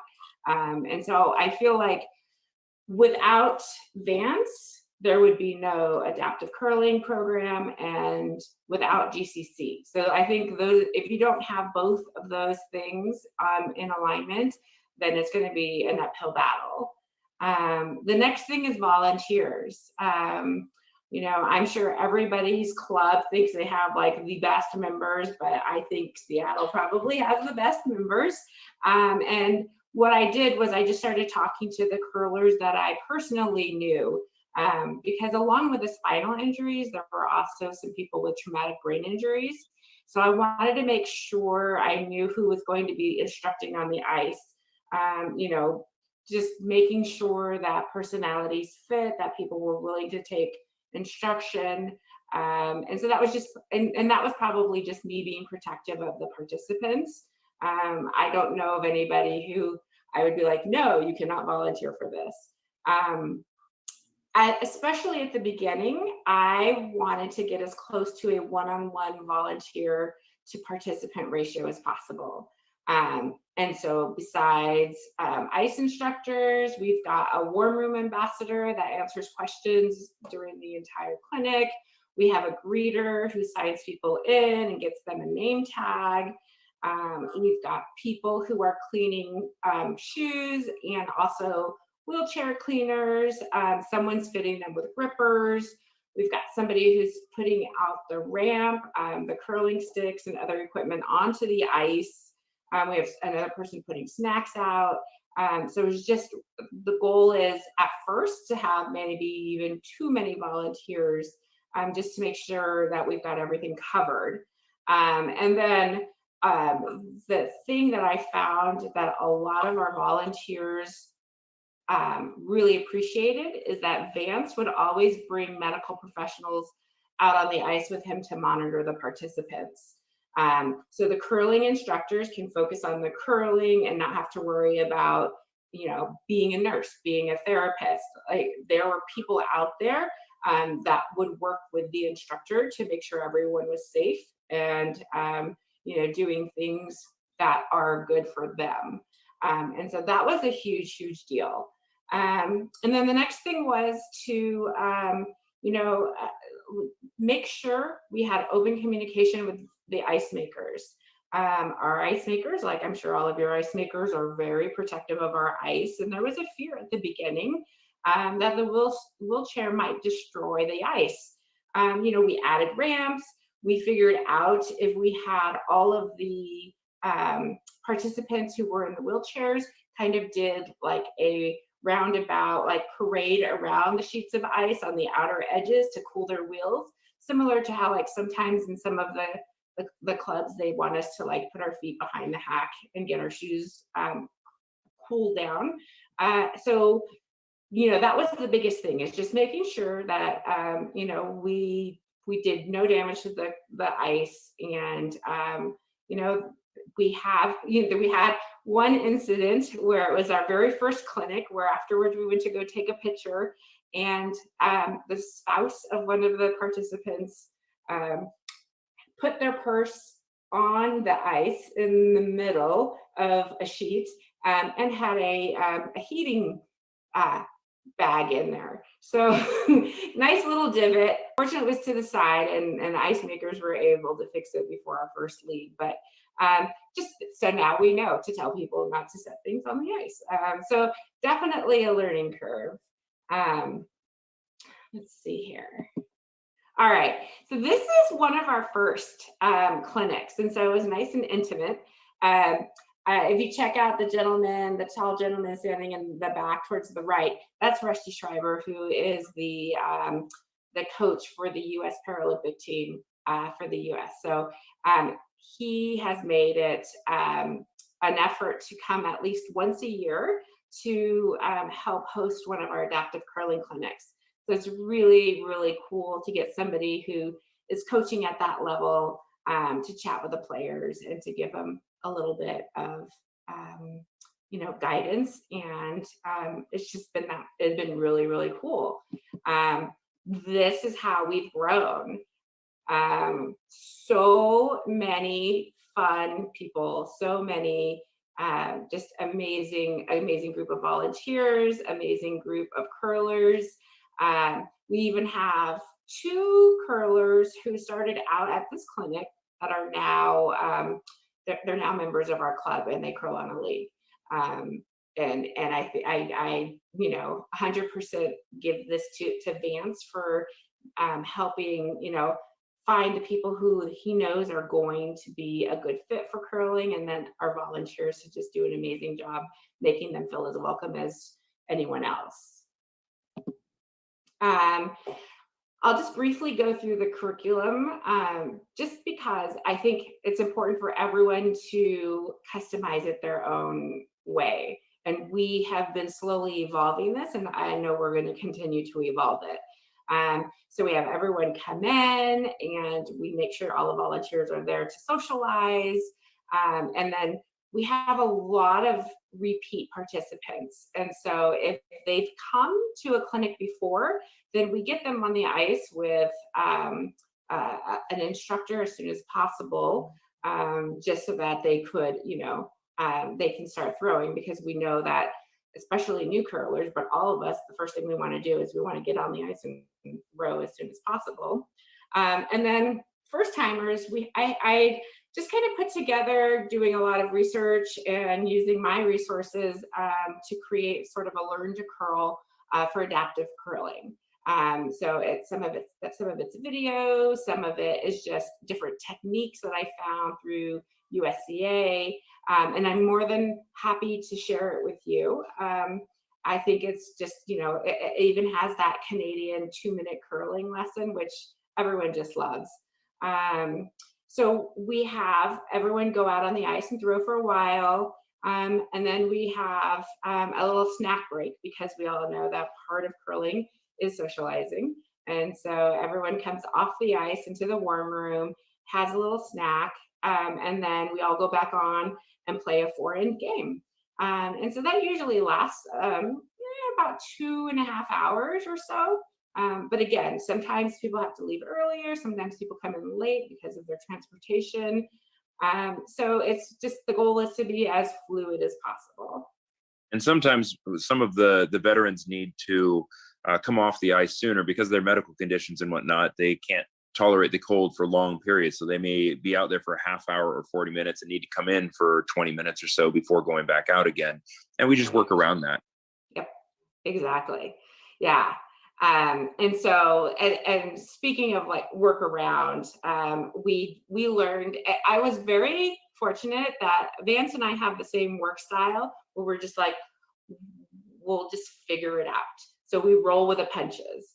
And so when Vance asked if we would be able to do the clinics, the first thing I did was have him meet me at the club, because our building is about 60 years old.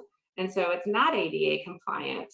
So I wanted to do a walkthrough just to make sure, we've thought of everything, because I know there's no way me as a walker, there were things that probably I wasn't aware of. And so he came and spent like a good, I don't know what, like almost 2 hours, Vance. Something like that.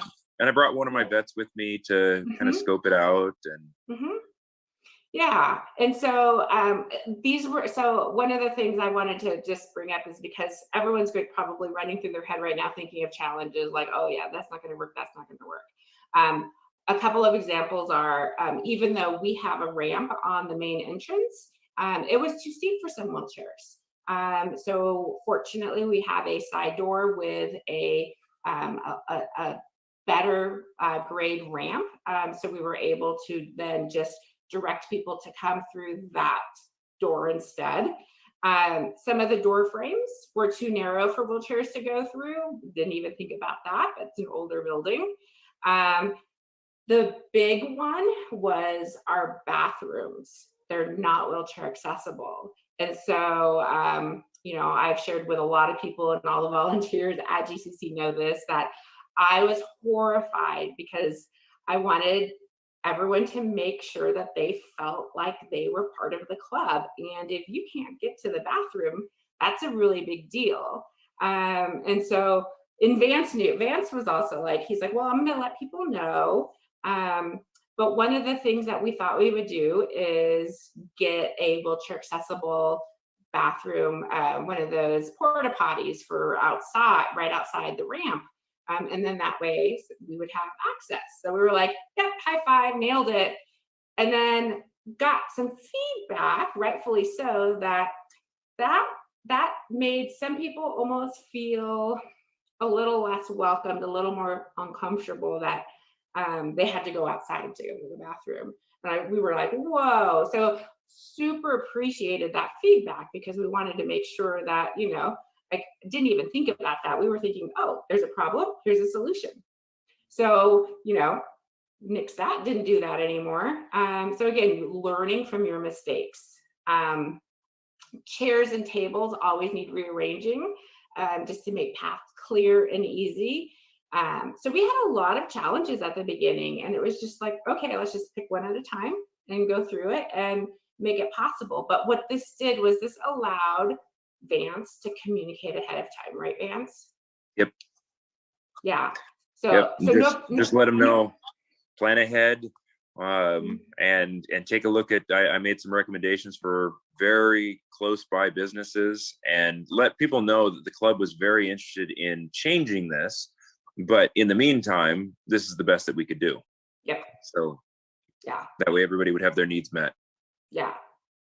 And then the other thing we learned is, if capacity allows, invite friends and family. Vance, why don't you tell the story about the family who got to play together?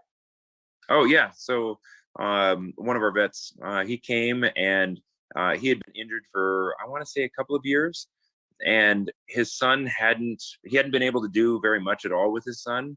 Young guy and young son, I want to say he was somewhere around 8 or 9, and they were able to get out on the ice, and his son kind of eventually got out there with him, and they started throwing stones together, and the bonding was incredible to see. And then his brother and sister-in-law and some of the other folks came out, and able to see the whole family doing something playfully competitive, and just bonding as a family again was fantastic. Mm-hmm. Yeah, it was, just to be able to see that was just huge, and just underscored that what we're doing is teaching more than just curling. And that's always like, it's one of those things where you get that great feeling, you're helping someone, you feel good about it, you're making, you're just making somebody else's day, and who doesn't like to do that, right? The other things that we've learned is mixing up skill levels. Like at first we thought, oh, we'll put, we have 3 quadriplegics. We thought, oh, we'll let them there because they'll have the same kind of things that they're working on. And we have some people who walk, and we have some people in wheelchairs, and we'll just split them up. And we realized immediately that it was much more engaging mixing it up. So highly recommend, not trying to silo anyone, bringing everyone together in a mixed way, and then teaching your passion. I mean, we all love curling, as Vance said at the beginning, we're all kind of crazy about curling. They want to know the jargon, they want to know the strategy, they want to understand scoring and all the different rituals that we do. Why we flip before the game, why we shake before and after, not during COVID.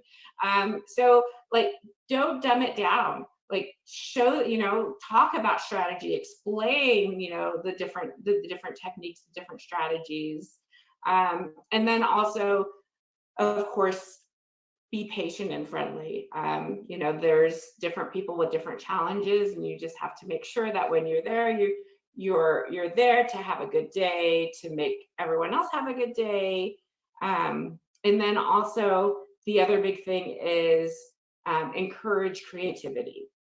So different participants are going to have different needs. And so in order to curl safely and comfortable, we need to come up with ways to do that.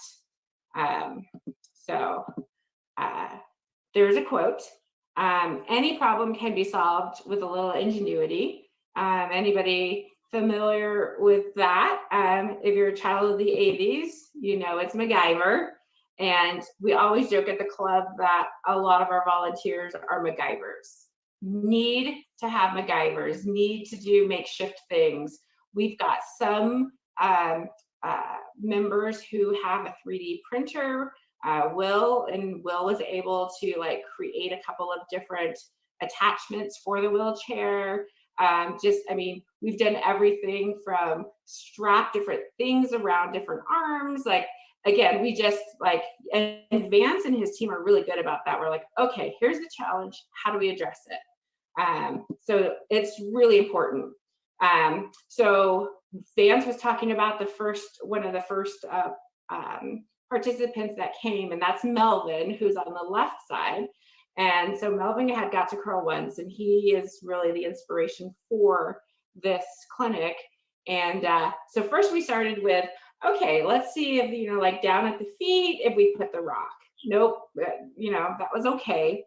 And then with Ian in the middle there, we're like, well, let's see if we put a broom in between his feet and then just use the broom to push. I mean, again, fine. Then we tried, you know, well, maybe not a broom, maybe we put something at the bottom of the wheelchair. Okay, you know, getting there. And then we started with Vance actually helped create this like metal frame that you see with Melvin on the right-hand side. And so I think how many iterations? Like at least 4 or 5. Oh gosh, some of them were embarrassing and it was ridiculous, but eventually we went with just aluminum tubing, and I'll provide that to anybody. The specific dimensions that you could take, that one right there, it works fantastic, and I'll provide that to anybody who wants it, so that you can just go to a welder and they can fabricate it for you just based on the specs. Yeah, Vance actually won an award for this innovation because, as I will show you here, hopefully, this is the final, and so this is Nick, and Nick got to try the final iteration, and I want you to pay attention to how amazing the rock curls.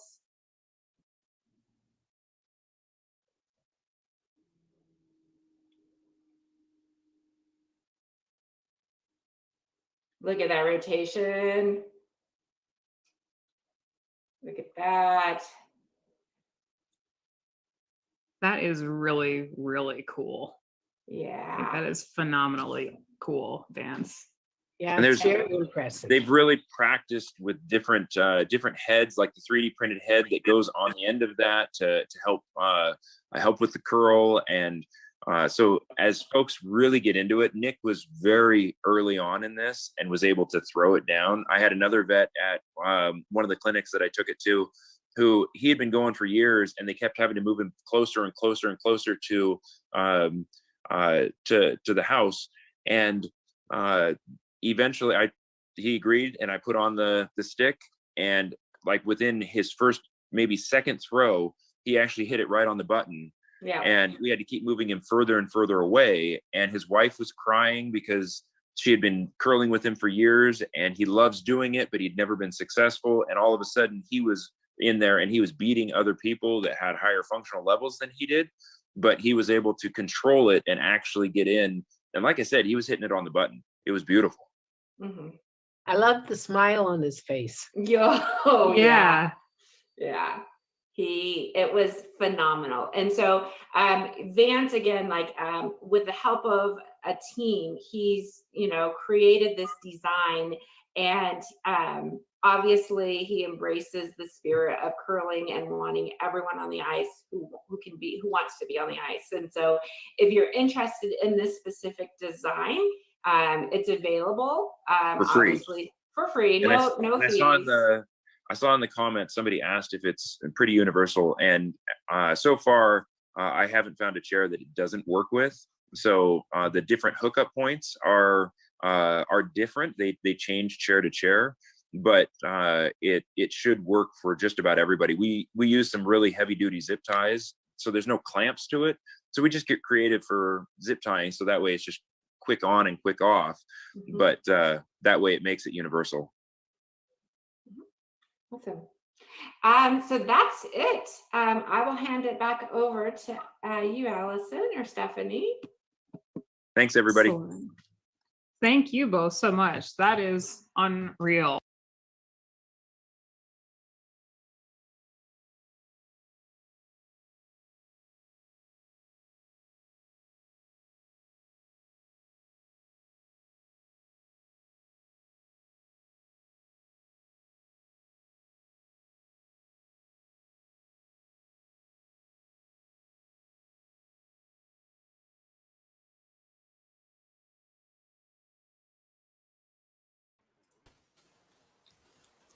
And we're back. Hi. Okay, can we just take a moment to talk about how stinking cool that dude in the chair curling? Are you Right? kidding me? Yeah, I feel like I want to build the chair contraptions and pretend Right? I'm MacGyver. Oh my Yeah. goodness. Holy cow. That's fantastic. So without hyperbole, the first time I watched that, I had tears. It was just so stinking incredible how, I don't know, just the unstoppable force of will of trying to put that program together and to make it work and to make it successful no matter what the obstacles. Man, From nothing, like from the ground, they built it. It's incredible, and now it's this like model for other curling clubs, and I'm just like, oh my gosh, it's amazing. What brilliant humans. How lucky are we to know these amazing people that do this incredible work and help our community at large through curling. It's amazing. It's exactly. And now I'm getting a little misty-eyed about it again, so thank you for that. You're welcome. I'm good at making you cry, Chad. I do want to take a moment to thank another donor. We have sold some more pins. Thanks, Richard, for buying some pins and donating back to our beloved club. In order for us to continue with our excellent programming like wheelchair curling and juniors programs, your donations are foundational to the success of Granite Curling Club. We don't operate without you. PBS moment over. Go ahead. I don't know where Jerry Lewis is right now, but he or his estate should be worried. For the longest time, and even now, I don't actually have cable. And so I grew up going to my grandma's house and only having PBS. And now as an adult, I choose to only have PBS. So I'm pretty sure that they're getting my whole estate when I die. But in any case, I take a few notes from them, as you can tell. Let's take a quick minute to thank everybody that's joined us so far. Lisa and Yolanda, Colin and Laura, just fantastic, and their contribution to this is what's made a lot of it work. And the two of you, for crying out loud, the hard work that you put in it. 6 hours last year. Yeah. And let's face it, you're doing 6 hours this year. The work you're putting in. So take a bow.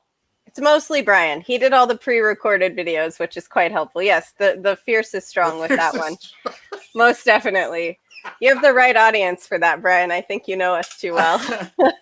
And let's just take a really brief minute to talk about one of the other 2,020-pound gorillas in the room, which is COVID.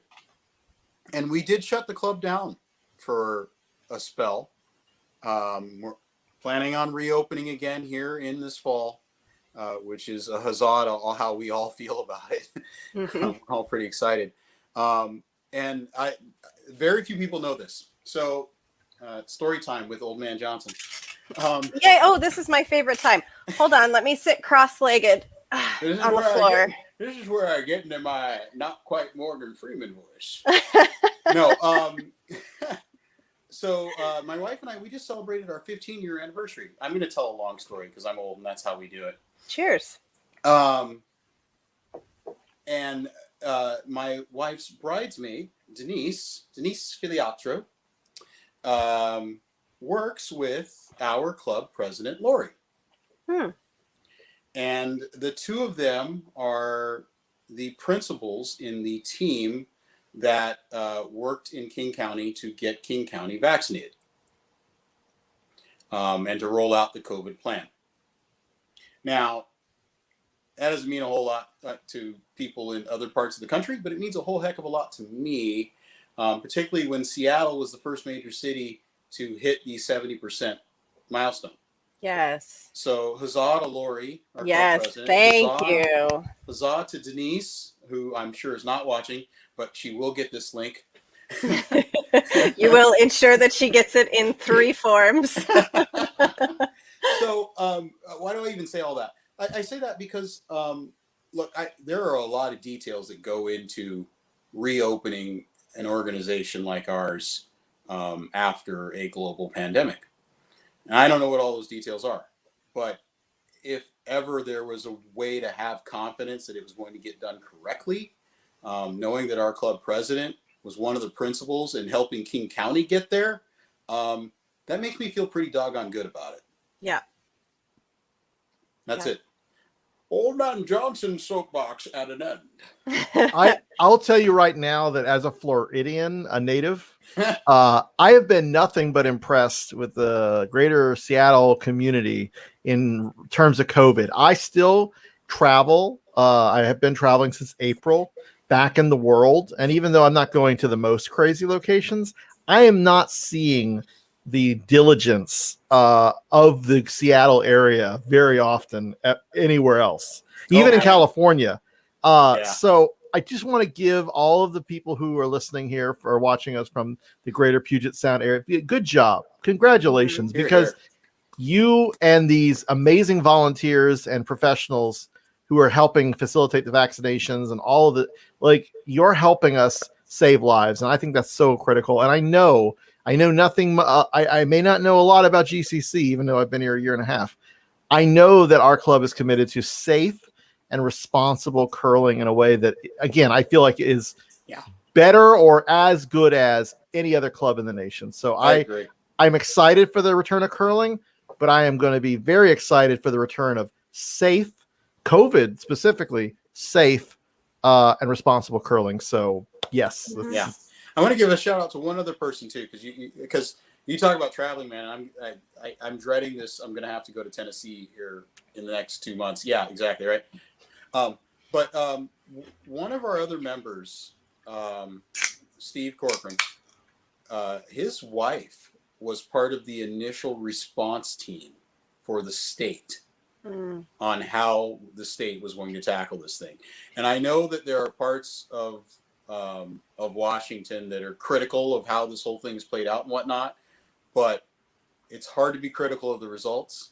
Yeah. The numbers speak for themselves. And I guess I mentioned that from an aspect of our club, just to say that the club as a total at all levels we're really engaged in this idea of being safe and getting back on the ice in a safe and productive manner for everyone. Yeah, I would say that that's certainly the impression that I get. And I know all of our members are valued members of our community, of our families, and of our curling club. And so my view is that we want to protect all of those pieces of their lives. We wouldn't want someone to come into the club and leave and be infected and infect family. So I certainly have a strong belief that the club's going to open up right and safely and in a fashion that is protective of all of our members and our communities. Yeah, there's no worse feeling than watching somebody fall on the ice and injure themselves that way. And I just can't imagine losing someone to this horrible, horrible thing because we did it the wrong way. So I'm 100% confident in Lori and the team that we're going to do this thing the right way. Yep. Well, on a lighter note. I I know. Well, it needs to be said, and I want people who are considering curling or coming to an open house or coming to our club to know that even though you're not a member yet, we will protect you, we will care about you, and we don't want to allow any circumstance that would put you or anyone at our club at risk. So, feel confident in the fact that this has been something that our board has been diligently working on since February, since before the whole pandemic was really in full swing. They were on top of it. And I just want the community at large and some people who might be future curlers to keep that in mind, that, we're taking this very, very seriously. Yeah. All right. So we are hanging out here for a little bit. This is our AMA section. If any of you have any comments or questions about curling, anything in general, we're here to answer them. And as soon we'll be joined by our dear friend Cindy. She's going to talk about curling pins. We're just getting that set up. For Alicia. Yeah. What's up? So I'm Alicia, here. I want to know, or I would, because you interviewed me earlier. Yeah, I did. Fair turnabout. All right, I got it. No, I want to know. I have a firm belief, or at least a notion, anyway, that one of your past lives and your current life in curling have some similarities with regards to acceptance of different people. Now, you've done some theater. Yeah. Yeah, I have. not for a long time, but thanks for bringing up my stage fright, Chad. Yeah, So, I did. You've done some theater, and so I only did a little. It was in high school. It was summer stock. Doesn't nearly count as much as what you've done. I mean, just one little degree, no big deal. Well played. But in my mind, from a variance of different people being involved, different walks of life, different attitudes, different thoughts, different notions, different genders, different, as Brian put it earlier, the alphabet mafia. I have to believe that some of your passion for this particular enterprise comes from that. And speak on it. Yeah, Queen. I think so. I think it's weird being a theater kid. It's real weird, and it's like you're always a little bit on the fringe. And I did theater. I can recall. Oh God, I don't even think I've ever told this story before. Excellent. I can recall being 8, and I was in elementary school, and elementary schools do like little plays for parents because it's cute. So I was like, I don't know, a little bit out of my mind, waiting to see who they pulled to play Mowgli in the Jungle Book. And it was me. And I was so excited. We're going to talk about that again later. Oh, yeah, I know. I was so excited that I lost my composure ever so slightly, to the point where my teacher had to ask me if I would be able to do this. So you can imagine little 8-year-old me losing my composure at my desk when my name is being called to play the lead in a play. And what I did in order to compel my teacher to question my ability to control myself. So that's kind of where it started. And then from there, my mom was like, this kid has to be in theater. I just can't deal with her. Otherwise, she used to tell me I was very dramatic, which served me really well. But just quick interruption. I now have the enduring image of a group of us in a bonspiel. Oh no, I'm not going to relive Mowgli. Oh no. No. I wouldn't ask you to do that just merely because of the costume itself. But but still, I think a Jungle Book themed Bonspiel team is in order. I'm I'm- sorry, I'm- I cannot escape it. I'm pretty sure you already have a King Louis onesie already. If not, I will find one. Well, you have a Chewbacca, and that's pretty Just much King, the same, no, right? I don't have a King Louis is the best. He gives you the power of man's red flower. So, yeah, he is good. And if you and- sing the song on the ice, well, I'll be thrilled. And I would. I believe that. Blanking on his name, Christopher Walken played him, and so anyway, moving on. So I would say I spent a lot of years doing theater. So it started in like 8th grade. And then I went to like theater summer camps. And then I did theater in community theaters in middle school and high school. And I think it's so weird because like Hollywood actors and actresses are supposedly famous and like normal. And that's what everyone wants to be a Kardashian or something. And that's not at all how it is in like small town community theater and also high school and college. Mm-hmm. But I think for me, it was good. So beyond just sort of doing something that I enjoyed, I was exposed to so many different types of people. And you're all just there to do a thing. It's not like, I don't know, I guess I just grew up that way. You're there to do a thing, and it's everyone is there for that thing. And for me, that was a nice sort of exposure and diversity, exposure and inclusiveness. I would also say on top of that my mother was a special education teacher my whole life, and always brought me to her classroom. And I actually was reflecting on it sort of more recently, and it was like, I think that instilled some level of empathy and compassion in me, and I'm really grateful for it, to be honest. I think it's one of my better qualities anyway.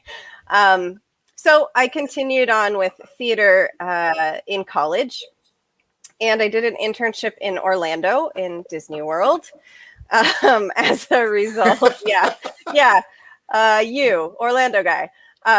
So I did do an internship in Disney World, and I actually was kind of like struggling just a little bit today because of the dedication of the Pulse nightclub as a historical site. That really just kind of hits me because I didn't go to Pulse when I lived there, but I was included in the LGBTQI community in Orlando with no reservations.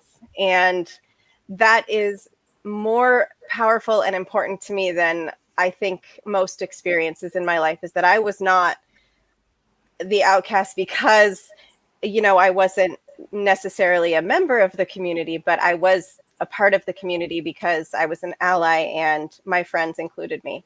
That is so cool to hear. And it still blows my mind that we were in Orlando at the same time. I know.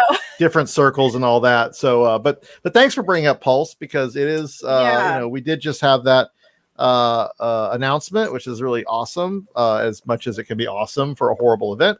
Mm-hmm.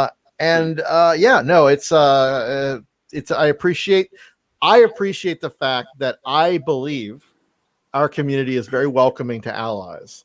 And I think the only times that those words are called into question are bachelorette parties and maybe Pride at times, because there was that Saturday Night Live skit recently and they had like the whole, wire straits at Pride. It's always a joke. Mm-hmm. But I do want everyone to understand that the intent is to be celebrating our queer or our allies and embracing them, because like none of our events are meant to be exclusive. It's always an open door. We just want to have a good time and be accepting and accepted. So yeah, I'm glad that was your experience. It really means a lot to know that my hometown and my people back in Florida, for all their other faults, that at least the LGBTQI community there is, pretty okay. Yeah, I was really just included, and it was never weird. It was never uncomfortable, and it was beautiful. And so it's always touching, and it's always been sort of a sweet spot in my heart that I was there, and I was sort of a part of the community, and it was just normal. It just was what it was, and I loved it. I felt honored, and I still do, because even here in Seattle, I think the LGBTQI community is fantastic, and I've always been welcomed into it with my friends and my family and my coworkers and Granite club members. I mean, it's just a fantastic community. So for me, that was definitely, I would say, theater brought a lot of exposure to my life. I moved actually to Hawaii after Florida, so I got some more really awesome, diverse exposures where I worked there for a few years, and I was the minority, which was wonderful. And I think that I'm grateful for those experiences for sure, but it definitely brought me to where I am today with the Diversity, Equity, and Inclusion Committee, because certainly I have had these experiences, and they do not quantify all the experiences out there, but I think that they're valuable. And I think that I'm going to continue to sort of walk that path where I can learn and I can make our communities better for everybody, not just, people like me. That's kind of my goal. I've also spent 13 years as a mental health clinician, so it's kind of a piece of it all sort of goes together. I started doing equity and inclusion while I worked in mental health, and then Granite Curling Club, there was a need, and I was able to jump into that. So now I missed the first hour. Where Brian and I were just talking about ourselves. Well, yeah. So, but one of the things that I want to ask, did you guys talk about DE&I at all during that hour? I assume you did a little bit. Mm-hmm. Yeah. I want to touch on it just a little bit more if we can. Yeah. And what I want to highlight is that at Granite, it is an extremely diverse club. It just is. Now, is it probably fairly representative of America is by percentages on the different diversities and the different sex and whatnot? Probably. But what has always struck me about our club is that no one cares. Now, there's some downside to that, in that because no one cares, that it hasn't been highlighted enough, and so we aren't doing the outreach things, which is why we have the DE&I to help highlight these things and help provide an outreach to make our club even more diverse and more representative of America. But it has always been extremely important to me that I have never heard anyone ask what someone's sexuality was, what someone's gender is, or what their gender identity is. Not because they were apathetic about it, but it didn't matter.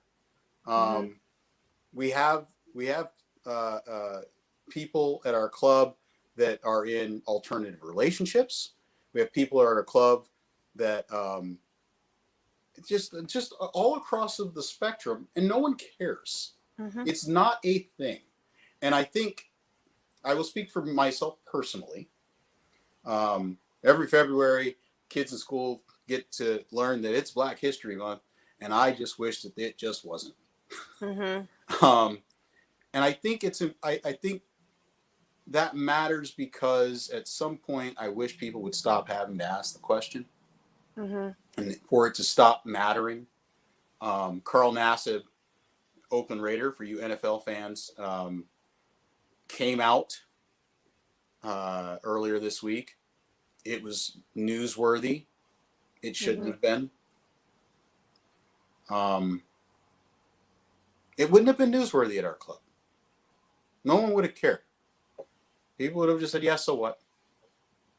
Well, I think I'd add a little flavor to that. It's not that they wouldn't care, it's that it wouldn't bother them.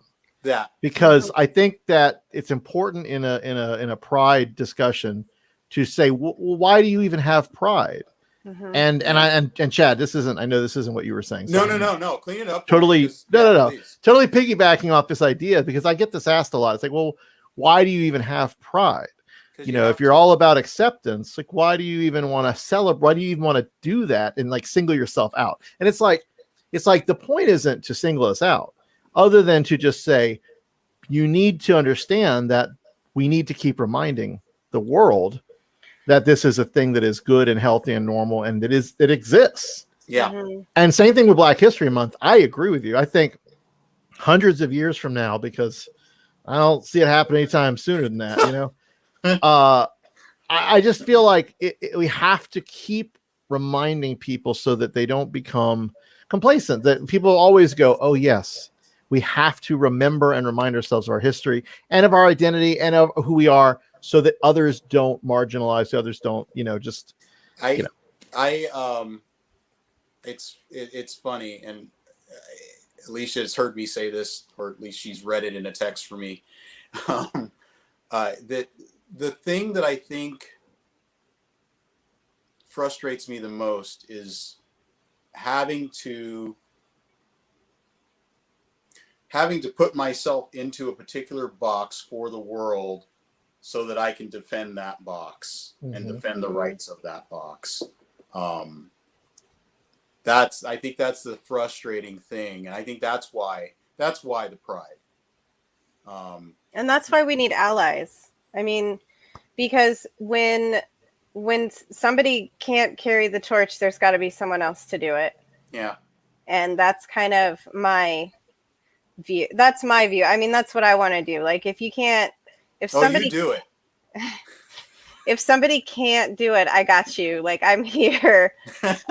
Just tell me, and that's kind of how I see my role as an ally. I'm sure there's more that can be, and there's more that it can change into, but at the moment, and for all of the causes that I believe in, mental health treatment, LGBTQI, I believe in equality for everyone, and I would carry the torch for anyone who can't carry it, even just for a little while if they need a break. And you do. Yeah, you do. I don't think you'll ever know how much it means to me. Oh, thank you. That's not a heart. That's a heart. You got your hearts all behind you. You just I know, gotta fit your hand into. Yeah, I know. This is my super fun. I'm also a sometimes seamstress, so I buy too much fabric. I don't know what you're talking about. You never do that. Mm-mm. Hey, let's talk about our raffle real quick. Can we please? Absolutely. Do you have the picture? Do you have the one that the messaged raffle? You? Wait, no. Did you? Maybe. I can hold I it think up. You're just trying to get me to do the Green Lantern chant again. In darkest day. In blackest night. Thank you. I love that so ahead. much. We're not going to do a comic talk, but we should do that sometime again, because indeed, yep, so much to talk about. But yeah, I love the way you got that. Do you want to talk about like what that is? Because I don't know that people can appreciate what they're looking at, other than the beautiful art that you embody. It's hard to tell. So this is on a book page from a curling book, Curling with Ken Watson. It's an old curling book with all kinds of like, this is how you curl. This is how you curl with children. This is how you curl with juniors. This is how you throw a rock. These are your angles. It's like this awesome old book that our favorite bartender from Granite Curling Club gave me when his sons didn't want them anymore, with full disclosure that I would absolutely tear them apart and destroy them. So I took our logo image and I printed it on the book page, and then I foiled it, which is really cool. It's this like heat reactive foil that adheres to the ink, and that's how you get this like super awesome shiny Granite logo on a literal curling book page. So I don't make a whole lot of this art anymore, but I do have one of these to raffle away, and it comes with a curling face mask as well, just in case you have to go into stores in Washington, because face masks are still yet required for a few more days anyway. So here we go. We've got this awesome raffle. You can enter by purchasing pins. That'll get you one entry in a raffle, and you can enter by going to our booth on Hopin. We've got a link right there that takes you directly to enter in the raffle. Bravo. The other thing you didn't, so we're going to do a little bit of a commercial. So you make these I mean, so many products with your amazing arsenal of tools, but Right. this is one Yeah. of my treasures that you gave me. Oh, I'm so glad you love it. I love to put a rainbow electric tea light in there, and it's just beautiful. Ooh. Yeah, I need to do that. But Amazon. like, it's just such good workmanship, and you've really blossomed in the time I've known you. You know, making just so many amazing little things. I'm always impressed when you show new stuff to me. So. Yes, so this segment is sponsored by the Basement Archives. You can find us on Facebook at the Basement Archives, on Instagram at the Basement Archives Art. I do have a tiny business. I also will be at the Top Hat Farmers Market coming up next Wednesday. But yes, I do make some art, and because I love Granite Curling Club, it definitely inspires just a whole lot of my art. I'm going to put a link up, but I just want to make sure I got it right. It's the Basement Archives Art. And then I'm going to put the Square site. That's the Instagram. Do the basement. Well, I'll message it to you. Okay. We'll put a link up as soon as you say. I just don't want to put the wrong link because that has happened. Totally. And someone's like, ugh. We also have our next presenter and also fellow DEI committee person. I'm horrible. I always say guys and men when I really shouldn't. But I am so excited because I don't know if you know this about me. I don't know if you can see it because I've got this wonderful art in the way, but I have a pen problem. And that's what this board is. Again, you can totally not make out any detail, and that's fun. I'm not moving the camera, but our next guest, our next host is someone who shares that problem. And when I found that out, I was like so thrilled. Let's get Miss Cindy on here as I restore my little shrine. Hey, Cindy, welcome. Hello, how are you doing? Can you all hear me okay? We can hear you. Staying alive and trying to be, not literally baked in our houses. I'm way past being baked in my house on so many different fronts. This is way too hot. Most definitely. I can't even with this fan. I can't even. I'm a Floridian. I am used to hot. I am used to the heat. It is not a thing that bothers me when I have air conditioning. However, as many Seattleites and people in the region know, we don't all have AC. In fact, most of us don't.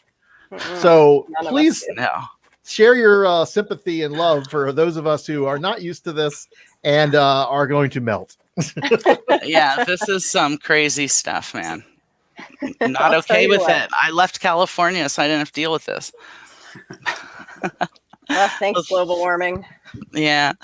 Well, thanks. I hope everyone's been having a really good day and enjoying themselves in spite of this mind-melting heat. And what I am going to talk about is pins in the context of the history of curling and how the pin trading has been a huge component of people moving around to different places, playing different bonspiels, different events, and using the pins as both a way to stay connected with other players, but also as gifts. You'd bring pins from your curling club and give it to people in other curling clubs. And then there's whole sets of pins that were only ever given to competitors or to organizers. There's sponsor pins. There's a tremendous number of pins in the curling world, and they have been part of it for a very, very long time. And I have just 4-5 PowerPoint slides, just a little bit of information, and then I'm going to walk you through a website that we've been working on that is got like 20,000 images of pins. Whoa. And sort of shows some of the different examples of how things have changed over time.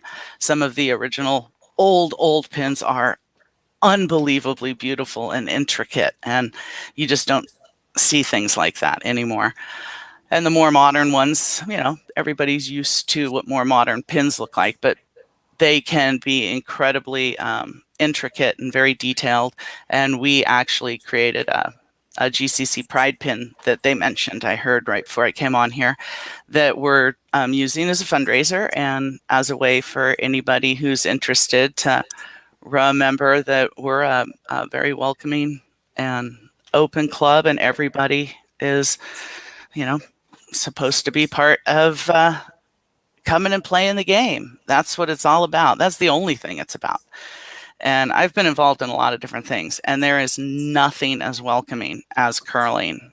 It is truly amazing that that bond of this sport kind of transcends everything else. Gender, race, politics, it just doesn't matter. When people are out there on the ice, they're all focused on the fun of the game, and that's all that matters. And it's truly inspirational, because it would be great if everything else could be that welcoming and inclusive and fun at the same time. So I'm going to see if my sharing here. Okay. I couldn't agree more, Cindy. I think that's everything that we all have been feeling today too. What's great is that everyone says it. Mm-hmm. Regardless of where you are in the world, for if you're a curler, everyone says the same things. Yeah, it is pretty amazing. That was the thing when my husband and I first got involved, and we found the Granite Curling Club, which right here I have the address and sort of a little map of Seattle and where we're located. We do open houses. Come down, you actually get to be on the ice with a group of other people who have no idea what they're doing, and someone who does, and they show you how to throw that stone, and you get to find out just how hard it is. They make it look so easy when you watch them on television, and it is not. You got to consider that those sheets of ice are about, I think it's half the length of a football field. And these people can throw these 42-pound stones that distance and pretty much place them exactly where they want. I look down the ice. I can't even really see the other end because my eyes suck. I am always highly impressed because I don't curl. I just love the game. So really encourage everybody, when things are a little more back to normal life, to come in and take a chance, throw some stones, see how you like it, because it is a ton of fun. And hey, it's air conditioned too if it's hot, but that's not going to happen in the winter, because unfortunately we don't do, most places don't do curling in the summer, which is when it would be the most fun to do it, because you need to get out of the heat. So let's see here. Come on, just move. There we go. So I wanted to, twitchy, sorry. In the research that I've done around the sport of curling, because I really like to get into things when I really understand them, curling is actually believed to be one of the oldest sports, if not the oldest sport. They have evidence that it existed in Scotland in the early 16th century, stones that are inscribed with dates like 1511 and 1551. I mean, it is a very, very old sport. The rocks at those times did not look anything at all like our rocks. They were just whatever big-ish rock that these people found on the sides of their frozen ponds, maybe with a handle, maybe with something they had just crammed in it to have as a handle. Triangular, square. I mean, if you go and do some searches for old curling stones, you'd be amazed. I mean, these things they're just giant stones. They're not polished. There was none of that fun stuff. It was quite a very seat of your pants kind of sport at the time. There's paintings in the mid 1500s that depict the sport of curling. The two that I have here show curling events, one a drawing, of course, from 1860, but the other one an actual photograph from 1897. So this one on the right from Nova Scotia is very typical of old time curling. Frozen ponds, you know, they didn't have refrigeration, so they weren't making it themselves. Tons of people. It was a huge party.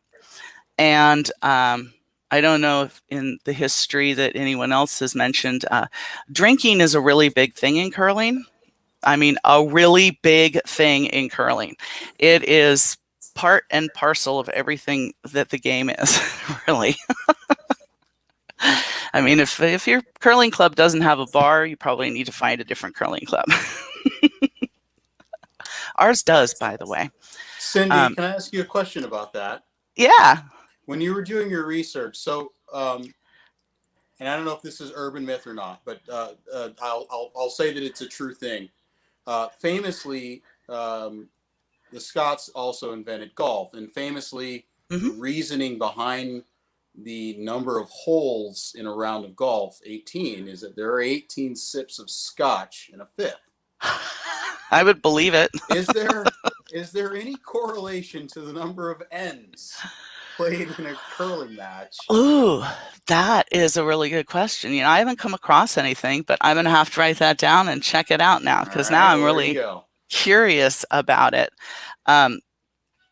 There's a lot of levity around drinking and curling. It really is more of a joke, but it is something that a lot of people like to do. It's traditional after a game where the two teams will meet together in the bar and the winning team buys the losing team a round of drinks. And this is really, really, really old tradition with curling.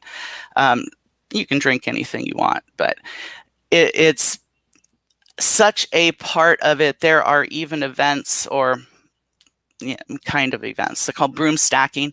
Stack all your brooms on the ice because everyone went upstairs to drink. So there's a lot of references to it. People like to make their own curling pins, like maybe for their little posse who goes to all these events together. And frequently they have a drinking theme. There's a whole set of pins around martini glasses at this whole that actually became a bonspiel set because these people had so much fun with the whole martini themed stuff that they were doing and all the pins they made. So once they started these bonspiels, they would make a martini glass pin for each of the places that they went. So if you're trying to collect pins, the curling pins, you can do it by any kind of theme. You can do it randomly, or try and go for everything, which is sort of what my husband and I have done, which is a little insane because I think we have 10,000 pins or something. I mean, like personally in a room in binders, it's a sickness. I just want to amend my prior statement. I don't have a pin problem. I aspire to have a pin problem. And Cindy, you have we a have pin dupes problem. that can help you with that. Yeah, I know you can.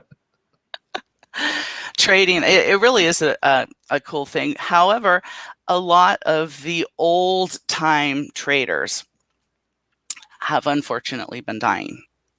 Because when I say old, I'm not joking. I'm talking late 60s, 70s, 80s. Some of the biggest traders in the world. And unfortunately, as they are becoming older and starting to die, the interest in the pin part, that traditional connection through the exchange of these, cute little things, just as here's one from my club, here's one from yours, I'm going to buy it for the event, all this stuff. It's kind of become less and less popular because less people are doing the trading. But that doesn't mean the pins aren't out there and that there isn't a pretty robust trading area. It's just getting harder to find. And that's one of the reasons that Ken and I started the website that we'll look at in a couple minutes here. It was to try and revitalize some interest in pin trading. And so we're not the only ones. These are recent articles in the last few years about some of these older people. So look at the display cases behind Keith here and his wife, Maxine. I mean, and this is nothing because we know him and we've traded with him and we have seen the rest of his collection. And this behind him here, that's nothing. I mean, that is a fraction. And just like us, we've got 6 bookcases full of binders that are full of pins. Probably, I think it's like 200 pins per binder. And I should have taken a picture. I didn't think about it, but it's insane. But it's so much fun because the styles, the differences, all of the variety. And when we look at the website, I'll sort of show you how curling, how the organization of curling is structured, because you can see it right in the structure of how we've laid out the pins. So it can be a very useful reference site, not just for the pins, but to help locate clubs, understand the different regions that the different clubs come to, and then all of the different events. When you get in and you start looking at the pins and the dates, you can start to see commonalities between the history and the threads. Often many years of the same design, and then you can sort of go, oh, what happened between this year and this year? Big shakeup and a new design.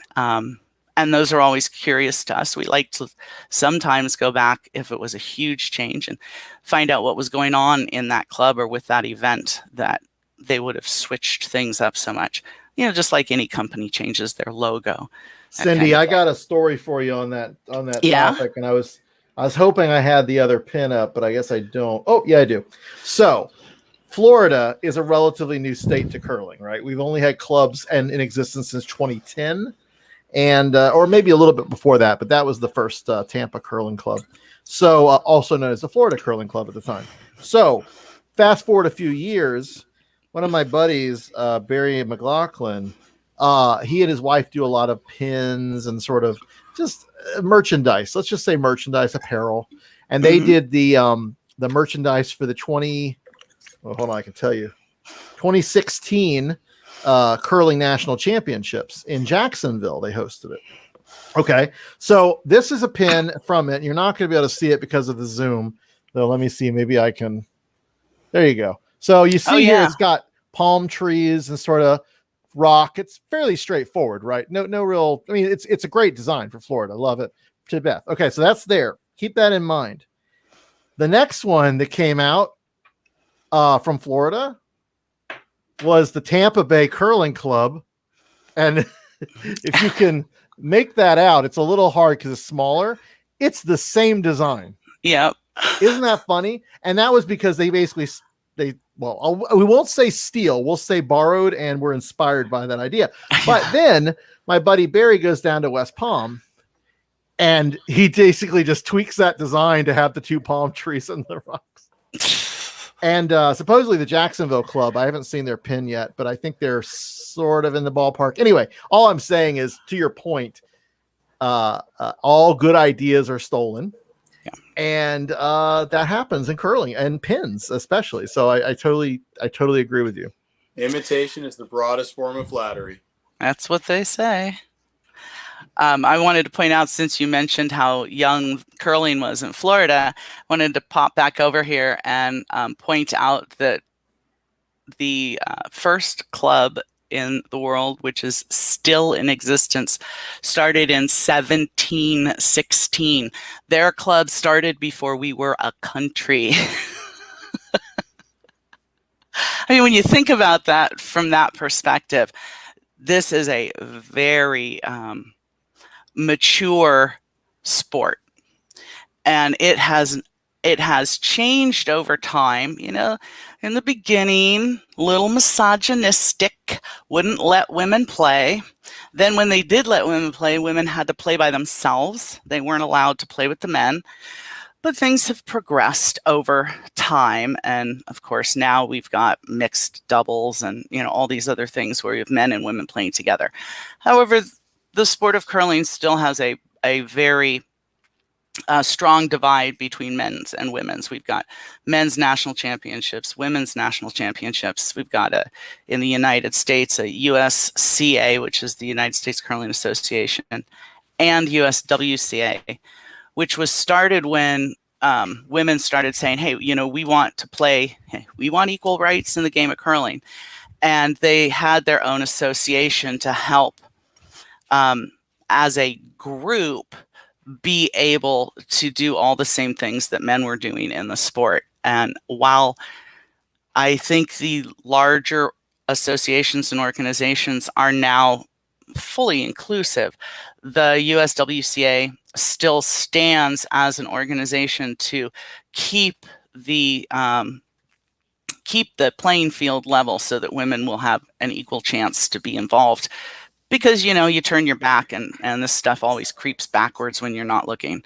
So they're a very valuable organization. And if you get involved in curling as a woman, you can, you're typically enrolled as a member of their association through your dues through your curling club. And then you can find out what's going on with women. And there's bonspiels that are just for women. There are also bonspiels that are just for gay people. All kinds of themed things that different clubs do. Cindy, can I touch on that a little bit? Yeah, absolutely. I just wanted to say that first off, there's this magnificent documentary that just came out called LFG, Let's Fucking Go, and it's about the struggle that the women's soccer team, the U.S. women's national soccer team, has been going through to get equal pay. And I just say that because one of the things that I'm pretty proud of is that curling is one of the few professional sports where women get paid the exact same amount that men do. Could be so here. It's not so much so in Canada. They have these their equivalent of their national championships, the Briers for the men's and the Scotties for the women's. And without exception, the purse prizes in the Briers have always been much higher dollar amounts than the Scotties for the women. And, when you look at it from a demographic perspective, the Briers have a larger audience. They've been around longer, and I think that in Canada, which, just so everybody who doesn't know about curling, Scotland's where it started, Canada's where it lives now. Canada is the heart of curling in the world. They have more curling clubs, more curlers. They tend to beat almost everybody else in most of the events these days. They're very, very good, very competitive. And so when we play and win against Canada, it's something to be proud of, because they have curling in schools, and it's just like the closest thing in the United States is Little League baseball. So curling is sort of the equivalent for Canadians that Little League baseball is for Americans. So they've always got an advantage over us, because most people probably who get involved in curling here, unless they live in places with a lot of snow like Minneapolis and Wisconsin, don't have as much opportunity to get involved with curling. And then earlier, I believe we had someone talking about our junior programs. That's why the junior programs are so critically important in curling. If you love the sport and you want to keep watching it, we need young people. And that's just a fact. Without young people, the sport will die. And it's a common problem among all sports these days. Young people not being as interested in getting involved in a lot of sports.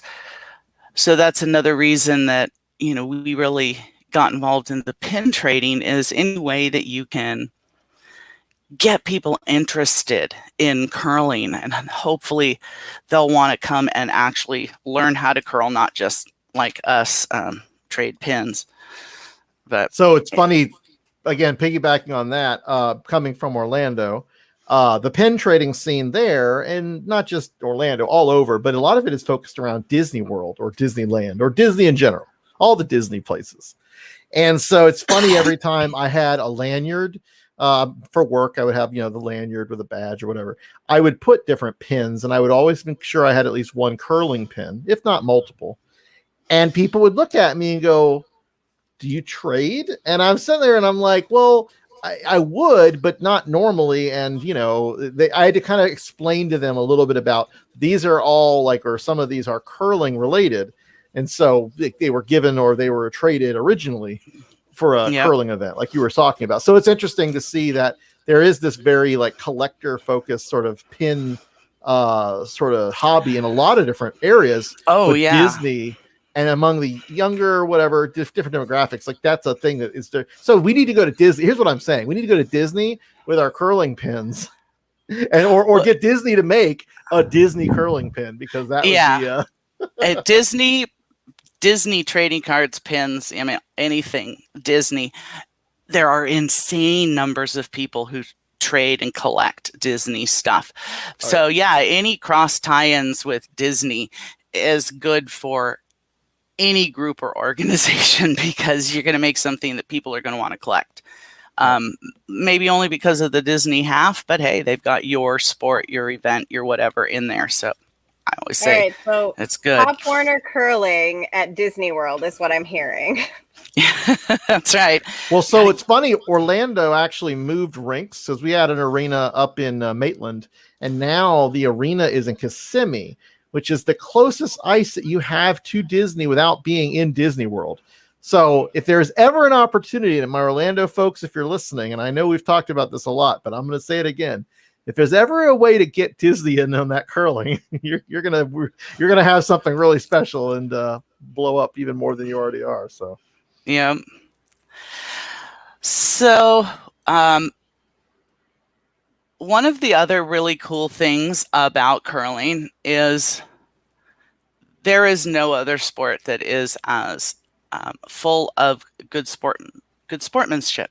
It's just built into the very fabric of the sport itself. When teams come out to play, they shake hands, they wish each other good curling. At the end, they shake hands.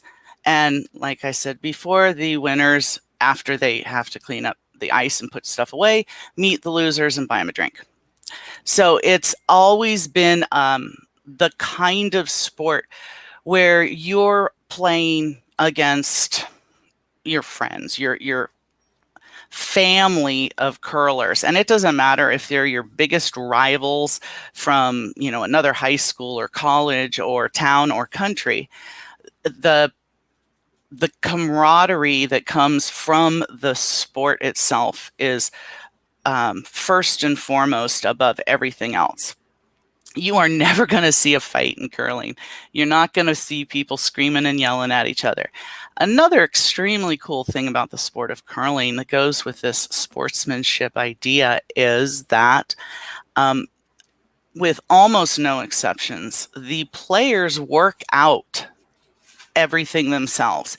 Any disagreements, any issues with how something has happened with the stones or the ice, they are supposed to work it out themselves. They will only ask for an official to intervene if the two teams cannot actually come to an agreement on, somebody accidentally hit a stone. Do we put it back? Do we call it burned and take it out? And there's different reasons why. The opposing team may say, no, I know you kicked your stone, but you can put it back. It's not that big a deal. So there's a lot of leeway for the teams themselves to figure stuff out. And I think that really adds to sort of that self-determination within the game. It really adds to that camaraderie between the teams, because you can't have an adversarial attitude and then come together to come to a decision, as everything happening in our politics should prove. And the other thing, curling is very open-minded. Like I mentioned, they don't care who you are, what you look like, what size you are, what your ability or disability is. if you love the game, you are welcome. If you can't go out on the ice and get down into those little squatting positions and ever get up again, they have these really cool sticks that hook onto the stone, and you can push with a stick. Slightly different rules here and there, but they've got wheelchair curling, any kind of accessibility stuff that they can possibly put together. And I know that a bunch of you are looking at yourselves going, wheelchairs on ice? Yes, wheelchairs on ice. It is absolutely true. There are world championships for wheelchair curling. It's pretty cool. Do some YouTube videos and check it out, because it really proves that they do everything they can in this sport to make it open to any person who wants to play. And one of the nice things is it's extremely inclusive. As you can see here, we have articles from Canada about their gay curling leagues. The one in the middle of this, curling gayest sport ever, that was actually out of Pride magazine, I think it was. And it was talking about this Outturn Curling League, which is the Canadians. I think it would be super cool to get an actual gay-based curling league in the United States.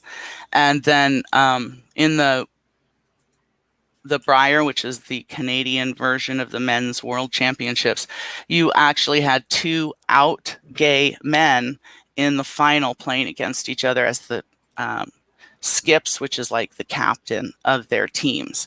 And that's what this one on the left with the flag is about. It was the first time you had 2 openly gay leaders of the teams playing against each other. So it's been pretty cool. And over on the far right is the Curling Canada and the different clubs and leagues that they have. And these are not hard to find if you do a real quick search for like curling LGBTQ, and these pop up all over the place, because it is such a welcoming and inclusive sport and the people who are involved. So I'm going to stop for a second so I can switch over to the curling site that I've mentioned. While you're doing that, the Outturn folks at Detroit that do the gay curling league there, Mike Grzinski and I think it's like Brian Whitehead. Like, that's some cool stuff, and I am so jealous. We had actually the Glitter Bomb folks, well, specifically Laura Yee from Potomac Curling, who did the first ever LGBTQIA Bonspiel in the U.S. And I'm gonna just put this out there into the universe, and as things happen, this will come true. GCC is committed as a club to hosting a LGBTQIA Bonspiel. It is going to happen. I wish I could tell you exactly when. And speak it into existence now. I am fiat creationist. I am turning this into truth. But no, we're basically all but there. The announcement I would love to make is just that we will be having one this season. I can't say where. I can't say, well, I'll say where. I can't say when. And I can't say the theme yet, because all of this is still coalescing into the thought whatever thought creation thing that's happening. But if you are a curler and you are interested in coming out to the Seattle area to go to a Bonspiel, there are so many amazing Bonspiels that are scheduled for this season.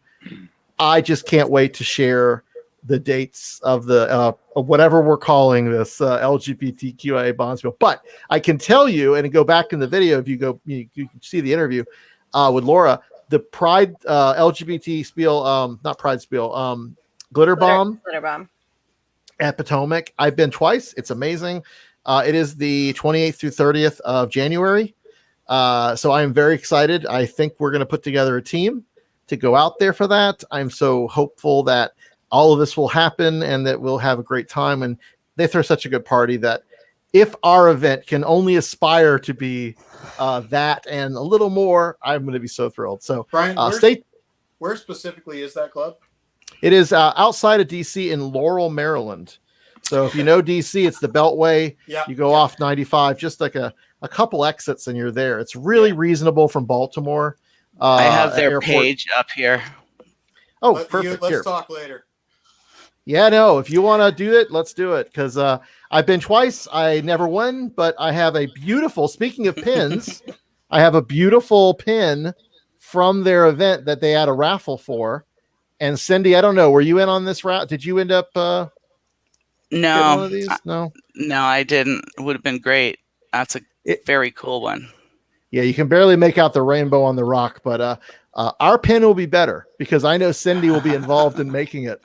So I've never been to DC. I'm just saying. My favorite. Yeah, bar I in the haven't entire world either. is in Baltimore. I'm just, Where is it in Baltimore? It's in Fells Point. I guess I'll throw a plug in. Sorry, Cindy. I promise you this will be short. No worries. For the Horseshoe came in on Saloon. It's in Fells Point. It is a whiskey bar, and it has the dubious distinction of being it surprises no one. It has the dubious distinction of being the last place that Edgar Allan Poe had a drink before he died. Oh yes. Seems pretty cool to me. All right, well, I'm down. I think we have 2 teams now, Brian. Oh, I think that's not going to be a problem. But so Cindy, there is a later page. I'm trying to find it, and I'll post it in the comments. Did they do one this year? No, the 2021 was canceled due to COVID. They did not. Yeah. The 2021 one is becoming the 2022. Normally it's in October, but this year they're going to be set, or next year they'll be doing it in January. So they did a 2019 one as well. Mm-hmm. Yep, I was 2017 and 2018, and then I missed 2019. I'm so bummed. So they got this curldc.org for more information, which is just their main page here. But since you were mentioning it, I thought I would pull up their Curl site DC. just to. Yep.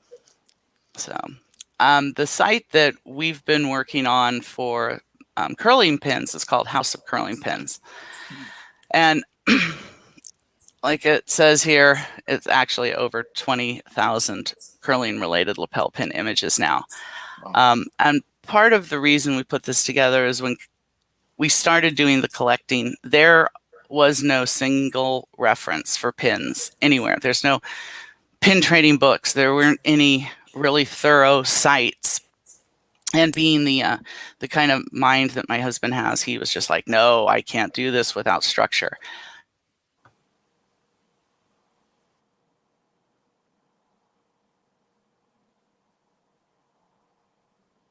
Did we lose Cindy? Feels that way. Cindy, come back to us. Yeah, I think her mic might have cut out. Well, while she's working her way back, let's talk more about this glitter bomb spiel. I will say this. There's one thing, I'll say this on behalf of Dave, that I know that if he heard the words glitter bomb and spiel all together, that would make him severely nervous. Oh, no. And I know I played. You back, Cindy? There. No, she had a power outage, so I'm actually gonna assume that she might be a minute. Okay, well, hey. Wait, hold one. One other. I played. No, go ahead. Go ahead. Boo spiel down in Evergreen, and I just remember one guy was wearing. He looked gorgeous. He was wearing a well-fitted sequin dress. And the only thing I could think of after, wow, that looks really nice on you, was, man, the ice maker's going to hate that. Yeah, sequins are tough on the ice, but I'll tell you what. We talked about this earlier, but I texted Brian last night at like 11, and I was like, hey, I just came up with an idea for Pride Float costumes next year. Oh my God. It's insane, and it's all inspired by our dear, who was going to join us today, but unfortunately he couldn't. Our dear Vice President Ryan Dorfler, who has made or adapted, I will say, the Iron Throne into the gayest throne of all time. It is so spectacular. Is that and where that thing went off to? Yeah, Ryan has it, and it's going to be glorious. I cannot wait. Hang on a second, just for the medium itself, for those tuning in, we had a Bonspiel, a tournament a few years ago I don't even remember. I didn't want to say it was a Comic-Con theme. It doesn't matter. But some crafty individual made a Game of Thrones Iron Throne styled chair. Only instead of swords, it was curling brooms. So anyway, for the medium. Yeah, it's spectacular. And really according to Ryan, did he paint it already? I don't know if he painted it or just festooned it with lights. I feel like that's what it. But either way, we're gonna give it a good once over and make that the centerpiece of our float. I feel like it is gonna be glorious. I cannot wait. And I've got to come up with some more clever play on the names, but I've already got one for Brian and myself. Girl, you're asking a lot for June. Even in Seattle, that's going to be a feat. It's just come on. Just saying. So real quick, while Cindy she's joining us, I want to show a couple pins that I have because they're ridiculous. Well, this one's ridiculous. This is my Charlando pin. And like a Scooby-Doo wagon. It's basically that. It's they call it the trash pocket because the van itself was like kind of falling apart and old. And we took this on the way to the Firecracker Bonspiel in New York, a Long Island curling club. But there's also animal floaties. That's the other little, you can sort of see like a unicorn or a horse. Flamingo or something. Yep. So those are the pool floaties that we use. And I think there's a thing of booze. Yeah. Oh, there's bottles of Malort in the bottom. Of course part of it there. Yeah. So this is our pin. The Charlando family has these. We give them out. And Charlando is basically a paper club that actually is a paper club now between Orlando and Charlotte that we made. A paper club? What's that? A paper club? So a paper club, which is actually, thank you for asking that. Thank you, Chad. A paper club is a club that is a group of curlers that does not have a physical location, whether it's arena or dedicated. So we are an organization, a proper club, just homeless, if you will, or multi-homed, if you will. So that's kind of the deal with that. So Cindy has rejoined us. Welcome back, Cindy. Yes. I mean, what timing for a power outage, right? Right. We were just talking about random other pins, and I got one more I want to make sure I show because it's ridiculous and I love it. So my buddy Dave Horseman, who's a Canadian curler who I got to meet, who comes down to Florida a lot, he gave me this pin that he had made, and it's basically a house with a rock in the house, and the comment or the text on it says, "Nice guard, asshole." So basically it's the joke for curlers, get it, like, you know, the problem of throwing a guard and then it goes into the house, your skip yells at you. So this is a thing he used to tell people. It's these are my treasures. These are one of the two of my many. I don't have, like I said, like thousands and thousands like Cindy, but I have a few treasures that I love to share. That's great. Yeah, we at one point started writing down all of our favorite curling terms that, taken out of context, are kind of nasty. Hurry hard. Yeah, pretty much. I mean, just almost anything that is said during a game when you take it out of context has it's like, oh my God, nice weight, hurry hard, all these things. Just too much fun. But we thought we'd come up with like a line of t-shirts with these things on them so people would have no idea what they were talking about. Curling out of context. I love it. Yeah, that would be a great name for the line. Curling out of context. It's yours. So anyway, the house of curling pins. So we were creating this for reference so that we could understand both what was out there and what we needed. If you are a collector, people tend to like to collect with a goal in mind, and maybe it's just want to collect the stuff from their club and the history of their club, or they want to just get stuff from their country or from bonspiels that they go to. Then there's other people who maybe collect everything from certain areas, not just personally related to them. So it can be highly varied what a person's interest is.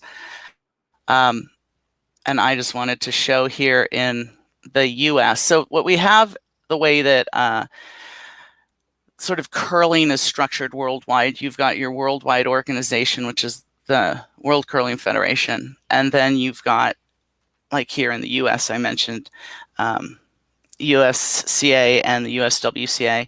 There's also an Olympics group.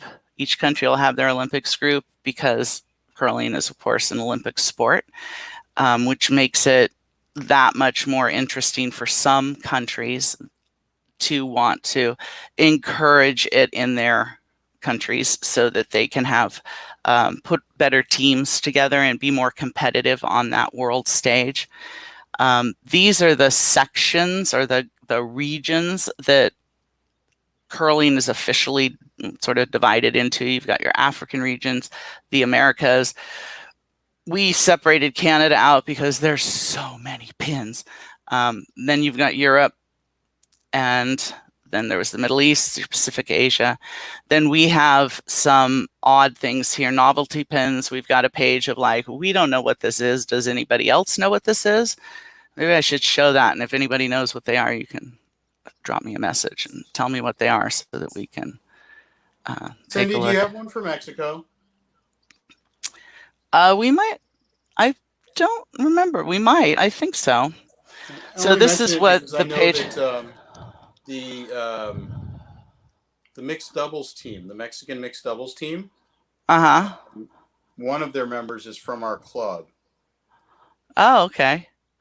So yeah, I'll have to take a look and see if we've got it. And we still have some that we haven't gotten the photos up yet. So you can see just my scanning through the what are these page, the wide variety of styles. You can tell certain things are much older. I mean, here's a pin for the president of what club or area or association. We got no clue. But they were president from 86 to 87. I don't know why they wouldn't have marked where they were from, but that was how that went. So these are the kinds of things where we're just not sure where they go, or we couldn't figure it out, or nobody's been able to tell us. Like here's a wheelchair curling pin where I mentioned before that it's pretty big, the wheelchair curling, because it is accommodating and you can still do it even if you have some kind of physical disability. Can we go back to Miss Curling here for a second? Oh, I mean, yeah. I don't think that this is. Yeah, it's so. Asked, I would have. I mean, it's so cartoonish. I hope no one flags us for content. But I mean, well, she's got pasties on, so you know, there's okay. nothing wrong. So she's like a burlesque curler. I love this. I think Something Seattle. like this that. is very Seattle, actually, right? Because we have an amazing burlesque community. Yes, we do. Some truly excellent burlesque. Oh, if you've never gone to Moisture Festival in April, everybody don't check it out because tickets are already too hard to get. But yeah, they have really excellent stuff. The novelty pins, you'll like those too, because they're in this same vein of just funny stuff or things that individual people put together, or odd things that don't really fit in anywhere else. But here's some rip-offs of Snoopy, and you get lots of these curling nut ones are just hysterical half the time. A lot of these novelty ones have some of those odd things I was saying, hurry hard, you know, these out of context statements that see, drinking curlers get stoned. How much better is it than that, especially in Washington, right?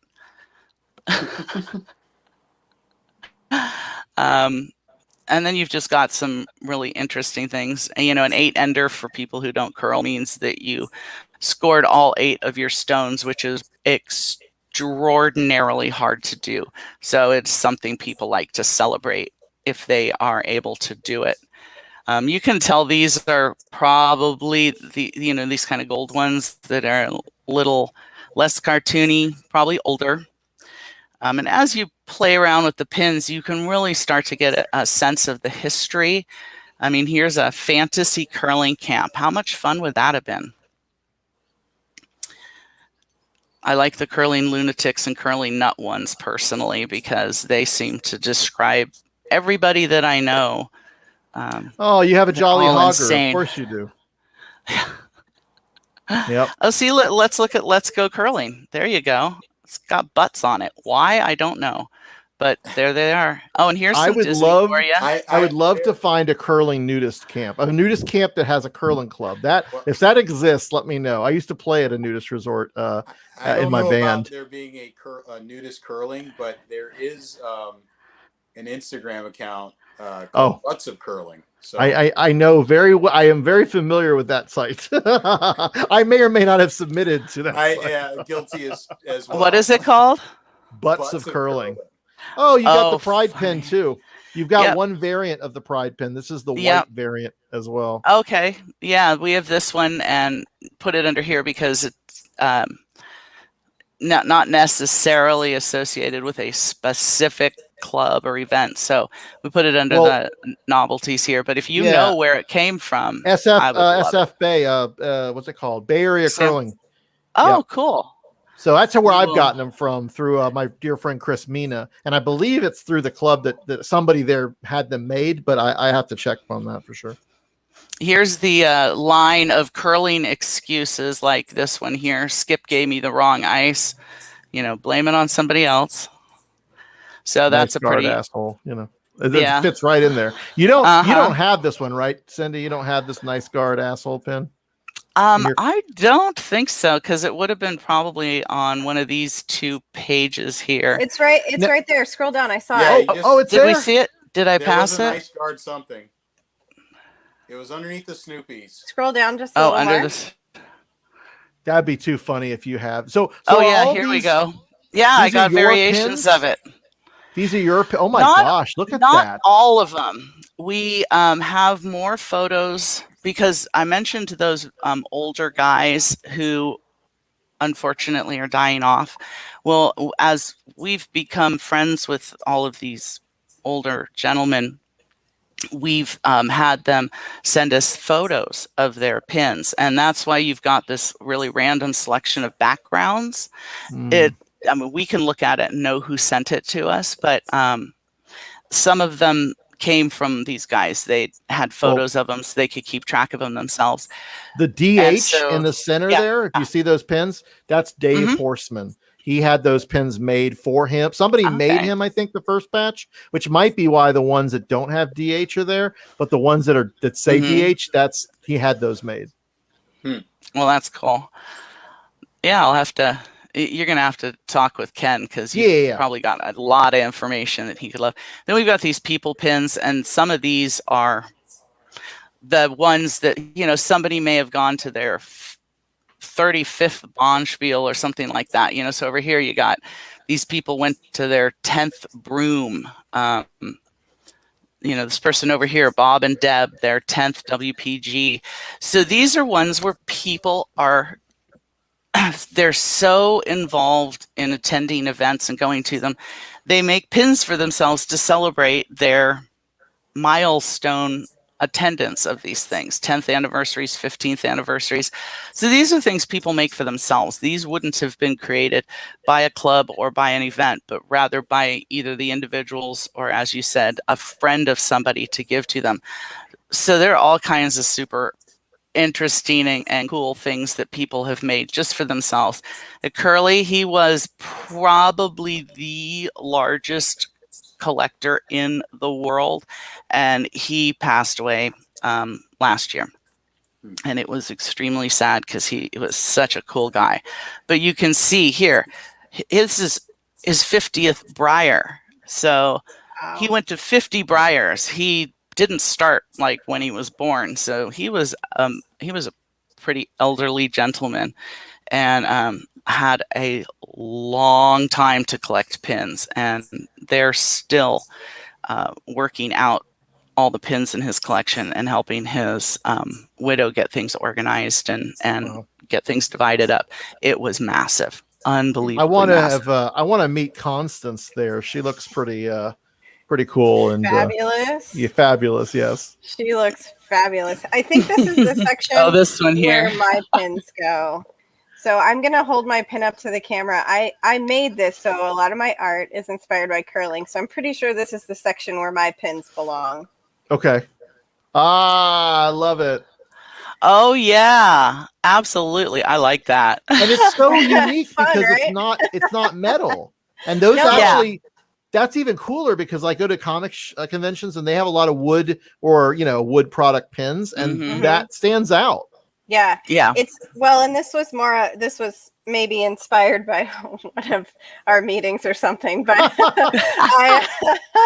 I felt like I had to make a pin that had to do with curling. So that's your Alicia pin that we can add a photo to your website. Oh yeah, I for love sure. that. And we always are asking for pictures.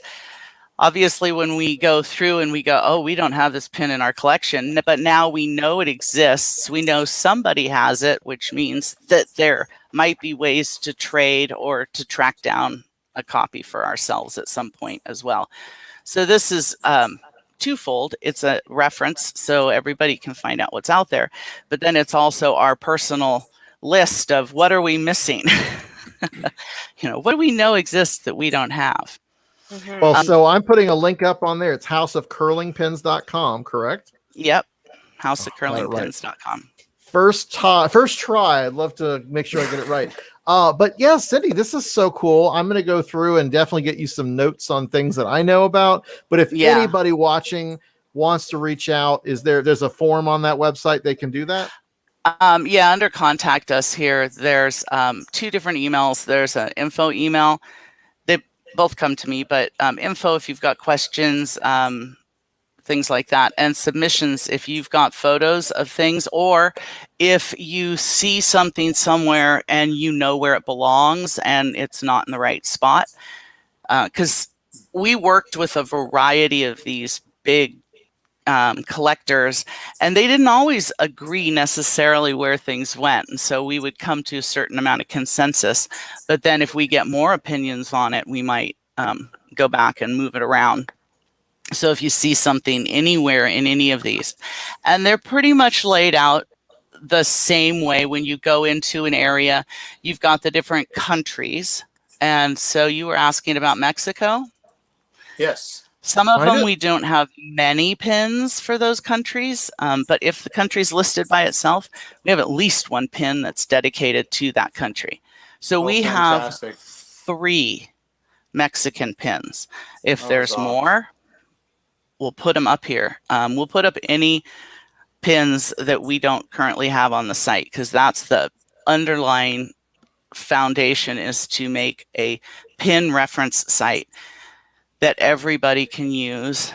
And we've got like a phase 2 that we will be getting to, where we are going to make it where people can go in and manage their collections through a login and That's awesome. mark things Fantastic. behind the scenes of what they want, and they can put in, because luckily Ken's a programmer, and I do the web stuff. So between the two of us, we should be able to do this if we ever aren't so hot. Woo, you reminded me. I got to get the fan out. Woo. Yeah, it's crazy. My brain just stops working. But then underneath, if it's a country like the US or Canada or some of the larger countries that has more structure to it, underneath we've got associations, clubs, and championships. So when you go in, you'll see the same basic structure across all of the different areas. And like the Granite Curling Club, we've had a number of different pins over the history of our club, and we recently found a few versions, and I don't know that we necessarily, it is really slow, so I think there's something up. It's the heat. It's got to be the heat. Yeah. The heat's slowing down the tubes. Yes, it really is. But yeah, we try to get all of and Granite is a very popular name for curling because the stones are made of granite. Yep. So there's a ton of granite. So you have to kind of then say, which granite is it? And here you can see, starting with this little gray one where it says Granite CC Seattle. So this is some of our older styles, and then we started incorporating the Space Needle into the designs. Wow. And then you can see how it evolved in this lane here of all of these slightly different ones. And then this is this light blue one that's out of focus is our current pin, our current club pin. Yep. So we're of course going to be adding the rainbow one, I hope. Yep. I think we And will so be. these are some anniversary versions that we created, like 50 years, and then we have these 40th anniversary where we have the ravens in it. So it is kind of interesting when you look now. See, here's one in what state is that? Is that Illinois or something? I don't know. It's the outline of a state, and I will admit my geographical knowledge is pretty crappy, so I'm not sure what state that is. Wisconsin, maybe. This one here, maybe. Yeah. But you to- can see all the variations over time that they've used, and some of the most impressive are when you go up into the Canadian events and you look at some of these really old McDonald hearts. These were the ones that I was mentioning right up front that are just unbelievably intricate, and they're just gorgeous and very, very, very hard to find because these were given to competitors. And so, there was the limited number and they had a special meaning to the people. So they're extremely difficult to find in terms of trading. But they're some of the oldest, some of these are 51, 49, I think at the top, what's the old, because they're all in date order on the page, 1928. So here's curling pins from 1928. Wow. There's just, it's beautiful to go through and to just see how things changed. There's a whole set of sponsor pins that have a Mardi Gras theme to them for an event here in the United States they're really, really cool. So there's all kinds of fun things. Even if you aren't interested in pins particularly, just some of the creativity and the artistic endeavor that went into these pins in some of the areas is phenomenal. I mean, they're like yours. They're real pieces of art, and I never get tired of poking through them because I'll forget. There's so many of them, I'll forget, and I'll be, I'd never seen this before. And it's like, oh well, yeah, of course I had to have seen it. I put it on the page, but it's been so long that it looks cool again. I really like when they have the bright blue behind it. It's kind of a cool look to it. So I encourage I really like the 28 one. That one's really cool. Yeah. And I really encourage anybody who's interested in curling, even in an abstract way, come check out some of the pins. You may find that it piques your interest enough that you'll come down and come to an open house and want to give it a shot, throw in some rocks. And we would love to have you there. Cindy, thank you so much for this. This is you're such welcome. a cool segment. I'm really excited that I'm not the only crazy person out there collecting these. And we'll definitely have to do some trading at some point here soon when we can actually see each other in real life as opposed to all our virtual interactions. Cindy, for housekeeping purposes, the Granite State Curling Club is in New Hampshire. Oh, okay. That's rock had something to do with that. Oh, well, no wonder I don't recognize it. When you look at it on a map, it's usually like a line off to the side with a down to something you can't see. New Hampshire. No wonder I don't know what it looks like. Oh, thanks, map makers. Fantastic well, you thank guys, you, Cindy. Yeah, you guys have a great rest of the afternoon here, and stay cool. Everybody gets your to best. Stay cool. Yeah. Thank you, Cindy. Bye. All right. Bye-bye. So we're almost done with our little marathon session. However, again, if you missed any of this, you can go onto our YouTube channel, which I will put up a link here in a second. and or Facebook page for Granite Curling, which I should also have a link for. Or just come back tomorrow to our Hop-In channel and you'll be able to see this re-air again. But again, if you have any other questions, if you really want to get in touch with us, all our socials are actually up on our booth page, so you can go find that there. You should enter for the raffle because we do want we want to give away curling art. I have a couple more thank yous for pin purchasers who get raffle entries. So we have, since our last PBS moment, we have Raymond. Thank you, Raymond, for buying a pin. Steve, our good friend Steve, who we all know. Thank you for buying a pin, Steve. We miss you. And Ken and Mara, thank you for buying a pin. We so appreciate it. I will be contacting all of you in July, just as soon as we receive the pins. Yay, that's awesome. And so what we wanted to do is we wrap this up for the day and for the Pride 2021. We want to pay homage. We want to pay respect to somebody who is very, very, very important to our club, who passed away just last year, right? It was it was last year.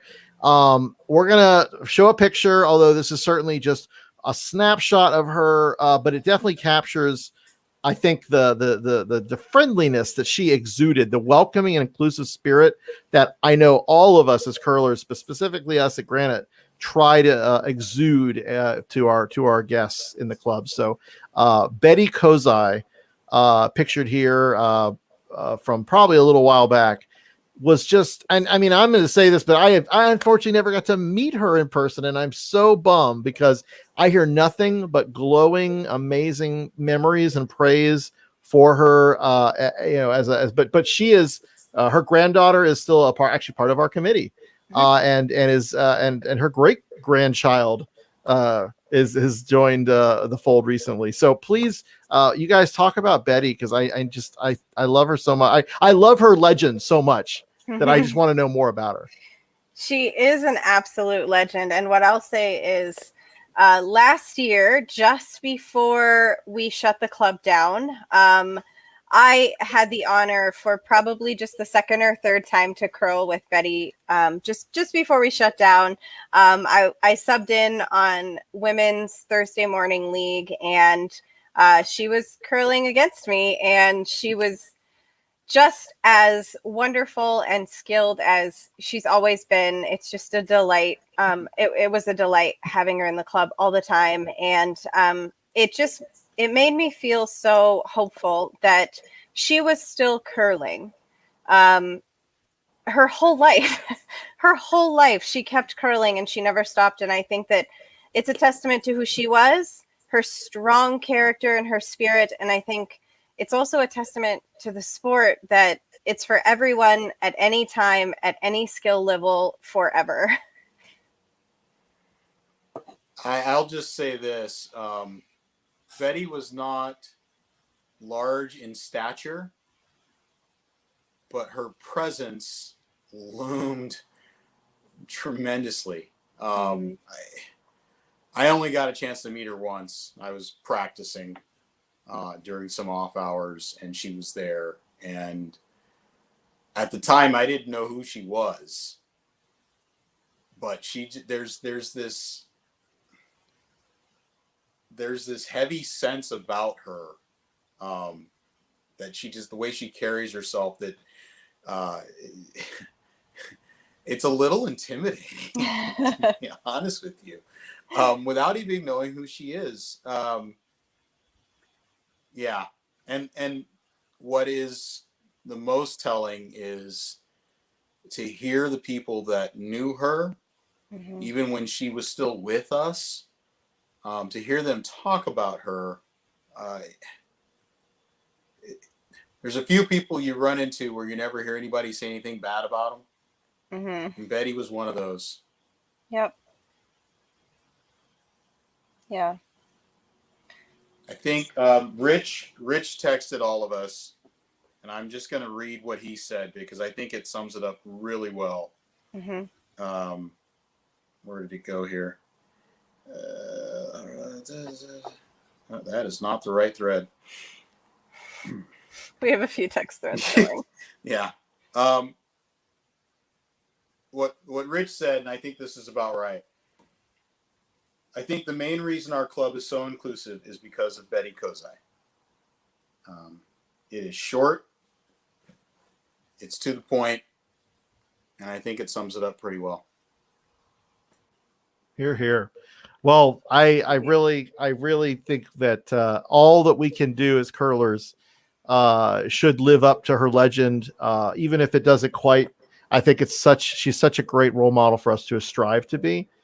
And there's so many other curlers who have been who are a Betty Kozai in their own clubs, and I just know that at the end of my days, that's certainly something I want to be remembered for, as someone who not only loved curling but like tried to bring people in and share that inclusive spirit. So good memories, and I really hope, and I know her family.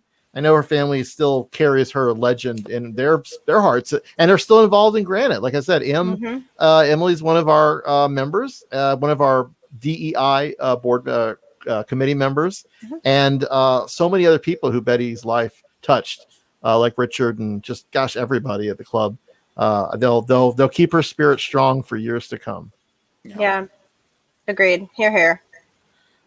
So that's pretty much, I think, all of the stuff we've got. I don't want to forget, because the fabulous art that we are raffling off, and the pin distribution, if you will, that is going to happen for those of you who do pre-order our pin, the Pride GCC Pride pin.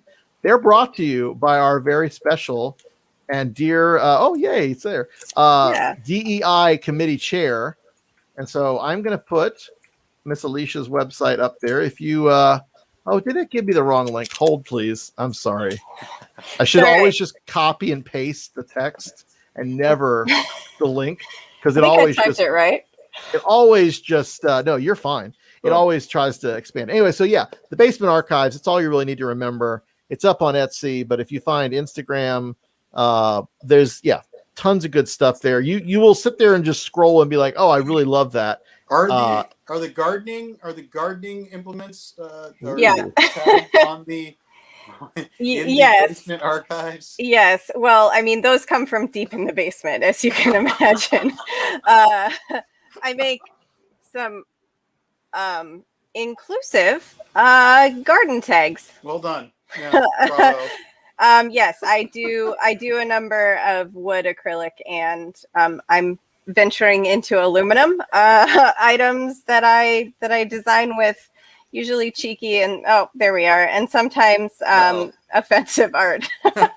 I won't go through the catalog for fear that we might absolutely get flagged for some of them. That's fair. It's fair. Let's people can go find it themselves. It's we're on the Basement Archives on Facebook, the Basement Archives Art on Instagram, and then of course the Etsy page that Brian was kind enough to link. So this segment, again, sponsored by the Basement Archives.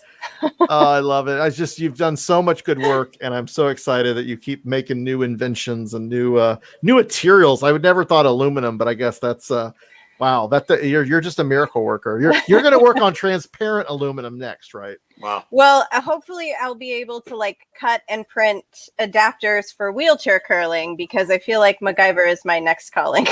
I love that. Brian, did you? Oh, no, go ahead, please. I was just going to say thank you so much, everyone, for joining. This has been a delightful, albeit a bit sweaty, virtual Pride. Girl, stop it. Oh, my God. I have a fan blowing at me, and it is not enough. This isn't doing anything, by the way. It's just moving my hair around. That's all I think it's doing. Chad's the only one with AC, because you do not look like you're too hot. No, I don't have AC. I'm dying, but it's fine. It's fine. Oh, goodness. Well, all right. Stay cool, everybody. There are 2 more days of this hellscape in Seattle. So, Brian, did you pick out any walkout music? Oh, honey, listen. Music and StreamYard don't seem to get along as well as you'd think. So there's no music, but you know what? What we're going to do for next year, we'll bring our own music to Pride. We'll figure out some weird and ridiculous way to bring a little bit of maybe I know the guys, I know the group that does the marching band here. Maybe we can pair with them or do some collaboration. I got to reach out, but Can you do an acoustic version of Pony on your instrument, please? Oh, we'll get a theremin out and do that. Yeah, would you? I would really appreciate that. That would make everybody's day for Pride, I think. Oh boy. Well, but yes, thank you guys both. Thanks everyone who tuned in. I could not done this without Chad and Alicia and Cindy and Yolanda. We all put this thing together, and Lisa and Laura and Colin, and I'm still probably leaving somebody else out, but thank you the whole all. board and everyone at Granite Curling Club and everyone in all of Seattle. And everyone in anyway. No, thank you guys. Thanks everyone. And please have a good Pride. Be safe, be responsible. Hydrate. My God, please hydrate. And we'll be back tomorrow, albeit this same thing, so come check the booth out, and we'll see you next year in person, in spectacle, in glitters and iron thrones and whatever else. Heed the call. It's gonna be wonderful. Happy Pride, everyone. Happy Pride.